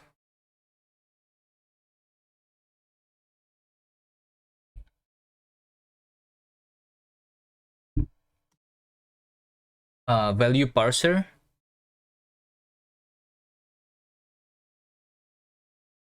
Is value parser. Specify the type of behavior of the argument. Value parser. Always auto never. What does this mean? I want to specify the from string.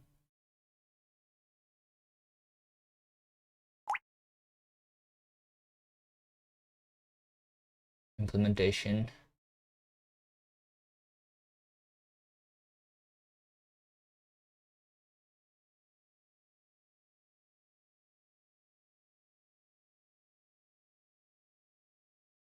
Method value parser exists, but trace is not satisfied.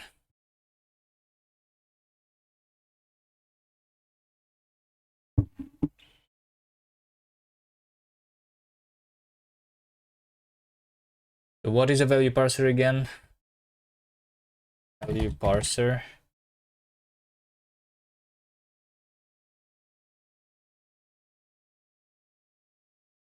Implement inter-resetable value parser.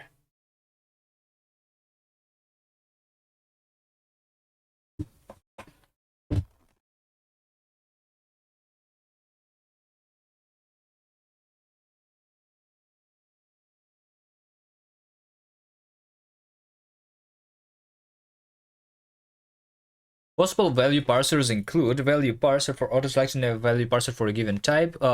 Function is from string into result te. This is what I want. I want a function. Yes. So we want value parser to be levels parse location, right?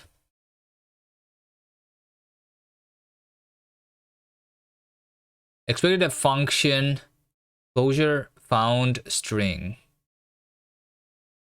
I guess because I can specify it just like that. Oh, that's nice. All right.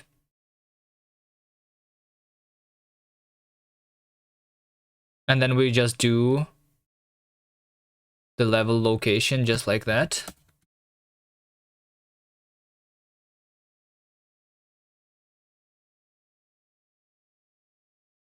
But this is optional. Hold on.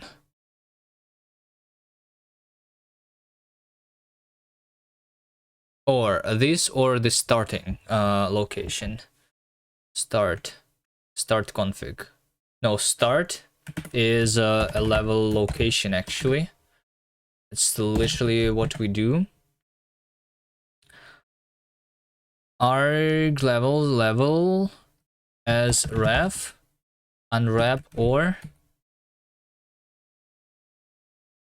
can I just do a reference to context assets config start, right? I think that's what I can do. Okay. More errors. Level location.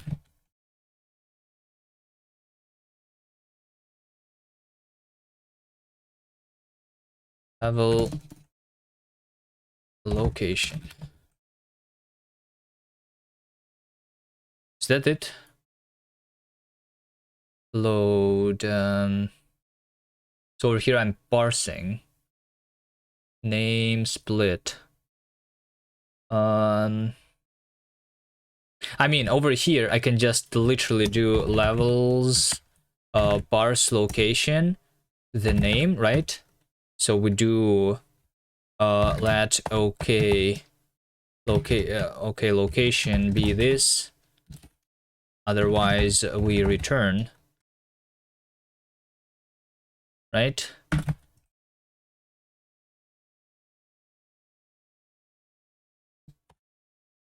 So then we tried loading that level, and then we make sure that it exists, and then this is exactly what we return. That actually is easier code now. Good.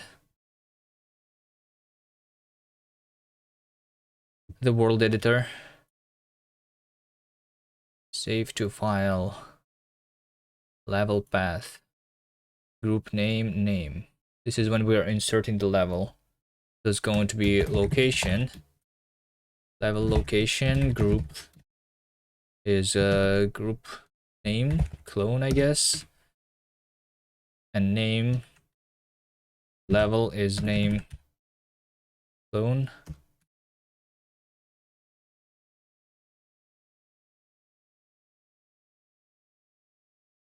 Right?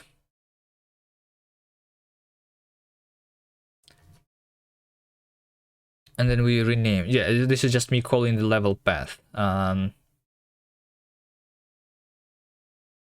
Level location. Group is this clone, and level is level name clone. And then over here we do level location. Group is this, and level is this. This is me moving from one group to another. Okay. Levels location new is not it. We just need to have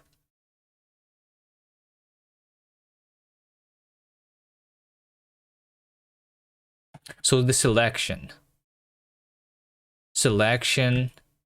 that we have here. Oh, selection is group and level indexed instead of it being the location. Okay, sure. We just do level location. Group is group name. Level is level name.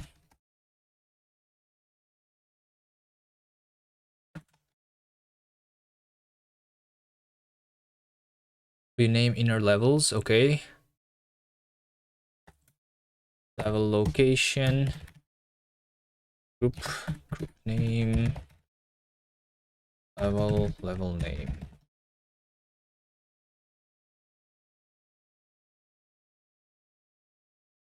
Almost done, I think.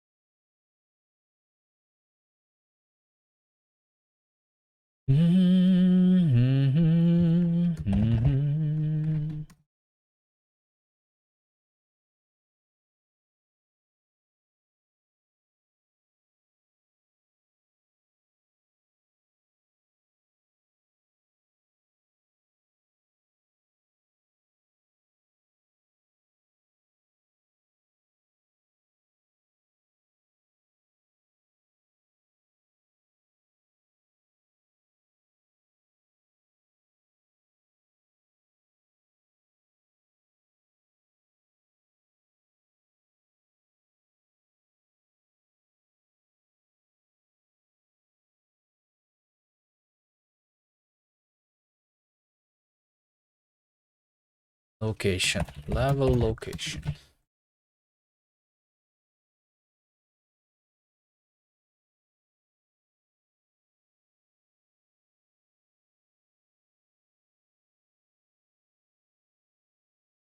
What is this?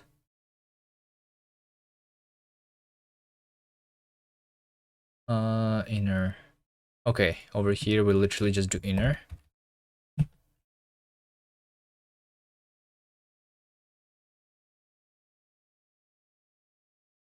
And over here we'll also just do inner.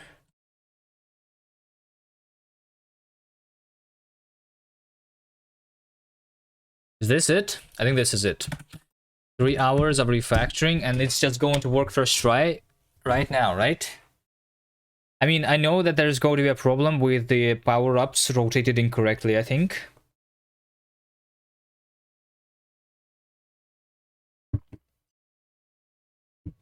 And also, maybe we need to specify the Z indices now, because we were before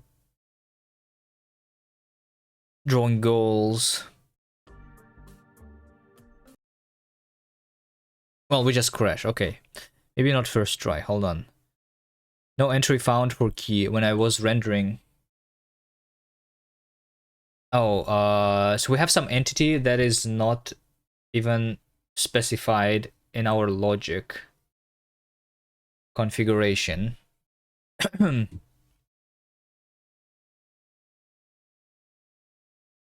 Okay. what would it be? We don't specify all the things here. Would have a better error message here, or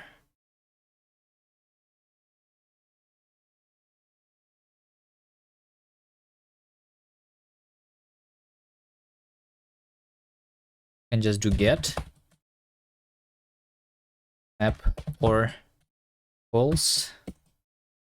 Oops. Cache.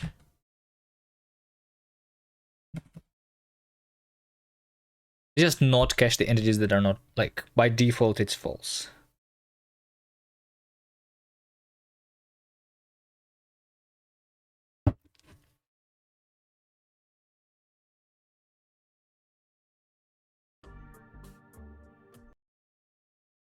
Okay, another problem is that, okay, well, it's the same. We have an entity that is not specified in our configuration.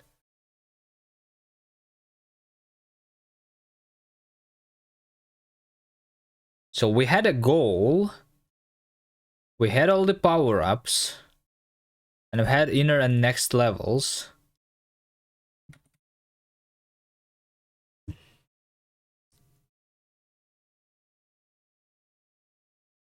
This is me initializing the game state. So yeah, we have, yeah, let's just do this here.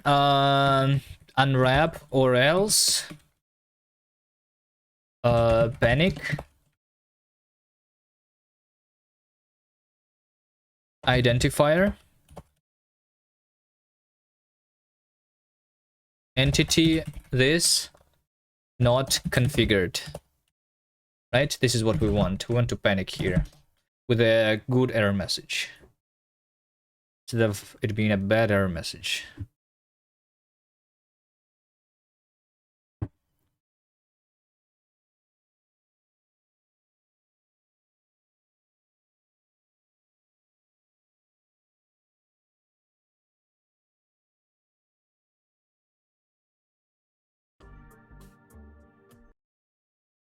So the error message is now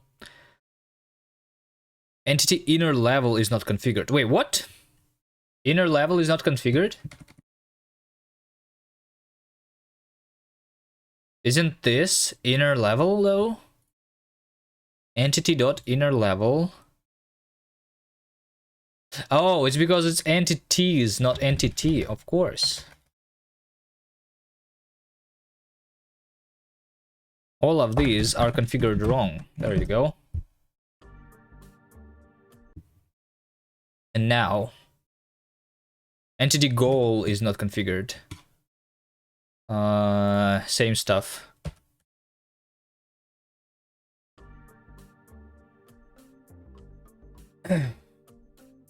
Okay.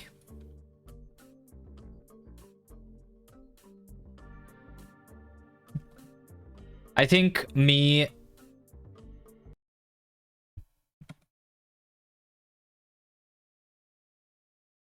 doing the marking the reachable tiles is not working correctly. This seems to be working, but as you can see, the player is behind the goal instead of in front of the goal. Maybe this is actually how it should be. Davey, are you seeing this? We never tried this, but isn't this how it should be working? Oh, it's RNG right now, but maybe it should not be RNG. Maybe the player should be behind instead of in front the goal, because then you see that the face is not aligned, you know? So for that we can just do so the path is that index is -10, and then for the goal the z index is -1, you know? Then it's going to be not RNG anymore. The player is always going to be behind the goal.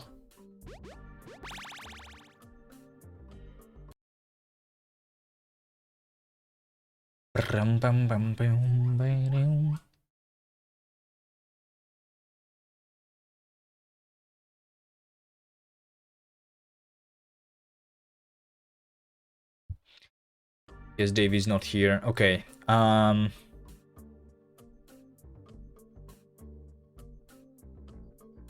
What is left to be done? So over here, I am not doing the... I am not doing the marking of the reachable tiles properly. Game. Source. No, logic. Over here, calculate reachable paths. Stop on not completed levels. Int angle all directions. Identifiers path. Only walk on paths.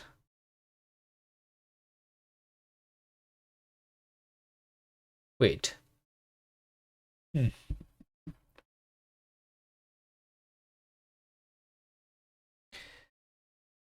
boom, boom, boom, boom, boom.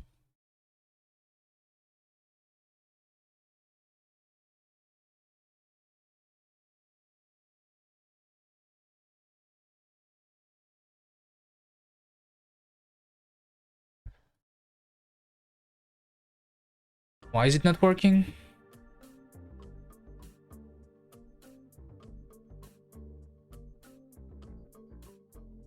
We are.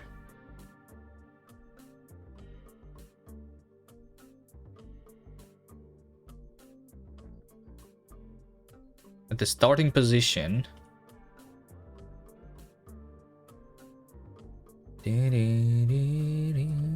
There's no inner level there.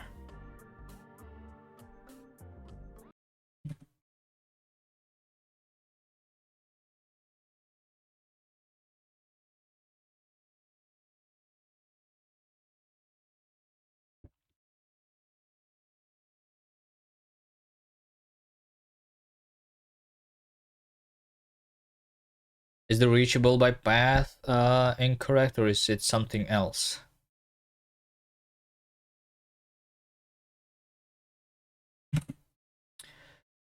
No data for entering inner level unreachable. Yes. Door unreachable. Yes. Path unreachable. Yes. Everything is unreachable, although technically everything should be reachable. So this is incorrect.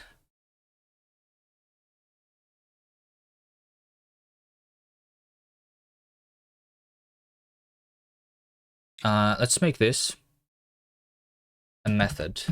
Self calculate reachable paths.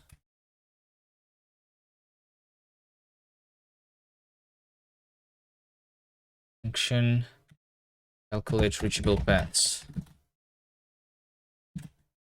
This is it. And I think when we are initializing,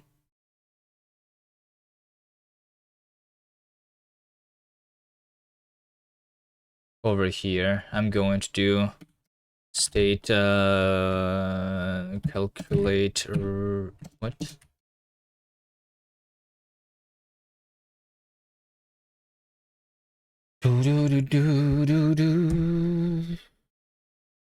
State init system. Let's do init system here.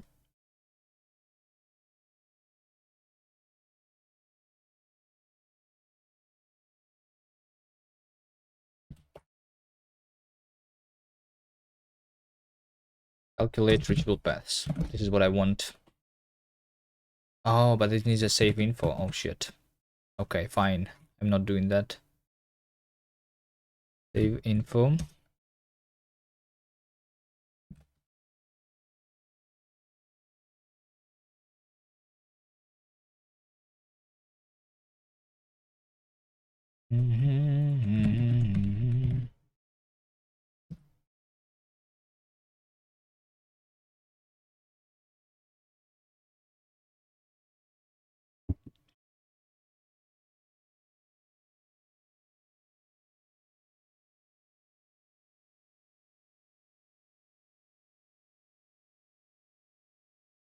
Reachable by path. So reachable by path originally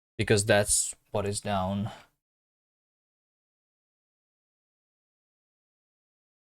And angle default is not satisfied. Fine. We just do right default here. The 0 angle, the default. Okay, so now that we have this, when I'm rendering distance,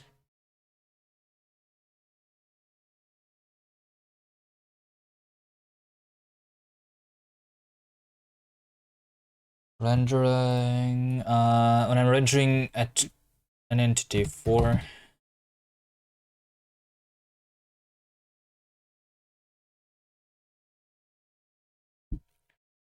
when I'm rendering an entity somewhere, I guess draw game tile or draw tile from the tile set. No, not the draw tile, draw game tile. No, probably not draw game tile. Draw button.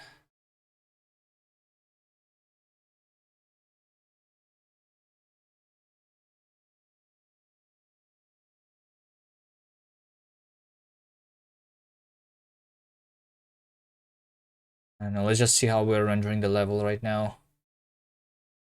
Yeah, over here, we are iterating over the entities, and here's the entity that we're drawing. We're using the draw game tile, but this is just a function. Okay. I guess the angle should be changed here. Entity transform. Is entities transform. Transform is being collected.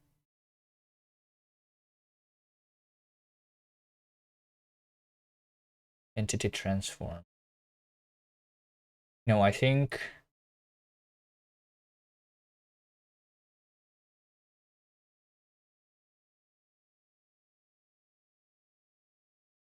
I just do this here. So this is the transform.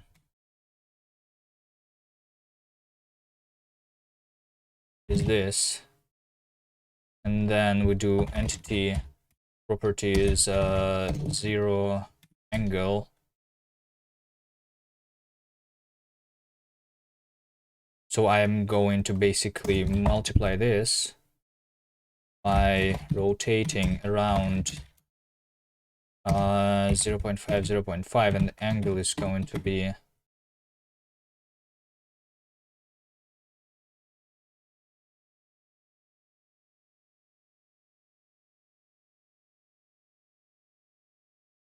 can I convert this? Oh, I can convert this to angles, but we want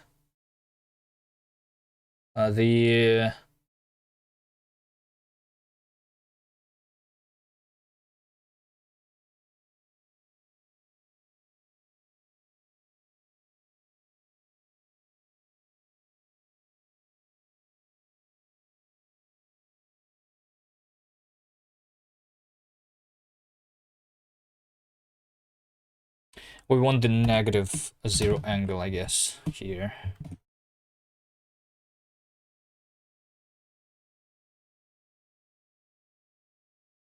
I don't need this to be a variable.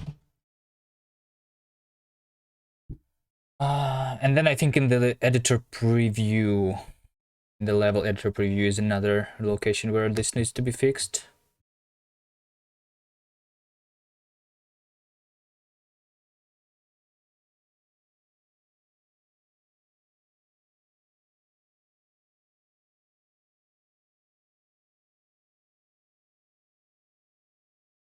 How much code has been changed here? Like 1000 lines or something. And then we crash. Nice. Expected game state but found v1.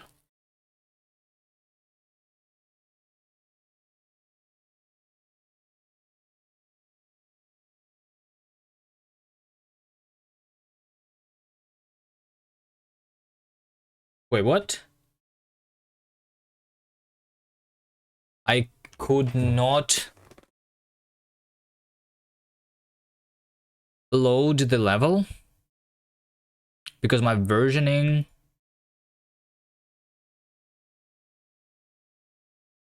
is incorrect now, or what?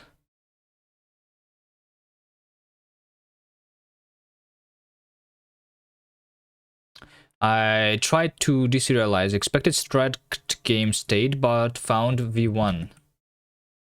Let's take a look at the level. Level, I don't know, selection, I guess. Here's the level. It's v1, which because it's a versioned level, of course. This is what we are going to load.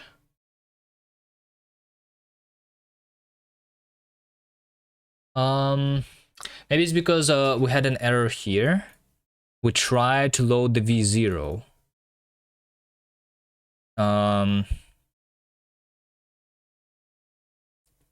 I think this error needs to be preserved, and I'm going to match on this.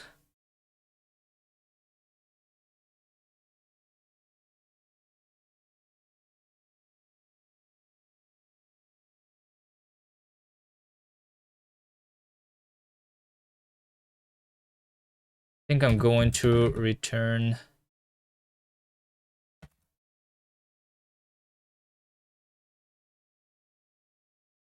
this error here, the old error, because this is the very old version where we didn't have the version in the file format yet. I think this error can be ignored. We can probably delete the unversioned levels at this point. Do we even have such levels? I'm not sure.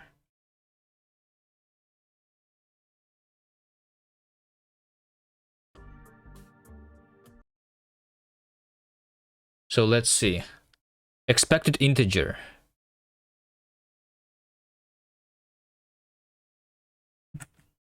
Expected integer. Hold on.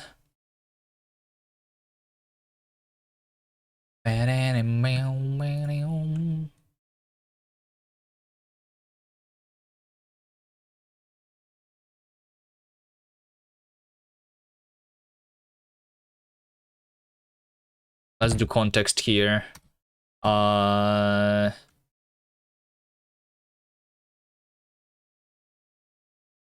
Loading. This is the level path, right?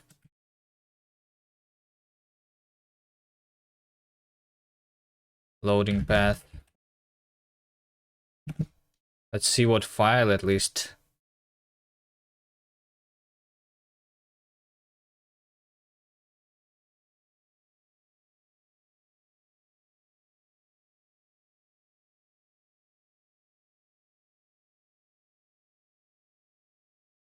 What did I break?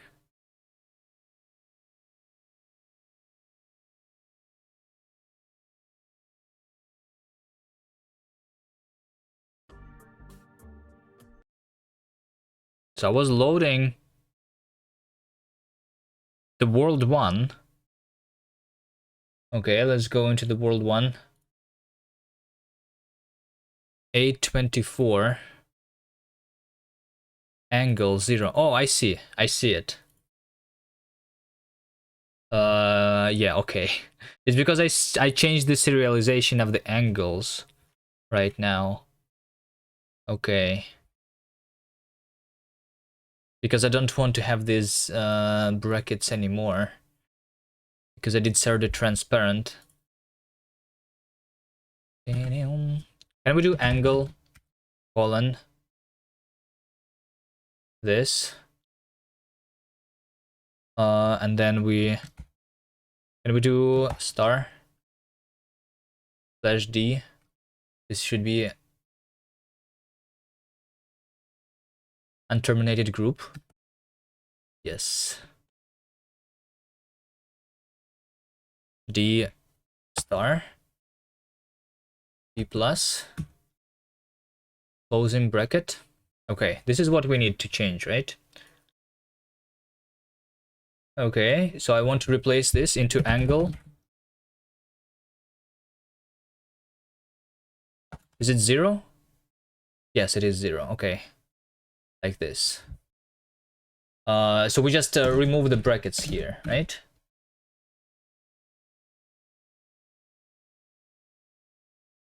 Why is it keeping the brackets? Hold on, angle. Oh, 0 is the entire thing. So we do 1, like this. That's how we remove the brackets, right? Nice. Replace all. Oh, hold on, Davey, are you working on right now on the levels? If Davey's working on the levels, then that's a bad idea to do this right now.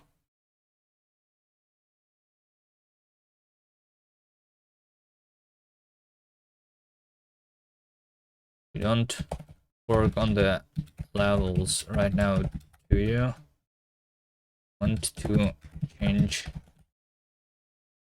all them to fix serialization.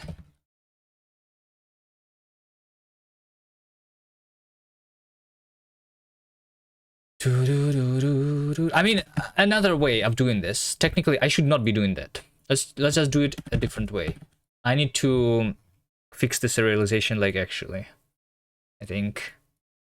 So that, I mean, I can just remove this transparent for now and then think about it later also.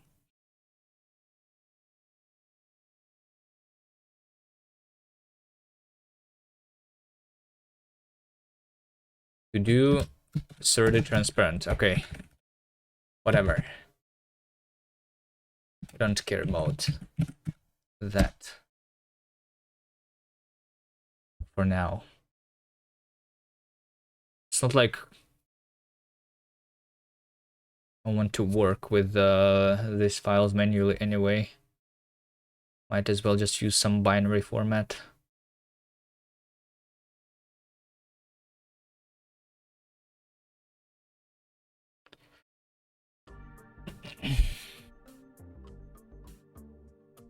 And everything has been loaded.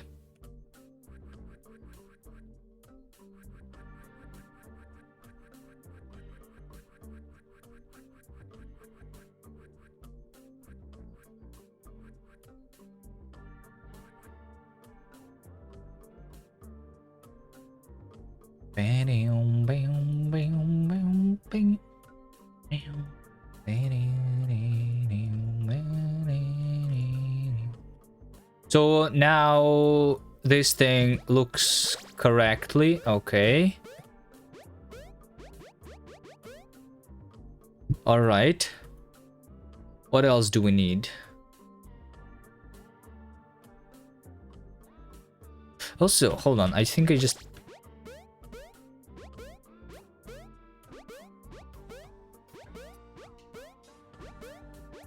no, never mind.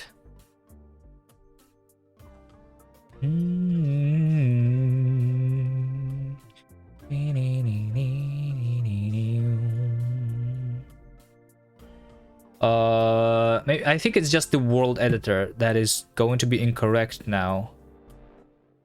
Jump power up. Let's do the jump power up. So right now it's in the bottom, but technically we're placing it on the right.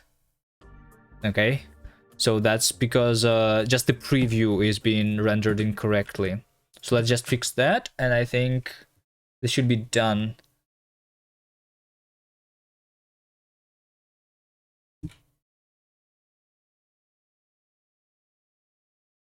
The editor, draw angle over here. The draw angle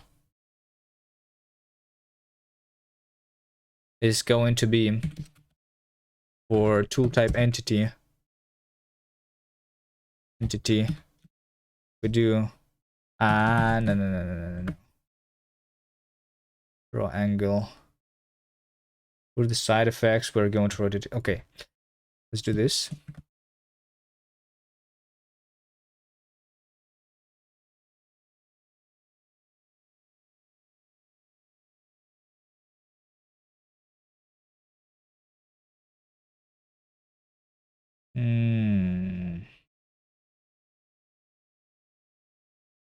I guess we can do tool draw angle.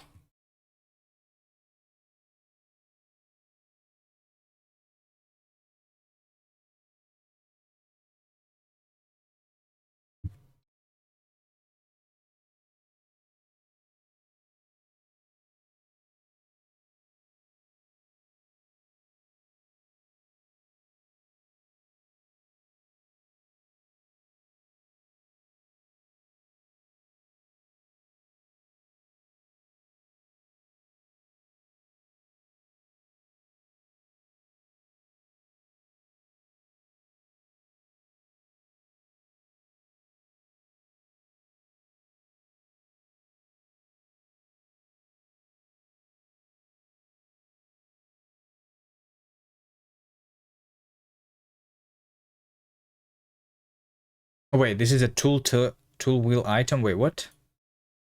No, I don't want it to be on the tool wheel item. I want it to be a method on the state, right?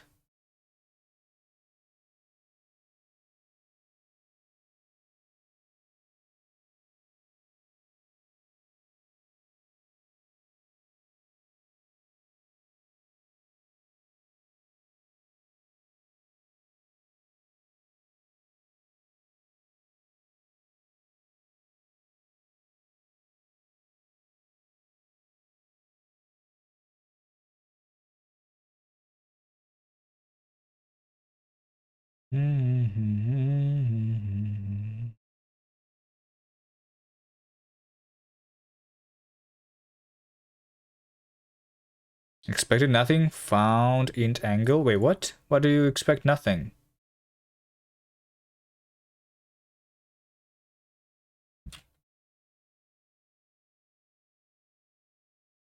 Expected this to be nothing? Huh? I guess because I need to do this.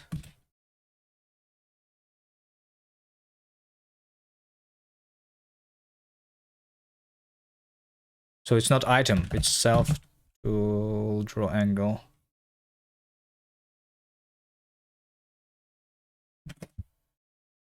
That should be it.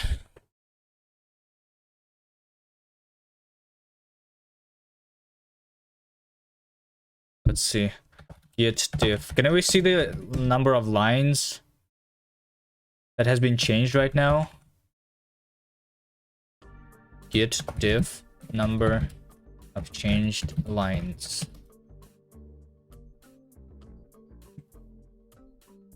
Come power up.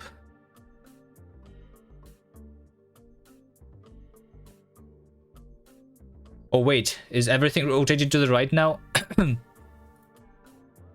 Hold on. Oh.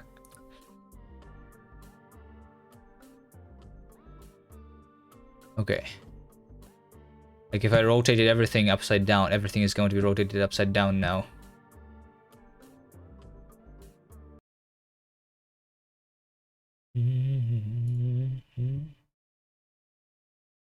Just stat. Git diff stat. We just added 500 lines and deleted 500 lines.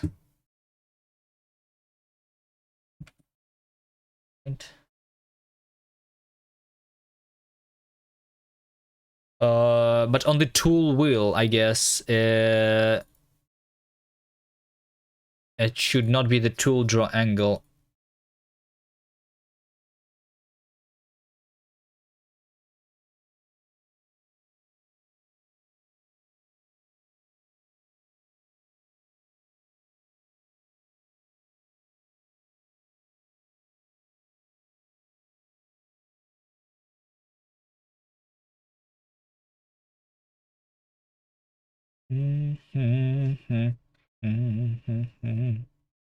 What was it before here?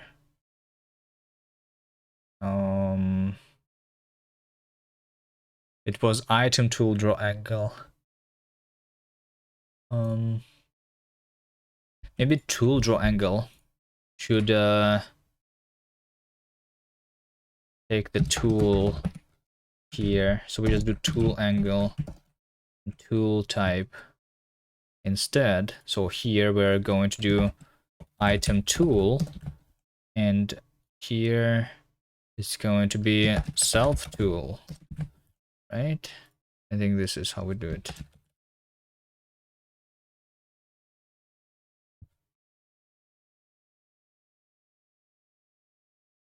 Okay, make everything an entity.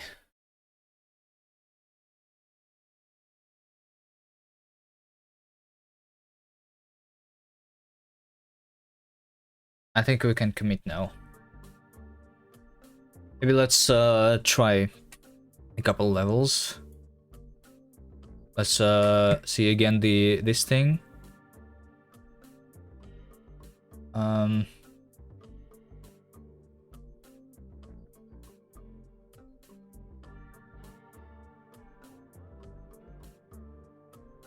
I don't really like the way they look on the tool wheel though.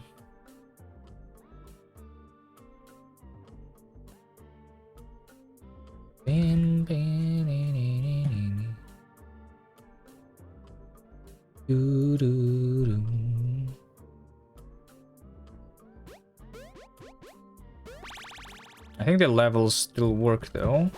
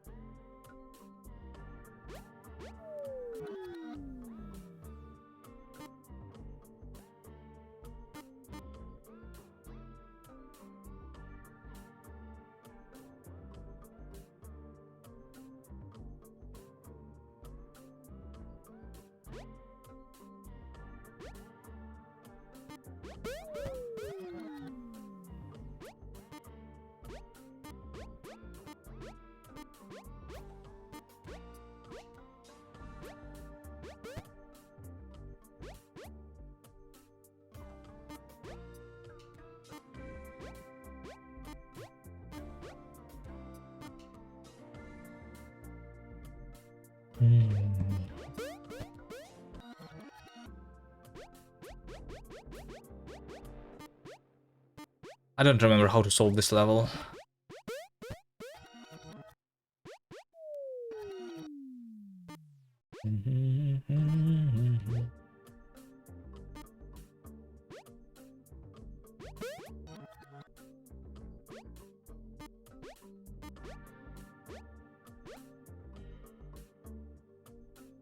I want to swap these guys. All right.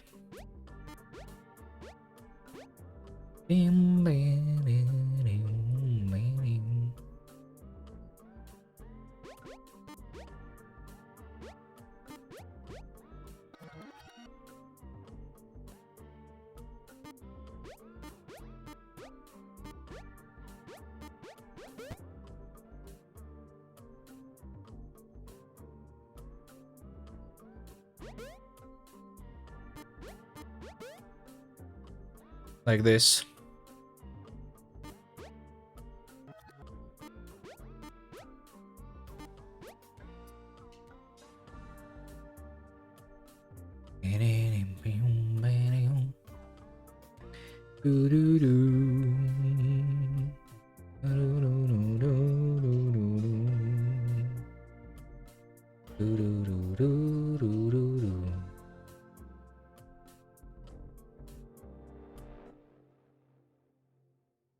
Hello Java, how are you doing? It's on the LD results, me happy? Yeah, I'm happy. I don't really care about the LD results though, to be honest. I'm working on this game, and all LD did for me is it distracted me from working on this game. So I'm happy LD is over and we can actually go back to making progress. So yeah, I'm happy that I didn't take first place on the LD, because that would make me think about maybe I should continue working on my Rafty Crab, but no, we can go back to the actual project. That is my focus.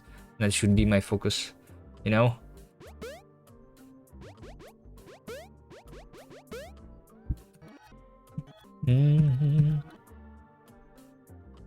which is this puzzle game. I don't know if you have seen this. I've been doing refactoring for the last couple of hours, and now I try to remember how to play this game.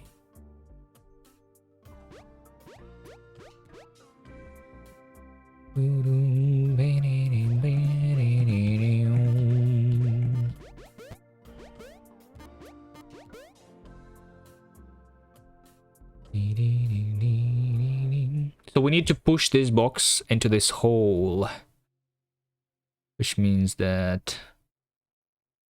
Oh, I know exactly what it means. Yes. No, that was bad. Let's go back. Need to do that.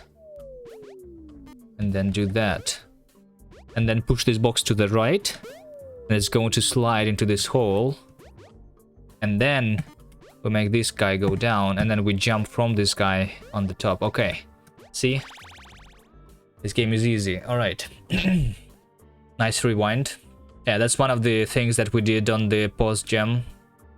We did rewind. We also changed the mechanics. So if you remember before... the jump, when you were in the bottom over here, you were not jumping from the wall, but now you can jump from the wall. And also you can I guess, as you have seen on that level, you can push other things. So like on the gem version, only one entity could move at the same time, so we made it a better thing where players can like push each other like this, you know. So multiple things can move at the same time. And also in the gem version, when you are falling down at a constant speed. And now it's less of a turn-based game, so we can have different moves can be taken different amount of time, so we can have actual gravity here. So yeah. This is our in-game level editor. This is how it looks like right now.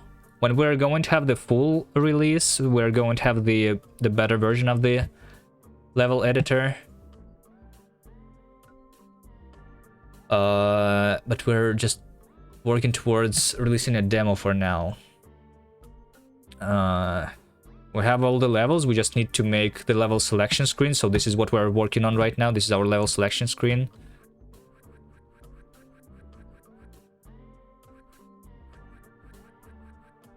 And this is just the beginning. We just started working on this.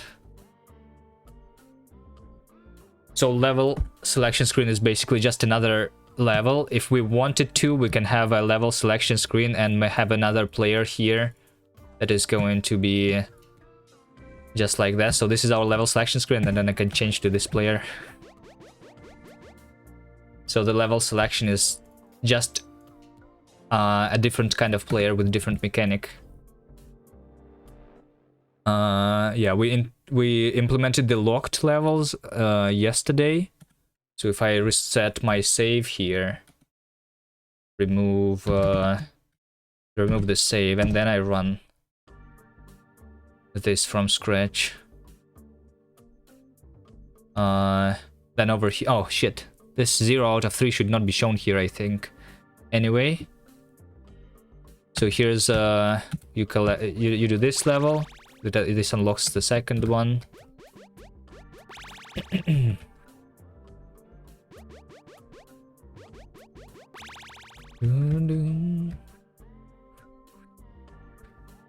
Yeah.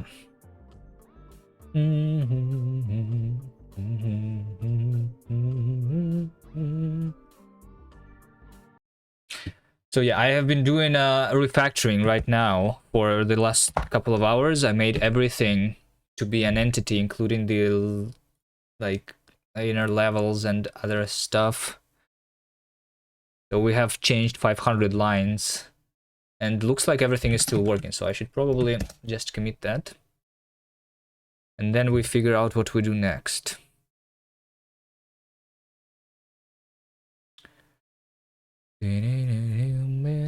By the way, the level editor We were using LDTK originally, but LDTK didn't support the rotation of the entities.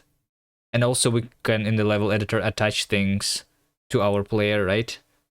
That was... I'm not sure if we could use LDTK to do that. So with the in-game level editor is much easier to support the things that we need for the game.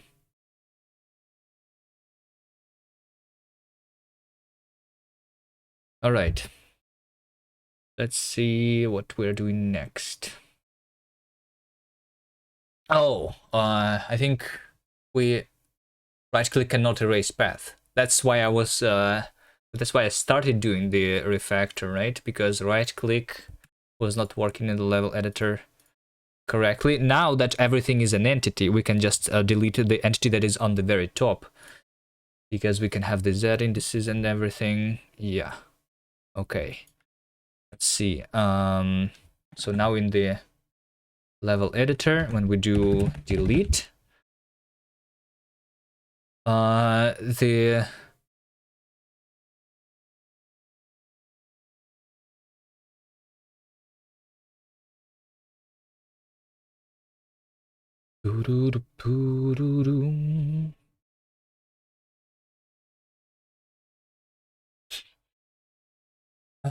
I mean, previously we had entities with their own layer. Does Davy not want that then?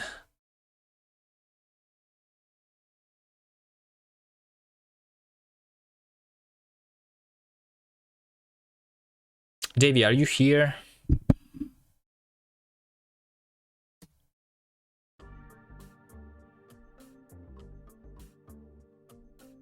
We want to easily have a path here.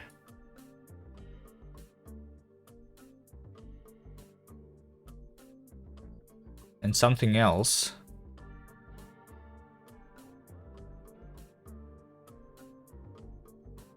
Like a player.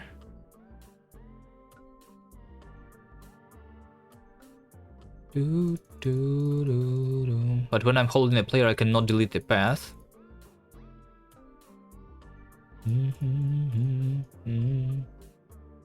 Davy is not here. Okay.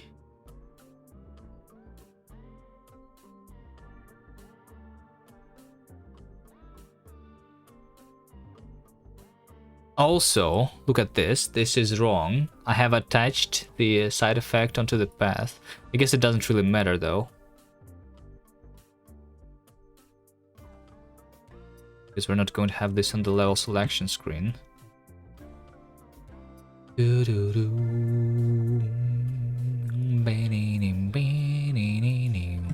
What about the inner levels? I never tried inserting the inner level. Inner level. 1, 2. But this level doesn't exist, so it doesn't get created. Okay. It looks like that works.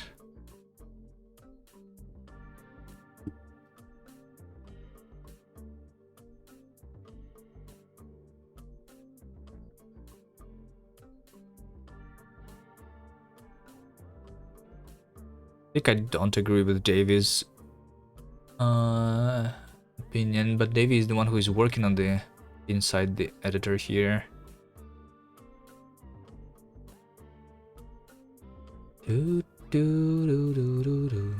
Ah, I think. So when I'm using the path tool, I should only be deleting the path. I think that is. Also, I cannot insert the path here because now that I have deleted it, because this is the inner level.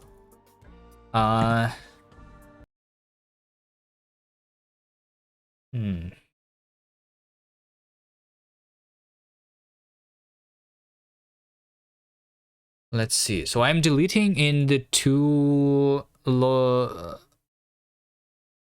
in two situations. If I'm doing the right click, or if I am placing a tile and my tool requires that the thing underneath needs to be deleted.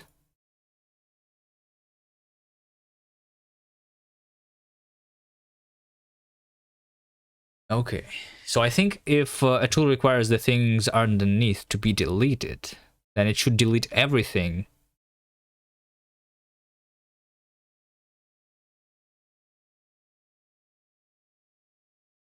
Maybe except for layers with or entities with on their own layer.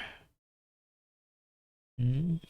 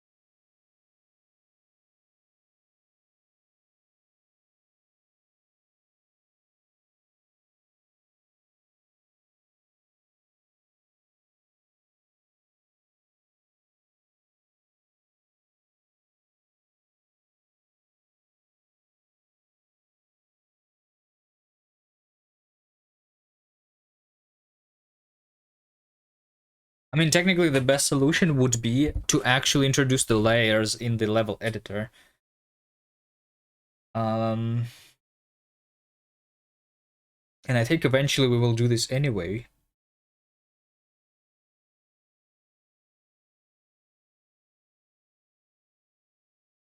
So I think the level is going to be maybe let's just do this, you know, in the level format at least.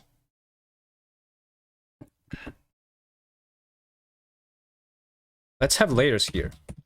Layers is just a list of layers, right?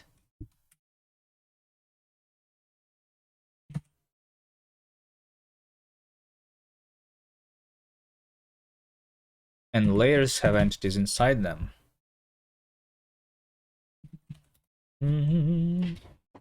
Since we changed the version already, let's just introduce more new features. Why not? Layers.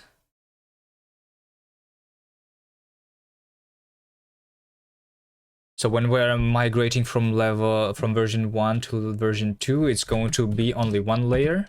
Layers is going to be just one layer.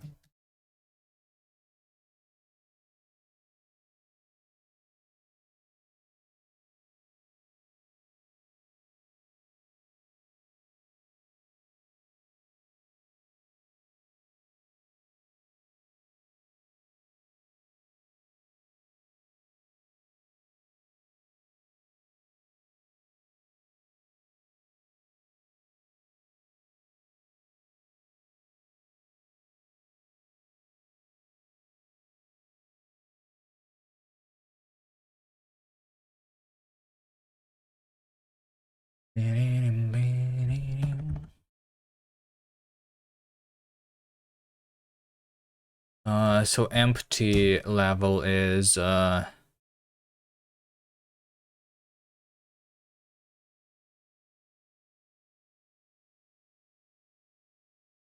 this function even used?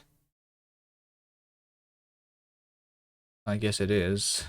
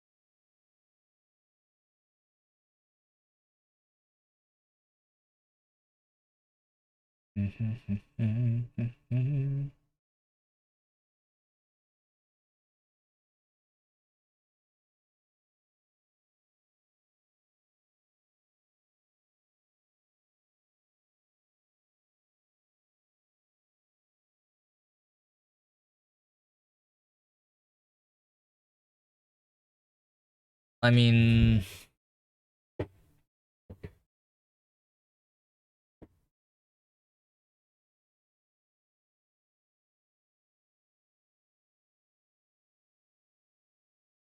the entity then is going to be on a specific layer. So entity is going to have a layer, right?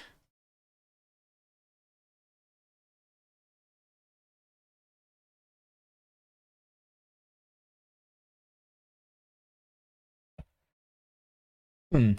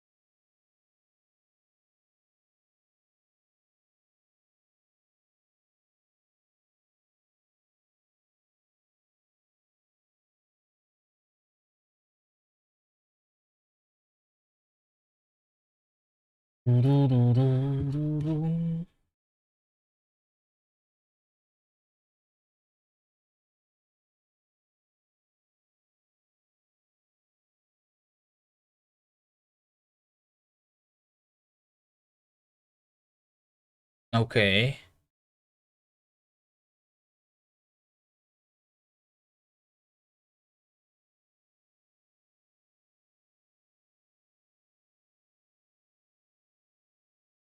Inside the level editor though, we need to know the current layer, then level layers self current layer.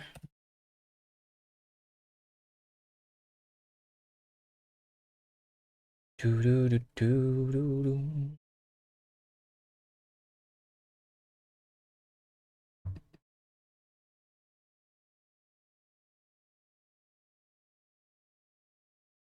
Which means that I'm going to have current layer here.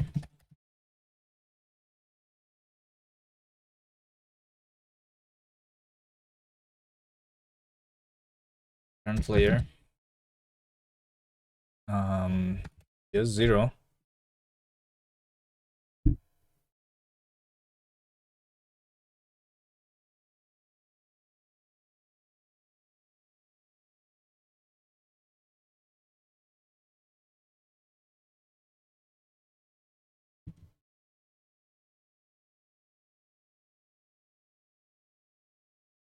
I guess the empty layer should be level should still have one layer.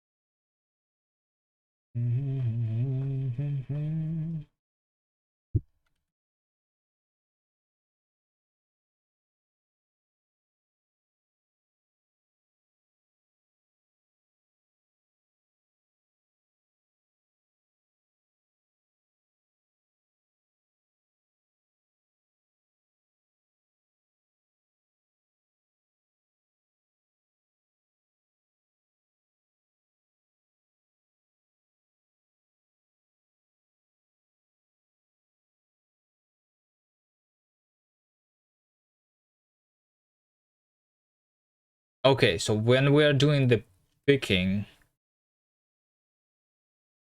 layers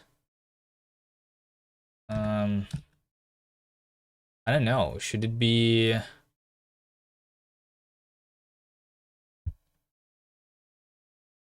layers? Should it be picking from all? So the pick tool also should pick the top one.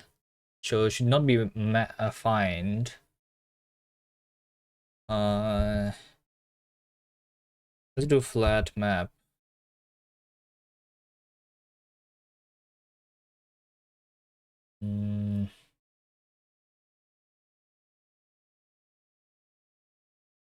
Layer entities, iterate map entity,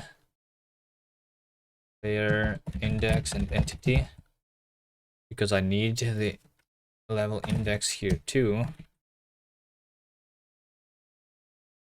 Hello Davey. Oh, hello Ricky. How is Ricky doing today?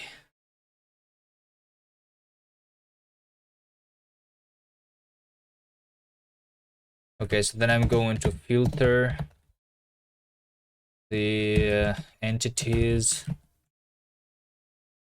on this position, and then I'm going to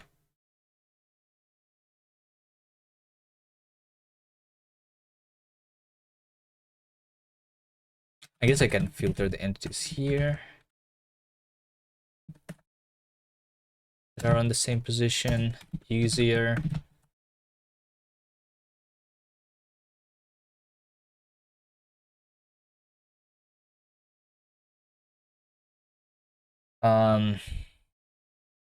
Okay, we don't need to enumerate actually then, because I'm going to just pick the top layer.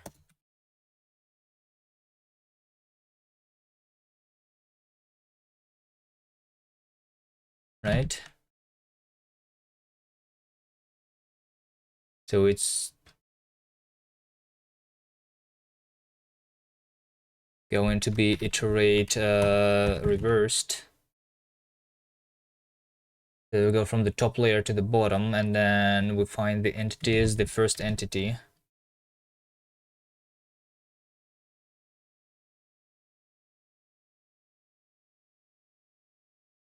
Well, I mean, I guess we don't do the flat map, we just map here every layer to the entity that is going to be here, max by key entity. Still need the configuration here. Okay, fine. I am Davey. Text config. Hello?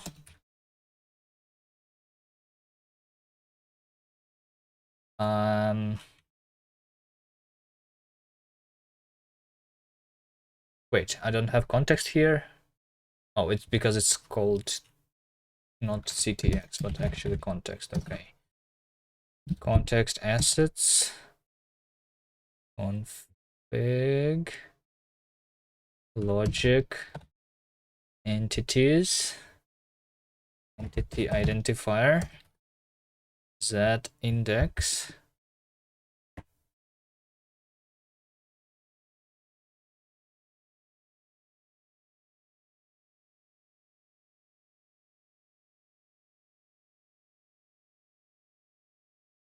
You know what? This should not be optional. This should be just integer, but 30 default, because by default it's going to be 0.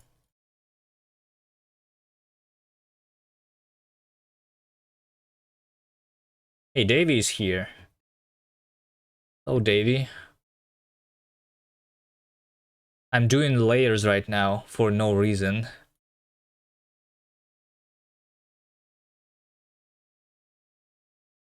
Maybe there is a reason. But I'm doing layers. Well, the reason is I was looking at this. The right click cannot erase the path. So I thought I was thinking like it will just work as expected when we actually have the layers in the level editor, right?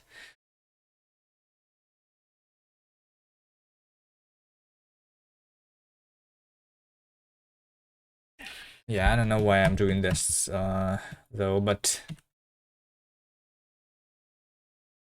I already started. Did I refactor the entity? Yes, I did. Looks like everything worked.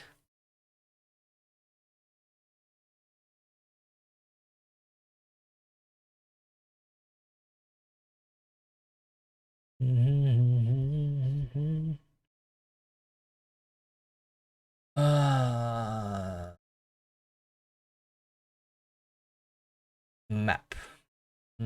Okay. Well, I mean, this is going to be still flat map because even this, if this is an option. Okay, there you go. So I'm finding the one with the maximum Z index. Yeah, all right. The pick tool. Did you guys see Pigorley stream last night? Wait, what? Is Pigorley a streamer now? Hold on, Pigorley. Am I even following Pigorley? Test stream? Hold on.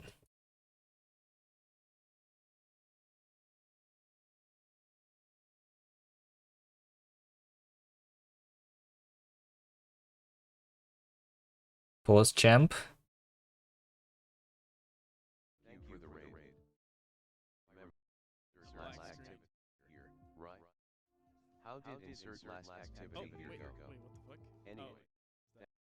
Pigorley is actually a human. We can see Pigorley's face. No way.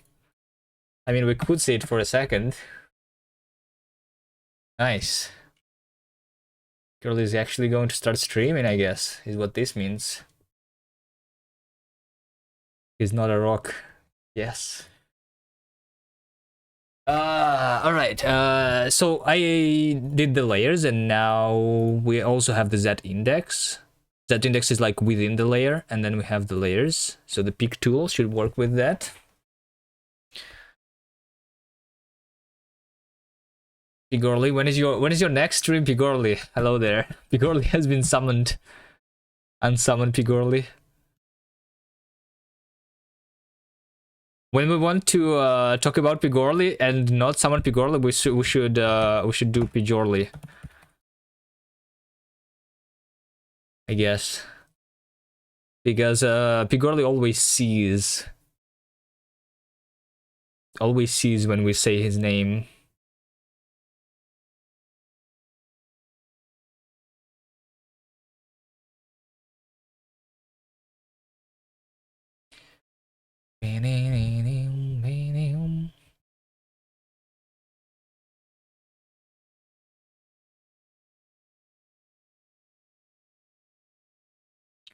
Level entities. Okay, what is this? Clamp camera.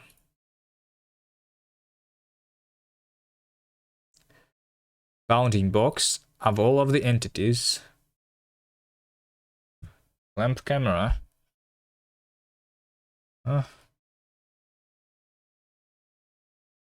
We just do self level bounding box, I think.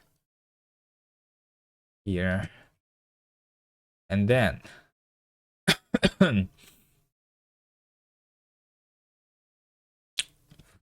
changing player index. This is when we are okay. So here we're working on a current layer, and I'm going to only affect the current layer. I think Davey, these layers, I'm going to do them very basically. Maybe page up, page down is going to switch you to the next or previous layer, and then you should also be able to like create a new layer or something. I'm not sure. What's the workflow going to be here?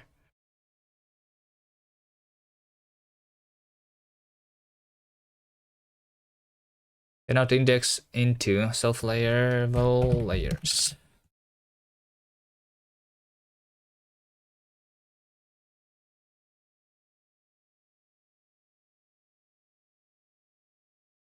So now you can have to switch layer to draw path. Is that a bad thing? I mean, technically you do not, because we have the Z index. So why am I doing layers again? Hold on, I'm not sure. Because you were not in chat, I was trying to ask you what should I do.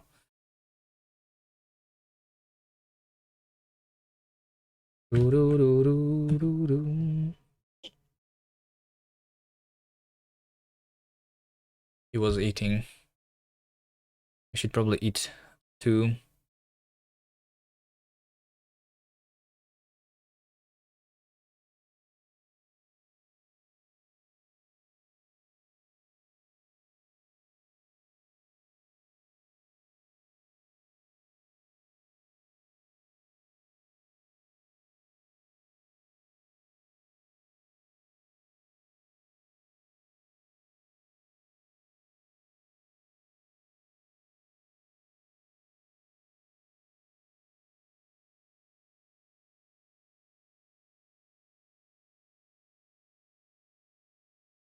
Cannot borrow self-level layers as immutable because it's also borrowed as mutable because we did this. Okay.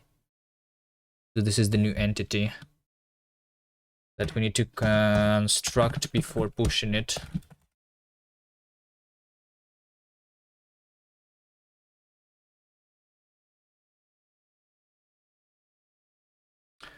Sign index.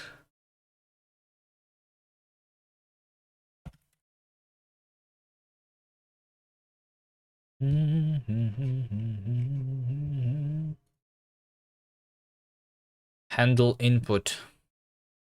Drag start. So dragging also is going to only drag on the current layer, I think. For now, all the interaction is going to be interacting with the current layer.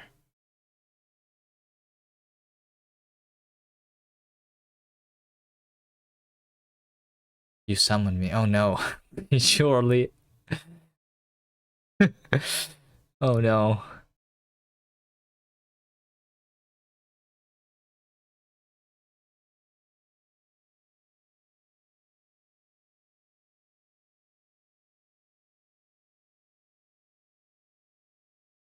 Inner layer. Actually, I'm going to remove this completely.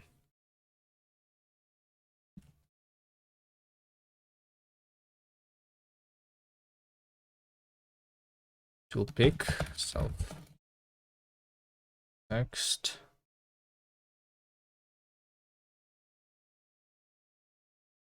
Draw. So drawing is going to be need to fix the render, I guess.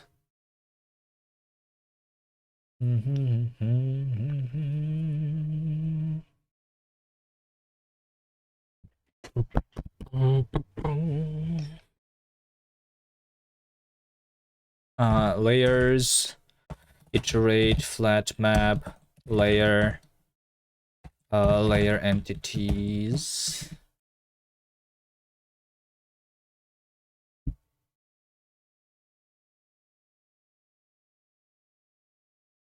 Thank you for the follow, Pijorly.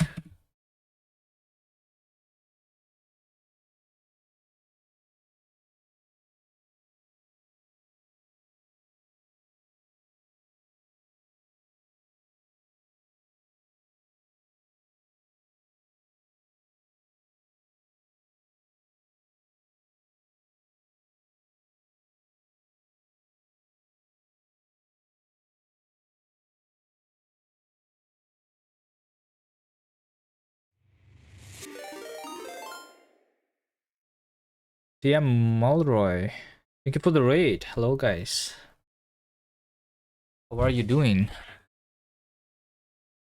Hello? I don't think I know you, but thank you for the raid. What were you doing on your stream? How did your stream go?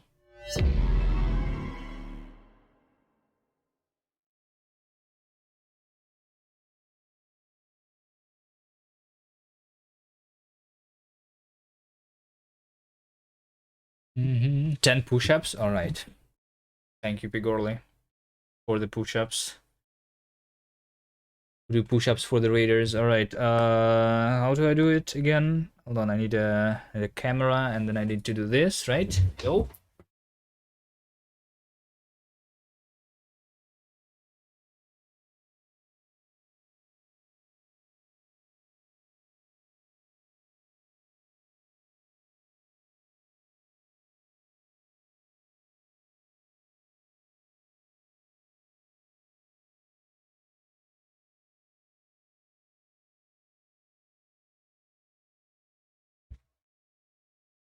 There you go.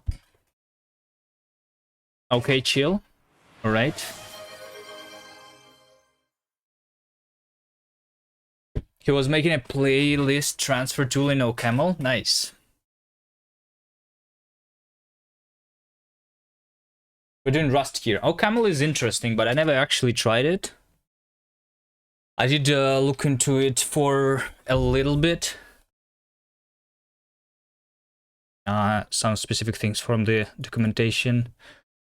The generalized algebraic data types were interesting when I skimmed through the docs. And thank you for the gift to Pijorly, Ricky. Okay, we are working here on a game using Rust. We use our own custom engine. We have made this game that we are working on for a game jam originally. Hold on, I need to breathe a little bit after I did the push-ups. But we made this game for the Bevy jam originally in Bevy, and now we're using our own custom engine to continue this game and turn it into a full game. You guys, if you're interested, you can play the original gem version over here on my H page.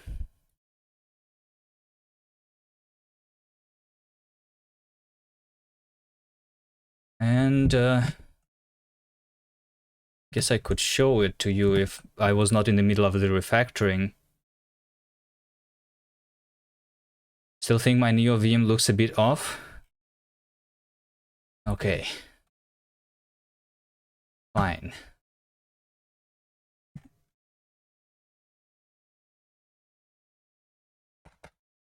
Is it looking better now?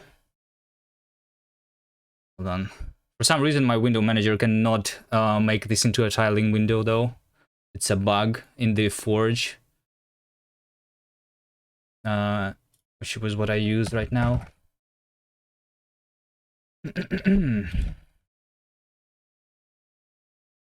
And to remember how to work in Vim, though.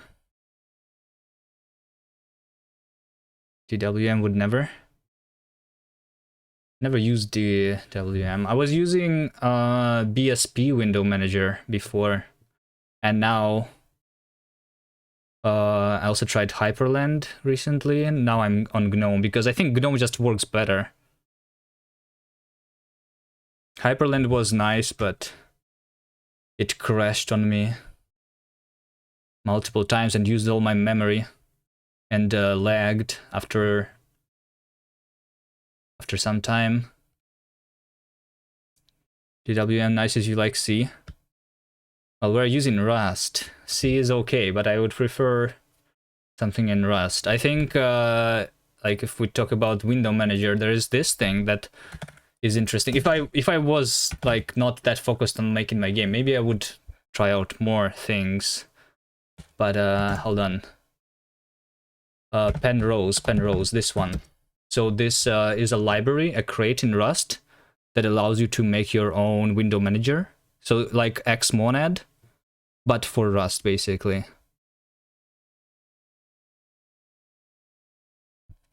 And I guess DWM is the same thing, but for C, where you do the configuration in C code, right? Never tried it, though.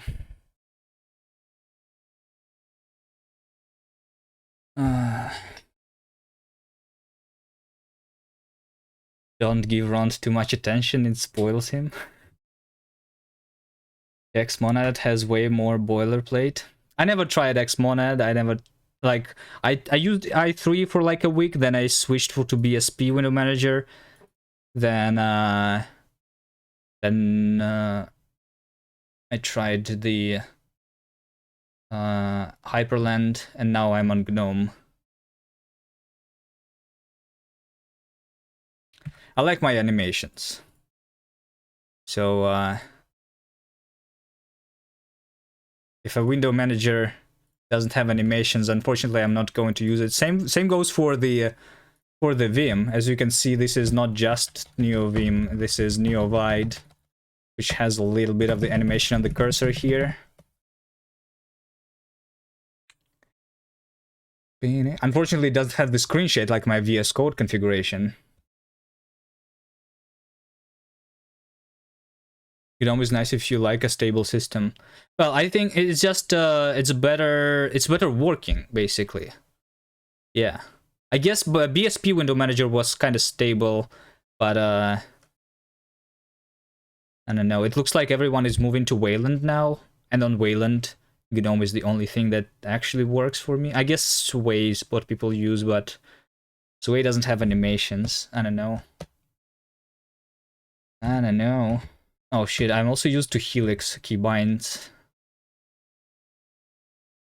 No field entities on a linksider level. Okay, well, I'm currently in the middle of a refactor here, so I should probably finish it. KDE works fine on Wayland as well. Yeah, maybe I should switch to KDE, but KDE requires more configuration because the default doesn't look very good in my opinion. But maybe with enough configuration we can make it look nice.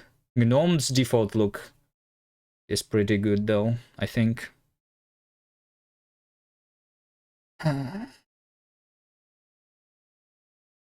Emacs is in OS, so probably. Doesn't Emacs have possibility for animations?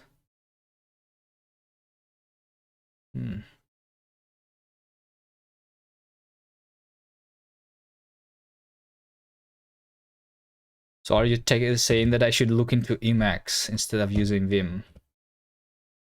No field entities for linksider level. Available field as are layers. That is true. So we are currently implementing layers into our game.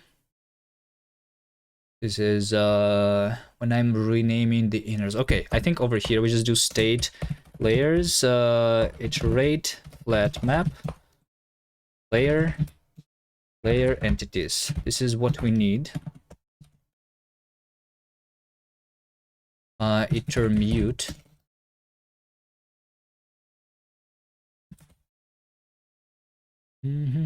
Okay. And we go to the next there and fix this one.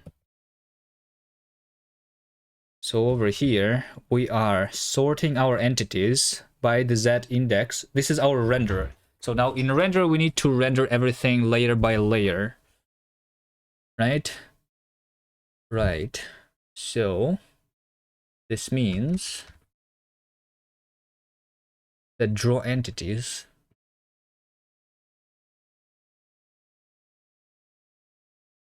draw game tile. Where is this used? Draw entities for drawing shadows, backgrounds, foregrounds. Okay.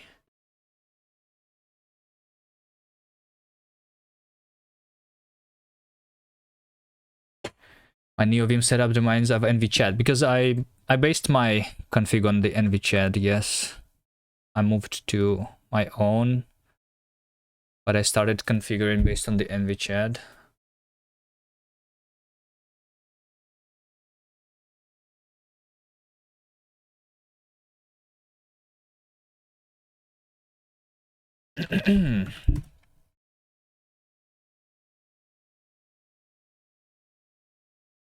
Wait, hold on. What happens?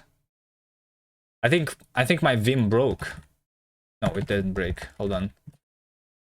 Oh, maybe I was focused on that thing. Okay, I'm sorry. I'm not really used to Vim. Last time I used something that's not VS Code was Helix.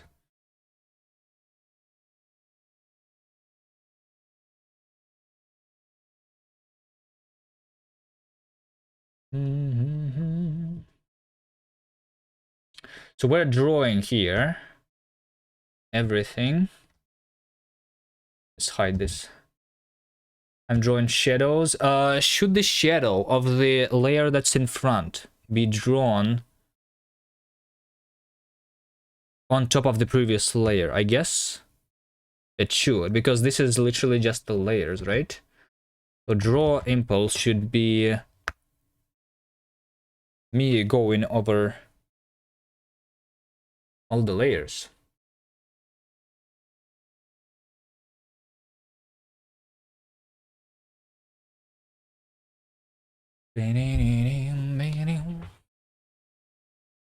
So I think we do something like this for layer and mesh layer in frame state. Huh? This is game state. Oh, I see. Because we don't have layers here. Okay.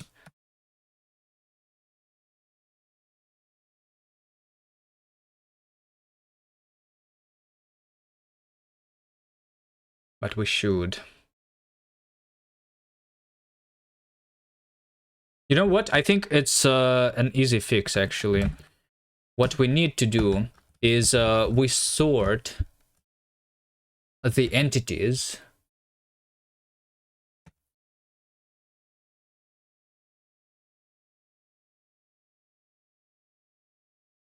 okay, over here we need a map, because that index is no longer optional. I think that was the problem. And then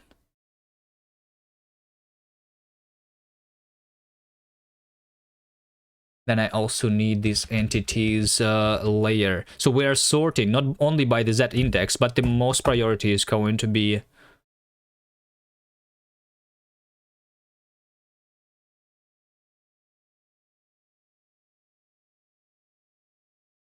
the layer, right? First we do the layer and then we do the Z index.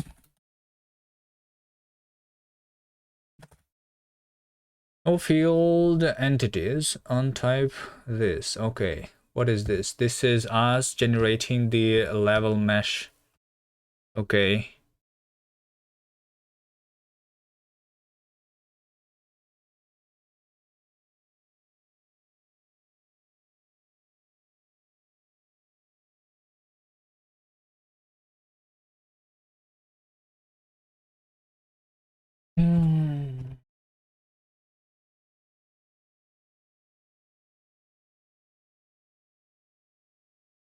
I think we do layer here, and then so we basically are going to construct this level mesh by joining on the layers here, right?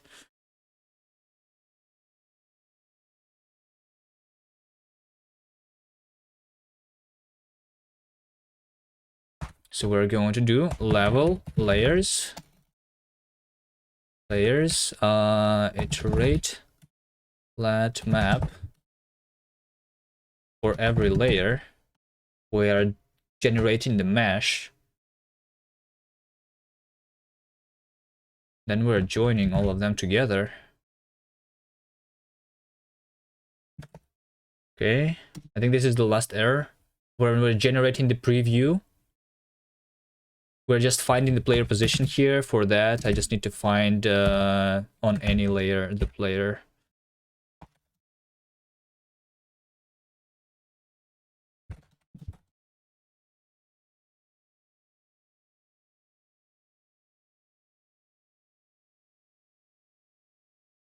And borrow this as mutable, because we need to do mute entities.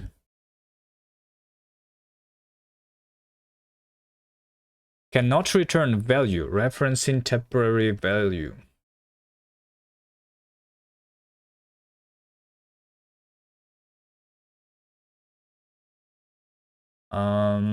Use collect to allocate the iterator.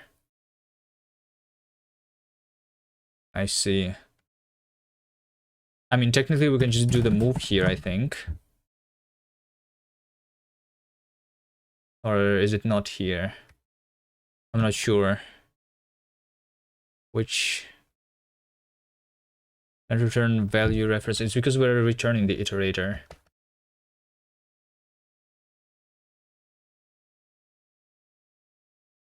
Cargo check.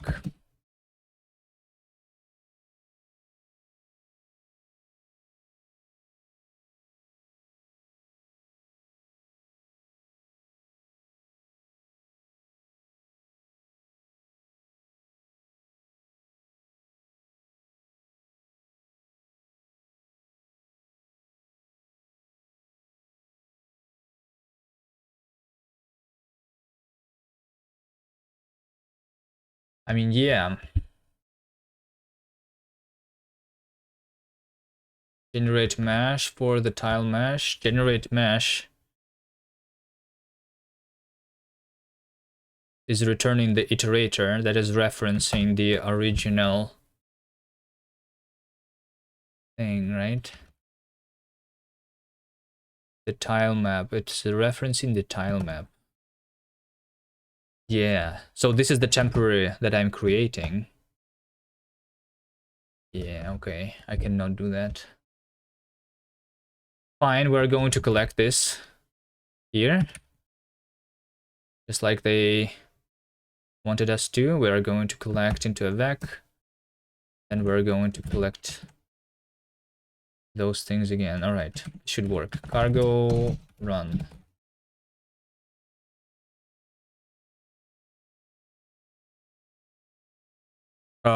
Okay, so we have introduced the layers in our game, but I cannot change the current layer that I'm working on. Also, probably the other layers. This is those that I am not currently working on. Should be like semi-transparent or something when I am in my level editor. Also, why is my why is my NeoVim on top? Because it's a floating window and this one is not. Okay. Okay. That was fun. Doing the NeoVim for a second. But I'm going to quit it. Alright. And go back to VS Code.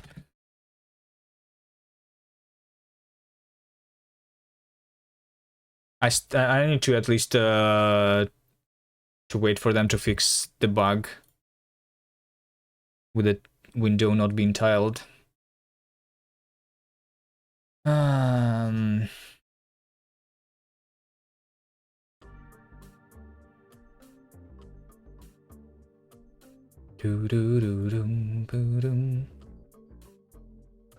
window. It's the Forge. I'm using GNOME, but GNOME by default is not a tiling window manager, right? The Mutter, is that what they use?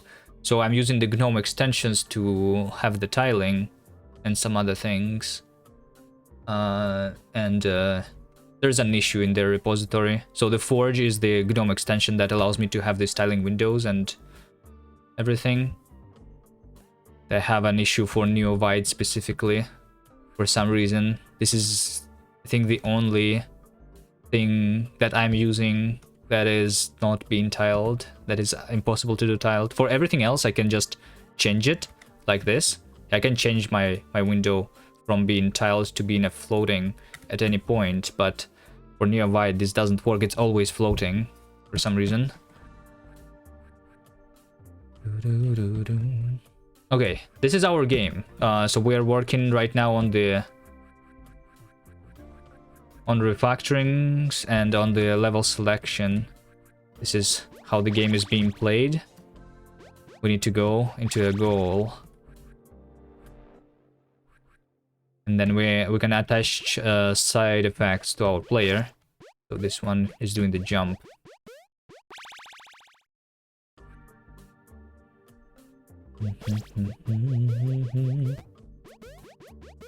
Okay, and then we have just introduced in our level editor, I mean in the level format everywhere, we introduced the layers, but in the level editor we don't see the layers yet.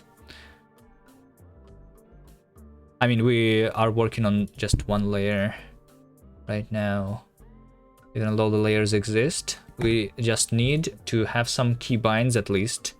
Change the currently worked on layer. And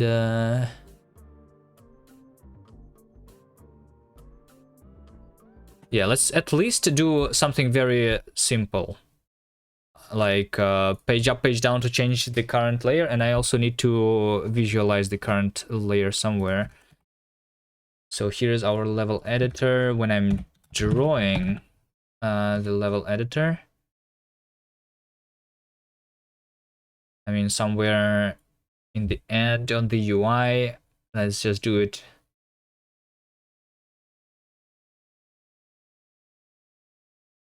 in the top middle maybe. Let's just draw the current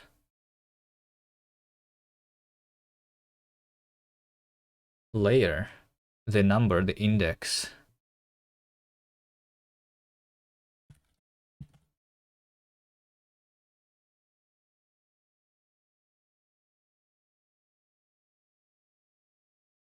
So the text is going to be layer self current layer, and we align it, center align, because I'm going to do it in the top center, I think.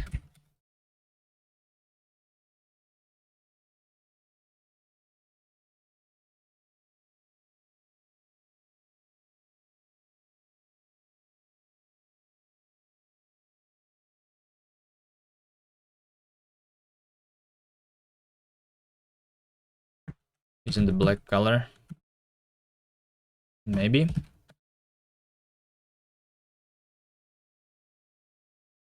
And then let's do page up and page down to change the current layer.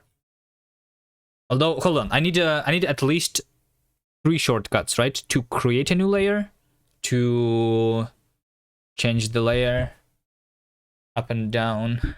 Okay. Maybe also it should be layer this out of this. So how many layers we have? After reading the issue, it is quite interesting. I didn't read the issue. I'm not sure what is there. I just know that the issue exists.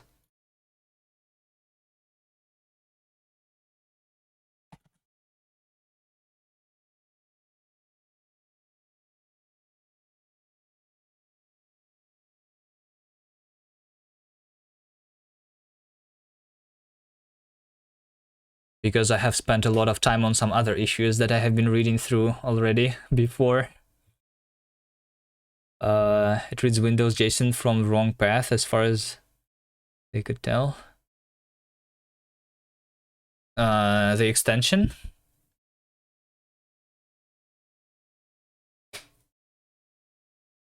The issue that I have recently spent a lot of time on was the desktop portal issue. So DWM, I think, is working on top of the Xorg, right? But I'm using Wayland right now, and then we also tried Hyperland, which also works on top of Wayland. And on Wayland, you need the desktop portal thing for doing things like screen capturing, for example, and other things. The desktop portal is like a generic interface, and then you have implementation for specific interfaces, and I don't know, it is also confusing. And I have spent so much time on it, and then Hyperland and GNOME, they are in conflict with each other, so if you install both of them, then it stops working. So annoying.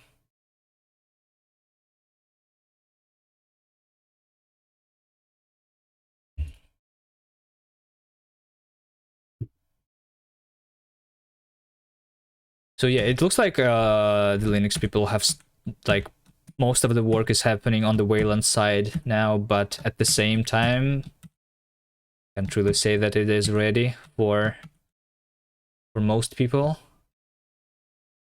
Like, you need to dig sometimes to fix things, or to even get them to work. I think my Discord right now doesn't support screen sharing. Like, it works in my OBS, but not in Discord. For whatever reason. Self level, layers length. A lot of legacy programs did a compatibility layer, so that sucks. Oh yeah, there's X Wayland, so like your X org only applications can work on Wayland, kind of. Not really though.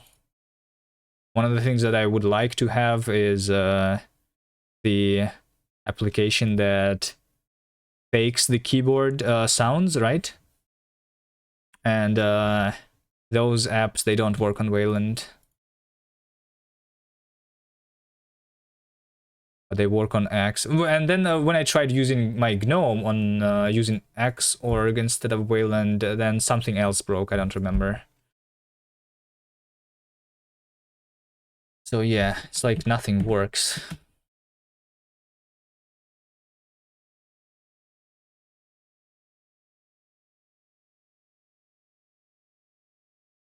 Current layer and yeah, okay. Sure. Sure. I guess we can do it 1 indexed instead of 0 indexed. That's like a good idea. Discord issue we have avoided using the web cord.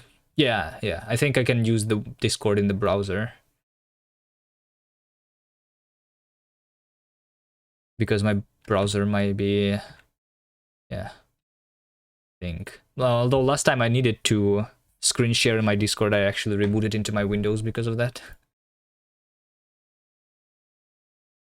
Because I did not think about the web.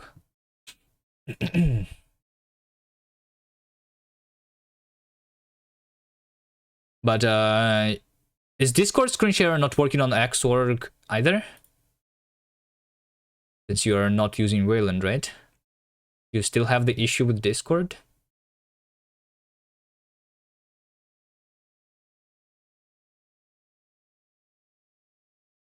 Okay, this is the current layer, and then I need, let's see. We have config, editor, level controls. Okay, let's see. We need 3 controls, right? Next layer is going to be page up, and then previous layer is going to be page down, and then new layer is going to be insert, maybe.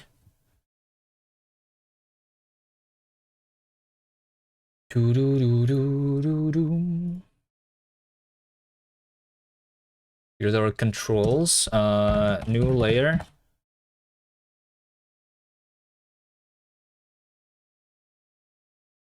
Next layer. Previous layer.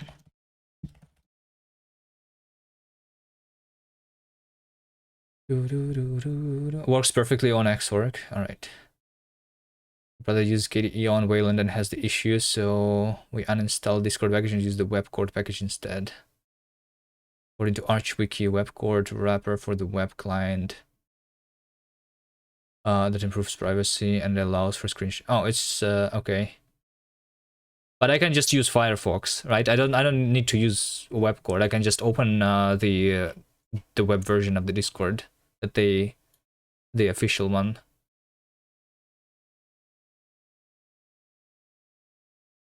Yeah.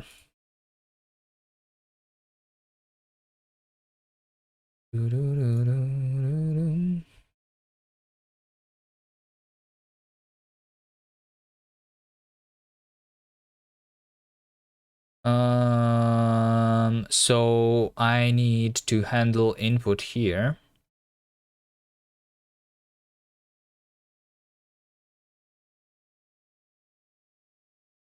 Right? We are going to have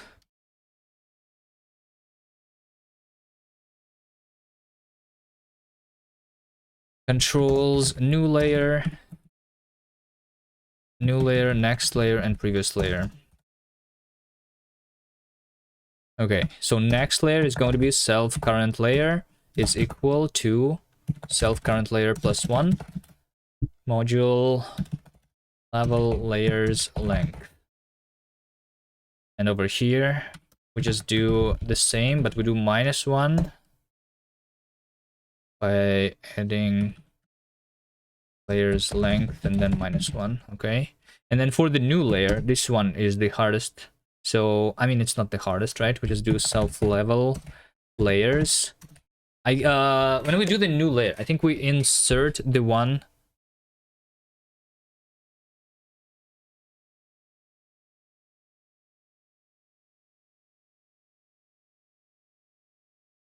I mean, it's insert, not append, I guess. So we insert the new layer at the current index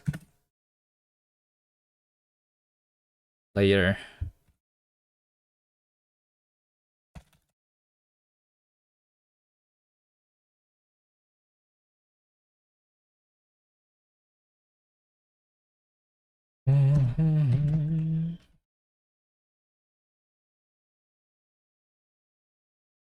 Right?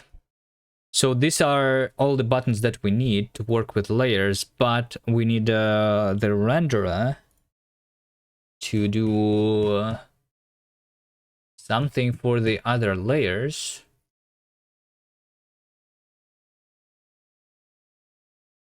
Color. I think I need when I'm drawing here. Okay. I need to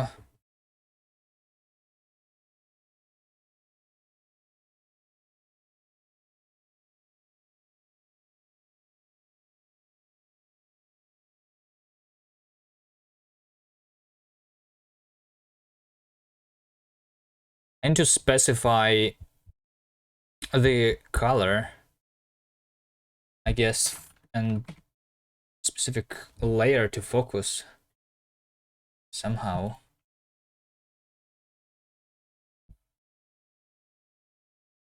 I don't know. Let's try focus layer is optional focus layer. Let's do something like that. So focus layer is the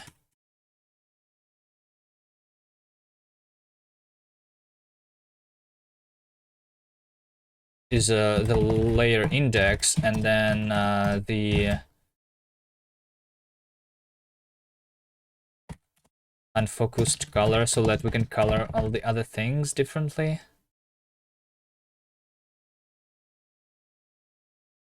This it.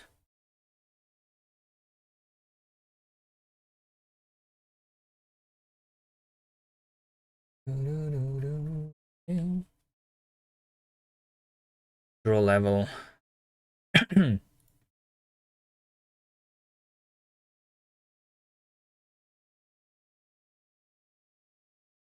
Focus.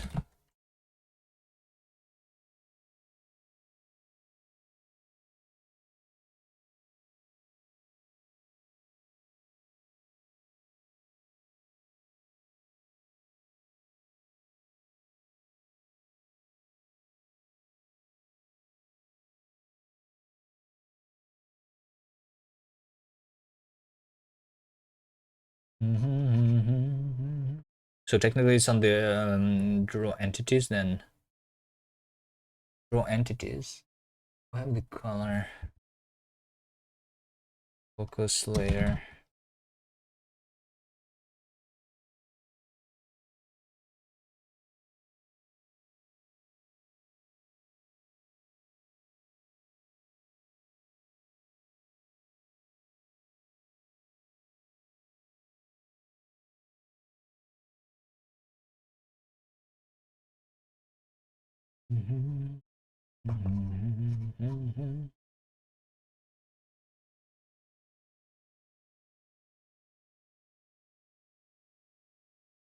Yeah, so I think over here we say that color is entity layer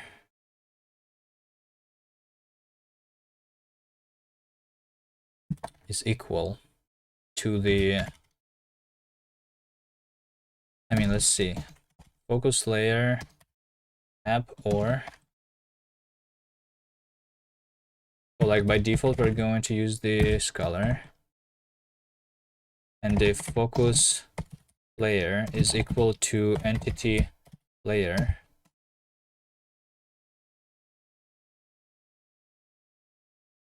Yes, we can do focus layer filter. Focus layer equal to layer. This gives me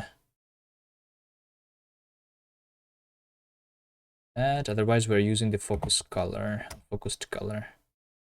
Actually, we're filtering not equal because we are going to change the color of all the other layers if we have a focus. Okay.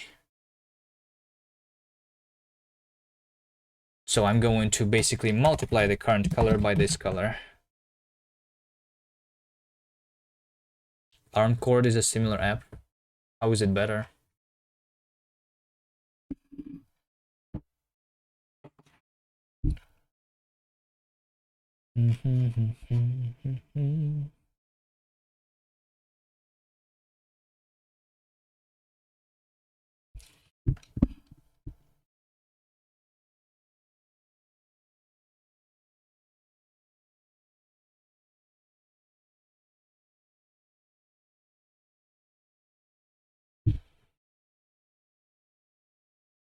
Okay, now we have the level editor. Inside the level editor, when I'm drawing the level, I need to figure out my focus, and my focus is going to be some focus layer, renderer, focus layer. So layer is going to be self current layer, and the color, we can get it from the config. Unfocused color. Have this in our config. Let's see, unfocused color. In the editor, in the level editor, unfocused color is going to be I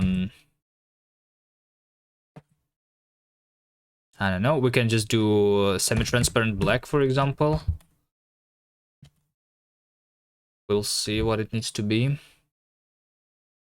When we're doing the playing of the game, though, we don't need to do any focusing. All the layers are just going to be drawn as is.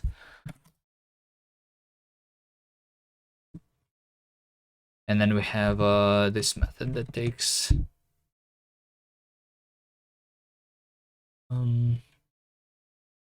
for the preview. Yeah, for the preview, we also don't want to have any focus.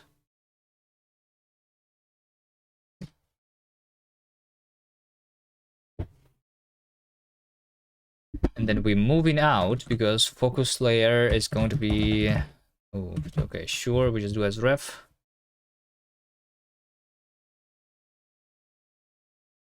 And I mean, technically, this stuff should be copyable.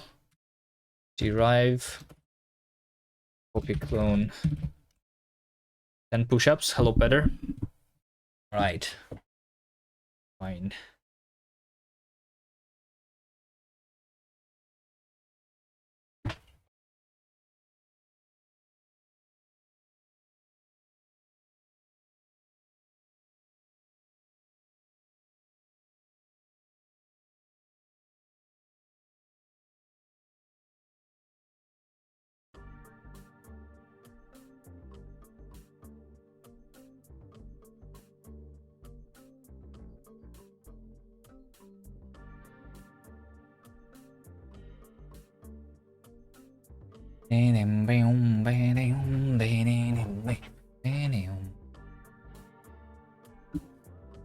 Okay, let's see over here. So we are right now on layer 1 out of 1, right? If I press the insert key, then I'm going to be on layer 1 out of 2, and as you can see, the other layer, the thing that we had before, is now being grayed out.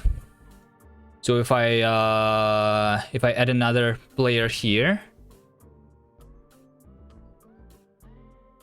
and if I add some blocks here, then we have these two layers, and I can switch between them kind of easily.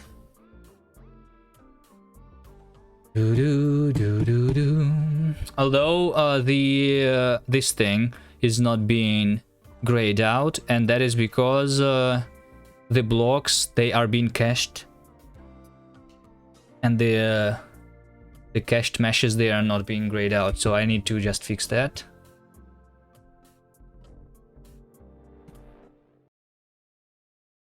And then it's going to be done.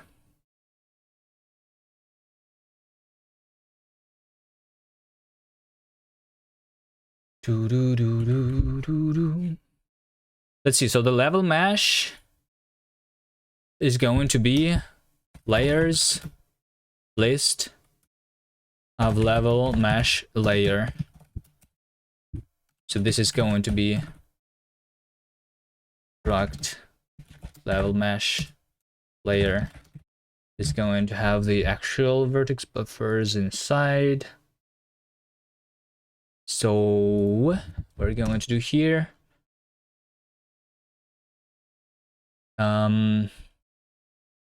Level layers,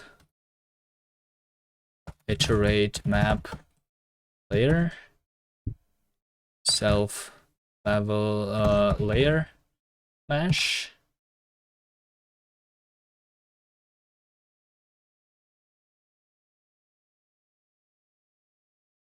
Tile set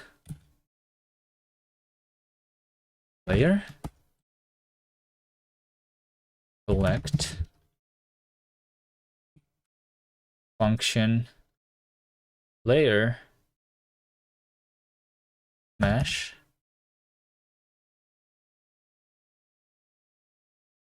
self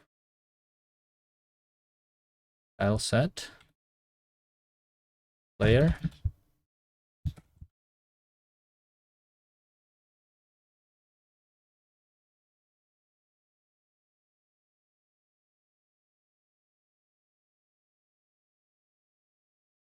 well, I mean, technically, hold on, it's not right. Or is it right? No, it is right, yeah. Level mesh, so this is layers. This returns a level mesh layer. Level mesh layer. This and that. This is going to be not level mesh impl, but layer mesh impl. We're passing the layer here instead of passing the layer. So it's going to be not level, it's going to be layer.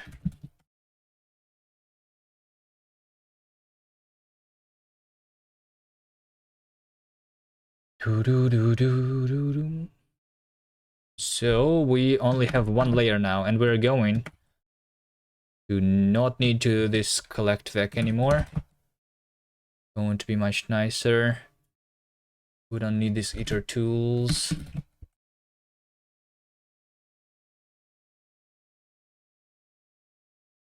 And then when we are drawing the layer, right?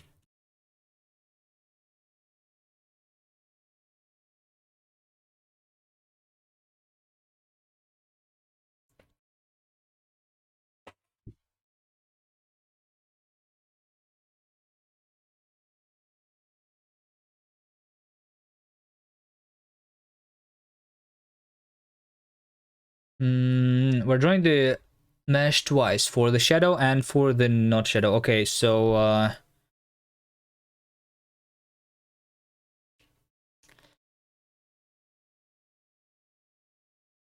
let's see.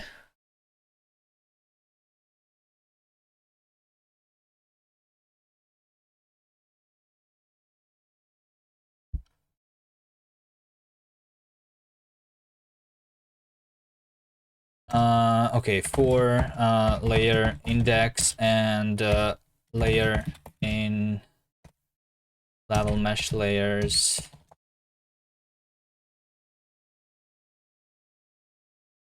We do this,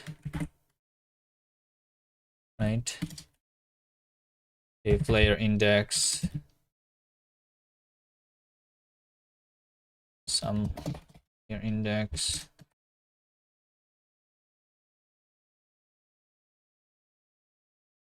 the focus layer map or true focus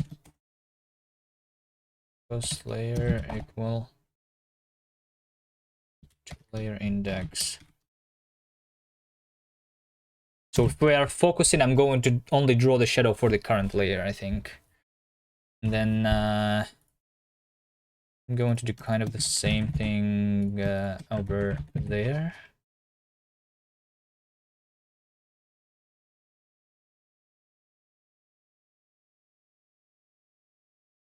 So the color here is going to be layer, no, focus layer, filter, focus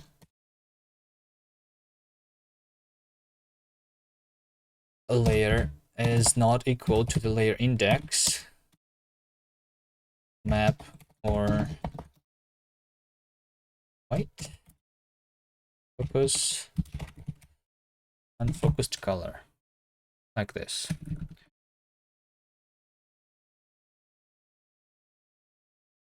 Okay.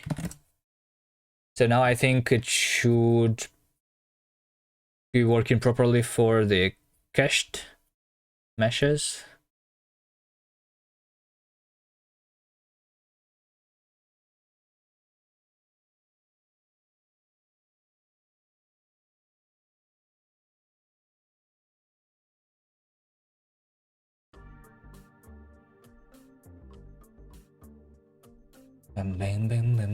So over here, let's go. So we do page up, page down to switch the layer, and we work on one layer at a time. The other layer is going to be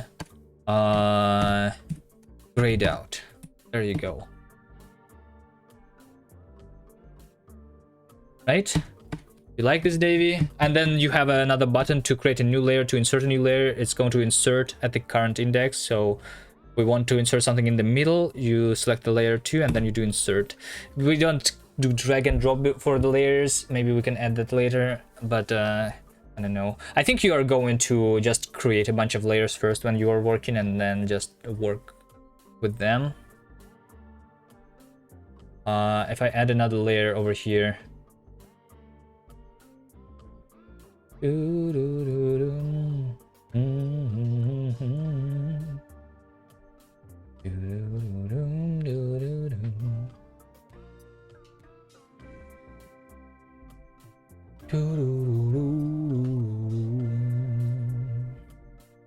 then we'll actually play this thing. How do they interact with each other? In terms of gameplay, the layers don't exist right now, but maybe later we can set it so that certain layers, they are like only for visuals. Maybe we can set for different layers the parallaxing and stuff if you want. It's not too hard. It's just like it's hard to do the UI here for me, but we can do something like, I don't know. So path still goes under too. No, that's the visual thing. If the visual things, the path still goes under if it's on the same layer, but if there are multiple layers, then the layers are going to be drawn on top of each other. That's not the visual. Like the layers are only there for the visuals right now, not for the logic, is what I'm saying. So the logic basically just ignores the layers.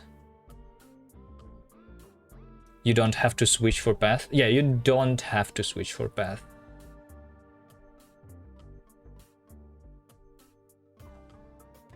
So hold on. Here's our path, right? I'm just going to be drawing a path like this, right? Then you are going to do an inner level. Let's say that this box is the inner level, right? So right click does not delete the path still, because that's not how it works.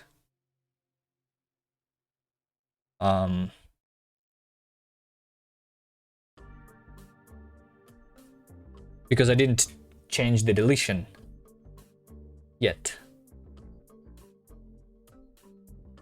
Because that just works like before. Before we had the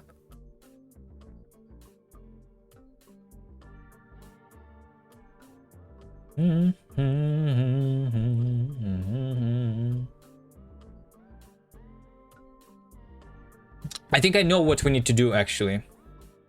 So fix everything behind the issue itself. Exactly, yes. Hold on. Layers. But here's what I think we should have to fix this issue. I think by default, when you draw anything, let's do this. Entities with their own layer, this should be just non-existing, I think. Entities with our own layer, we just delete that. But here's what I think. Here's what I think. Delete only should not be this. Delete all should not be this. Hold on. So the thing that I'm going to delete is the top one, right?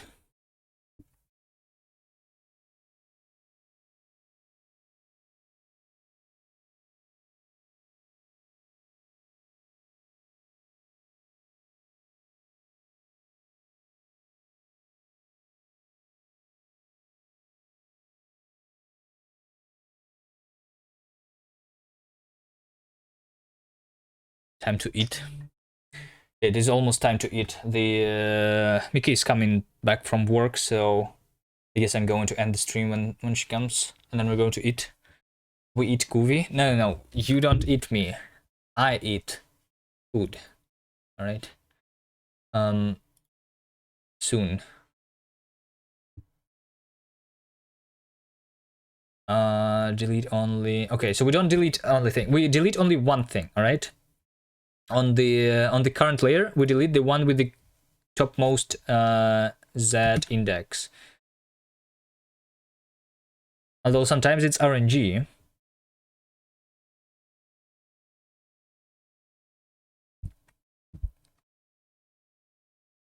I'm going to remove.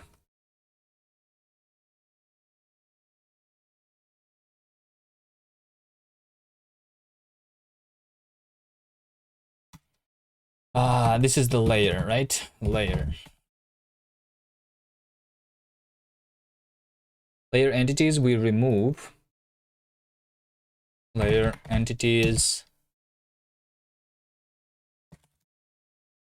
Find. No, not find. We are going to filter the entities that are at the current cell. And then we're going to do the maximum by key entity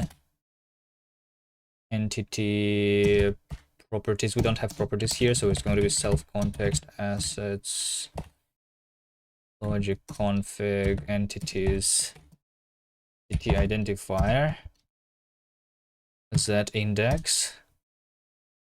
So we're finding the maximum z index entity, and then we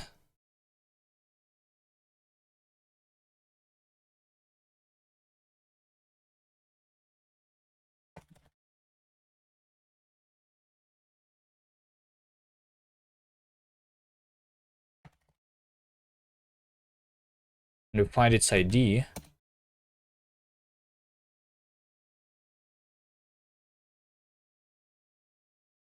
And then if we can find it, then we delete it.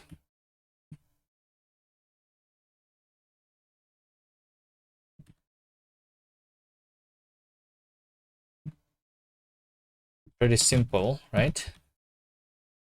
Oh, wait, we don't have ID. We need to... Okay.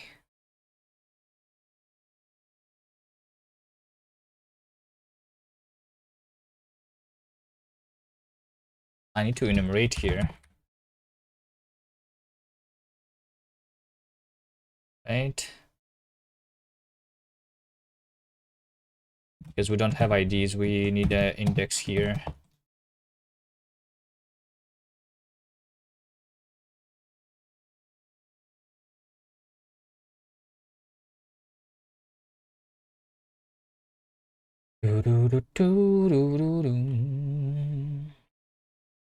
So we remove the top one.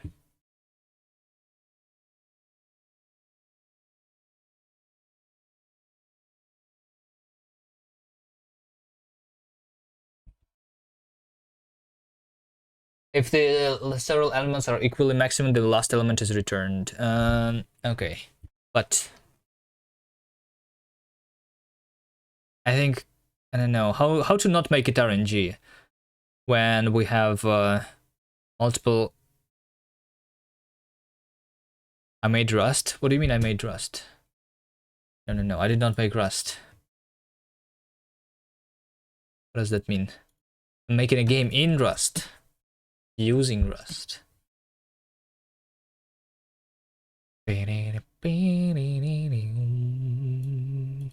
Is the title of the stream confusing? It says that I'm developing Rust, the game.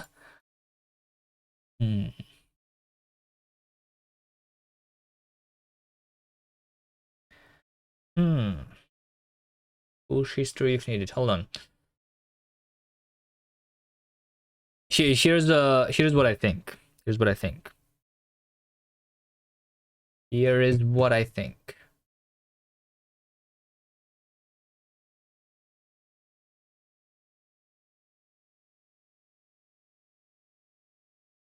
I'm going to delete underneath if this is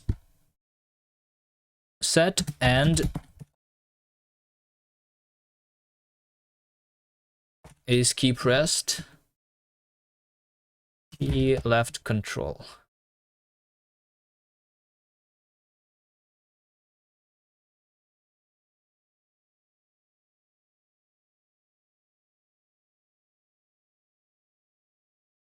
I never even played Rust. I have no idea. I mean, I have a rough idea what the game is about, but I never played it.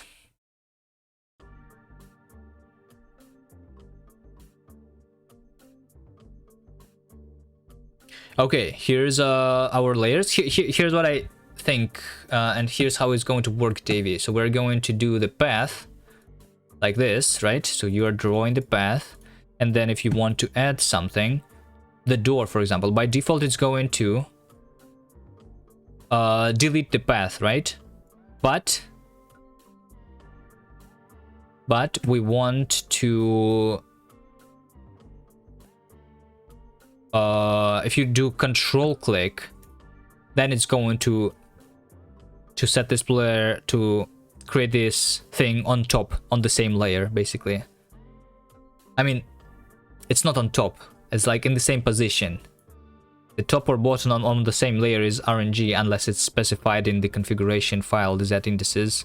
So like for the path, it's always going to be behind. But if I'm going to add, let's say, the goal here, right?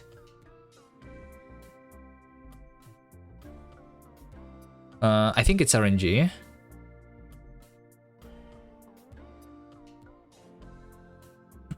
Maybe it's not. Let's try doing a crate here. Yeah, see, it's RNG. There you go. But you're going to see this RNG anyway. And then when we do the right click, I'm deleting one thing at a time from the top layer to the bottom layer. So it kind of works. It's about building a shelter and being unnecessarily racist. That's what I've picked from seeing Rust clips. All right. Okay.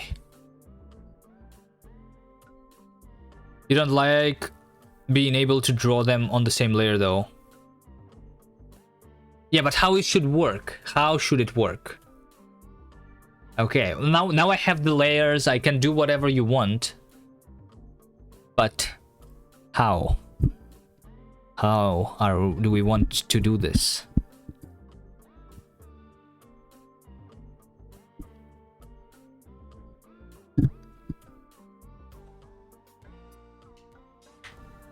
If the z-axis is the same, then override the tile.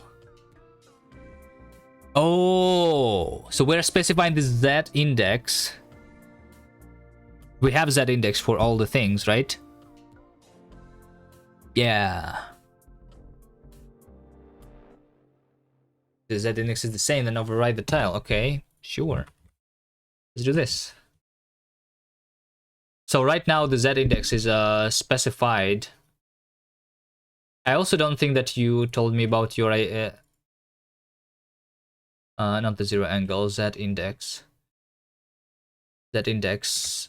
Yeah, I changed the Z index for the goal because I think it looked nice. I don't know if you were in chat or no, but I made the goal to be behind. Wait. No, I wanted the goal to be in front of the player. Z index 1. This is what I wanted. I wanted the goal to be in front of the player because when you are, as a player, on top of the goal, it would be very obvious that your rotation is wrong, right? Because you're going to see the goal on top of the player with the wrong rotation.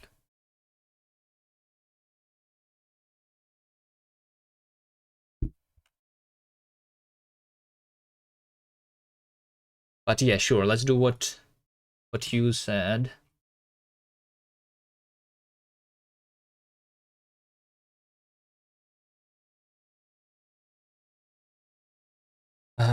Do do do do do do.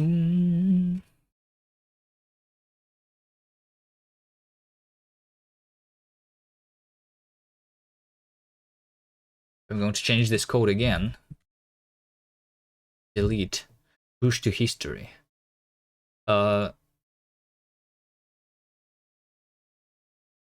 Let's call this delete top. Delete top. And if not delete top, then I'm going to delete. Yeah.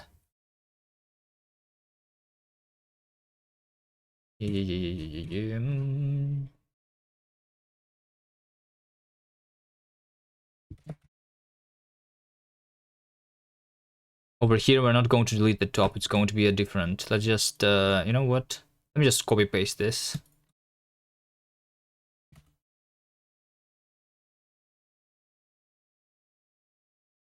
So we just do layer entities retain entity entity position cell is equal to cell is not equal, or entity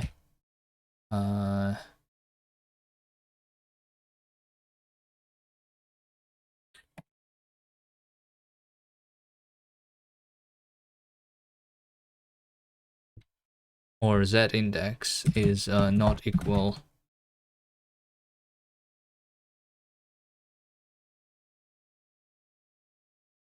to current Z index.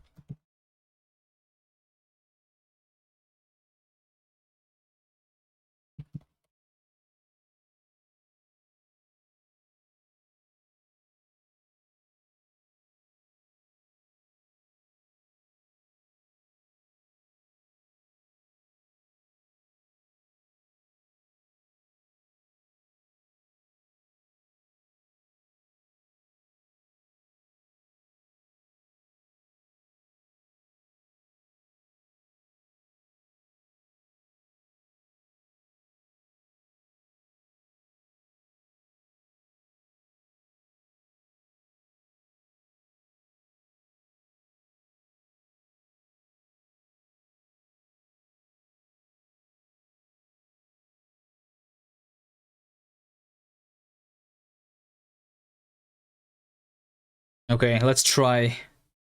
Might work. Then this is your new favorite emote? Yeah, it's pretty nice.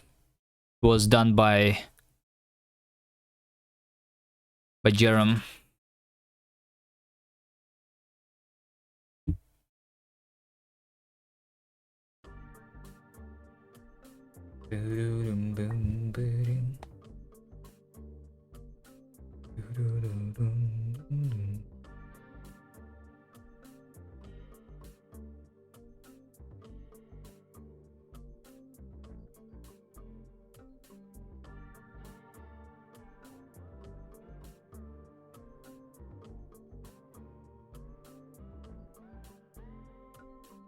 Okay, let's try it again. So if I'm drawing the path, then I'm drawing the path. If I'm drawing a player, then I'm drawing a player.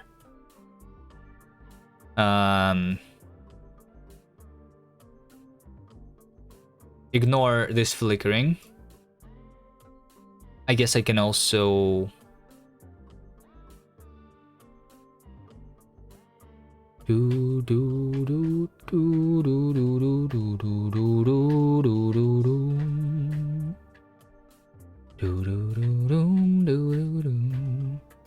What about right clicking, Davey? If I am holding right now a path and okay, let's say that we have this, right? So there's a path behind this crate. When I'm doing the right click, should I delete the crate or should I delete the path?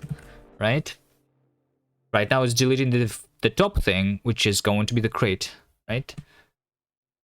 Anyway, if I change this crate into a box, then it's going to change it.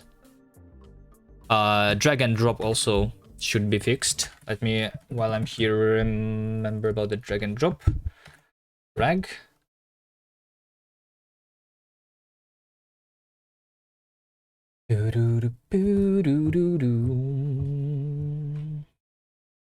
X by key Z index.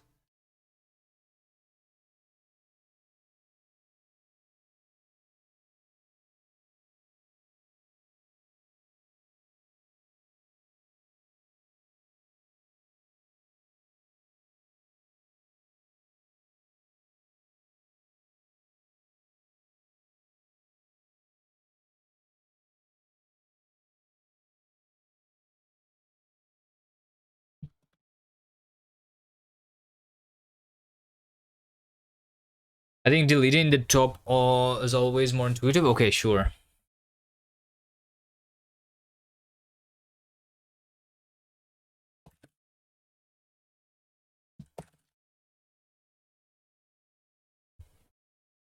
Let me just fix the drag and drop position.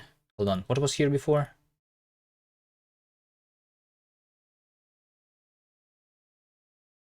Screen to cell position. Yeah, sure.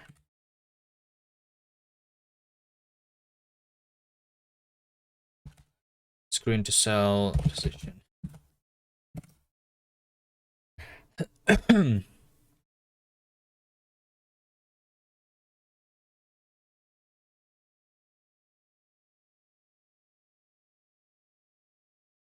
Okay, I think this is going to be the last thing that I add.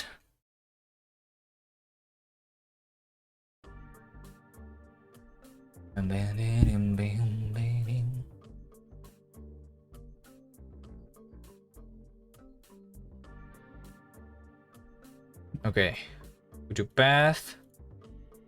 We do disable. Ah, wait. Why is disable behind?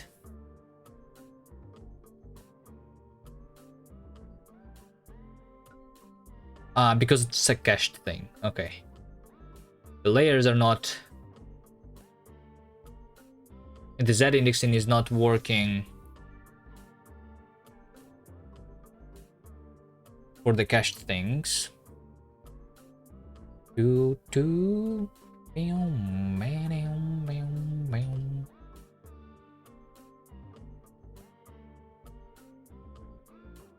I think that's okay. You're not going to do a wall here. For those that are not cached, you can just delete the cache from everything for now, maybe.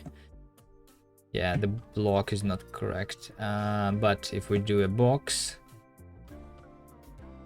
We do a crate, box. We do drag and drop. Drag and drop also is the thing at the top. Okay. Should be working now.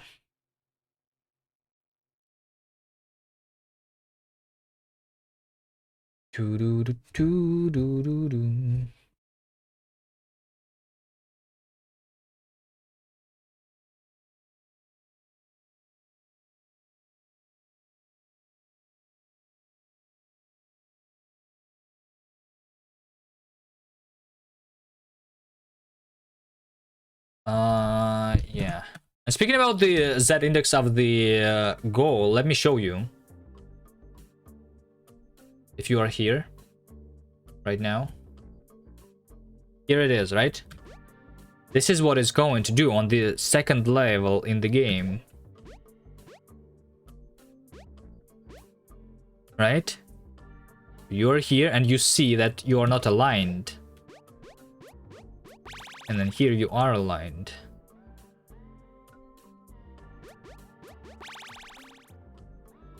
Kind of ugly though. Yeah, but okay, maybe. Maybe it is.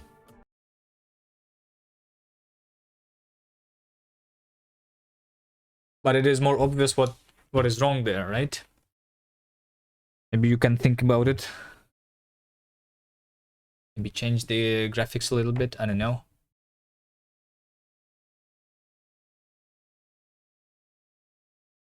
Maybe we should change the way it looks, but only when the player is in front. I don't know.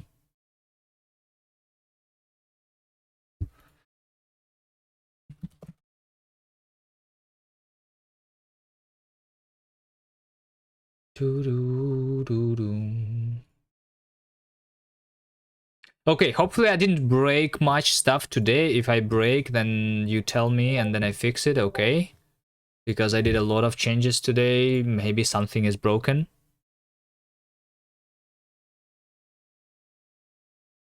UX better than UI. Well, we want both for a game, right? We wanted both looking good and understand. Like, it's a puzzle game, you need to understand what is wrong. This is a second level in the game. Most of the people that we have seen playing through the gem version have understood that, like, you need a correct rotation here, but still, I think being able to see the correct rotation when I'm here is useful. Like, even on later levels. Because if we draw the goal behind the player, then you don't even see the fact that there is a goal here. I don't know.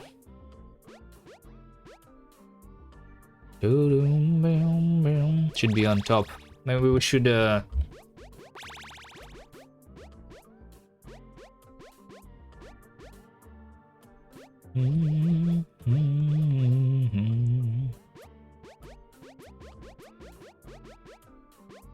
I don't know. I mean, it's not too ugly, actually. I don't know. It's not too ugly, I think. It's I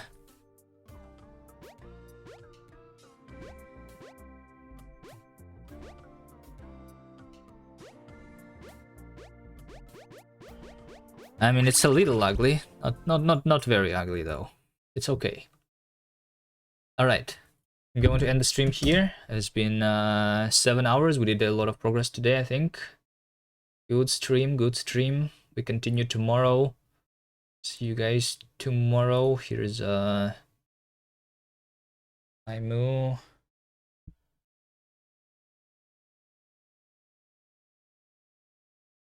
Doing some Rust developing.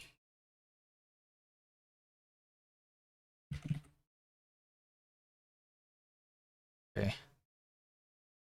Try that out, Davey, and hopefully there's not many bugs there. Hopefully there's no bugs that have been introduced today. Hopefully we only fixed things.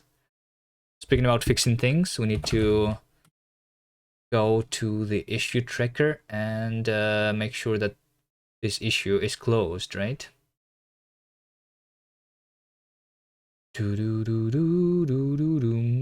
Close. There you go.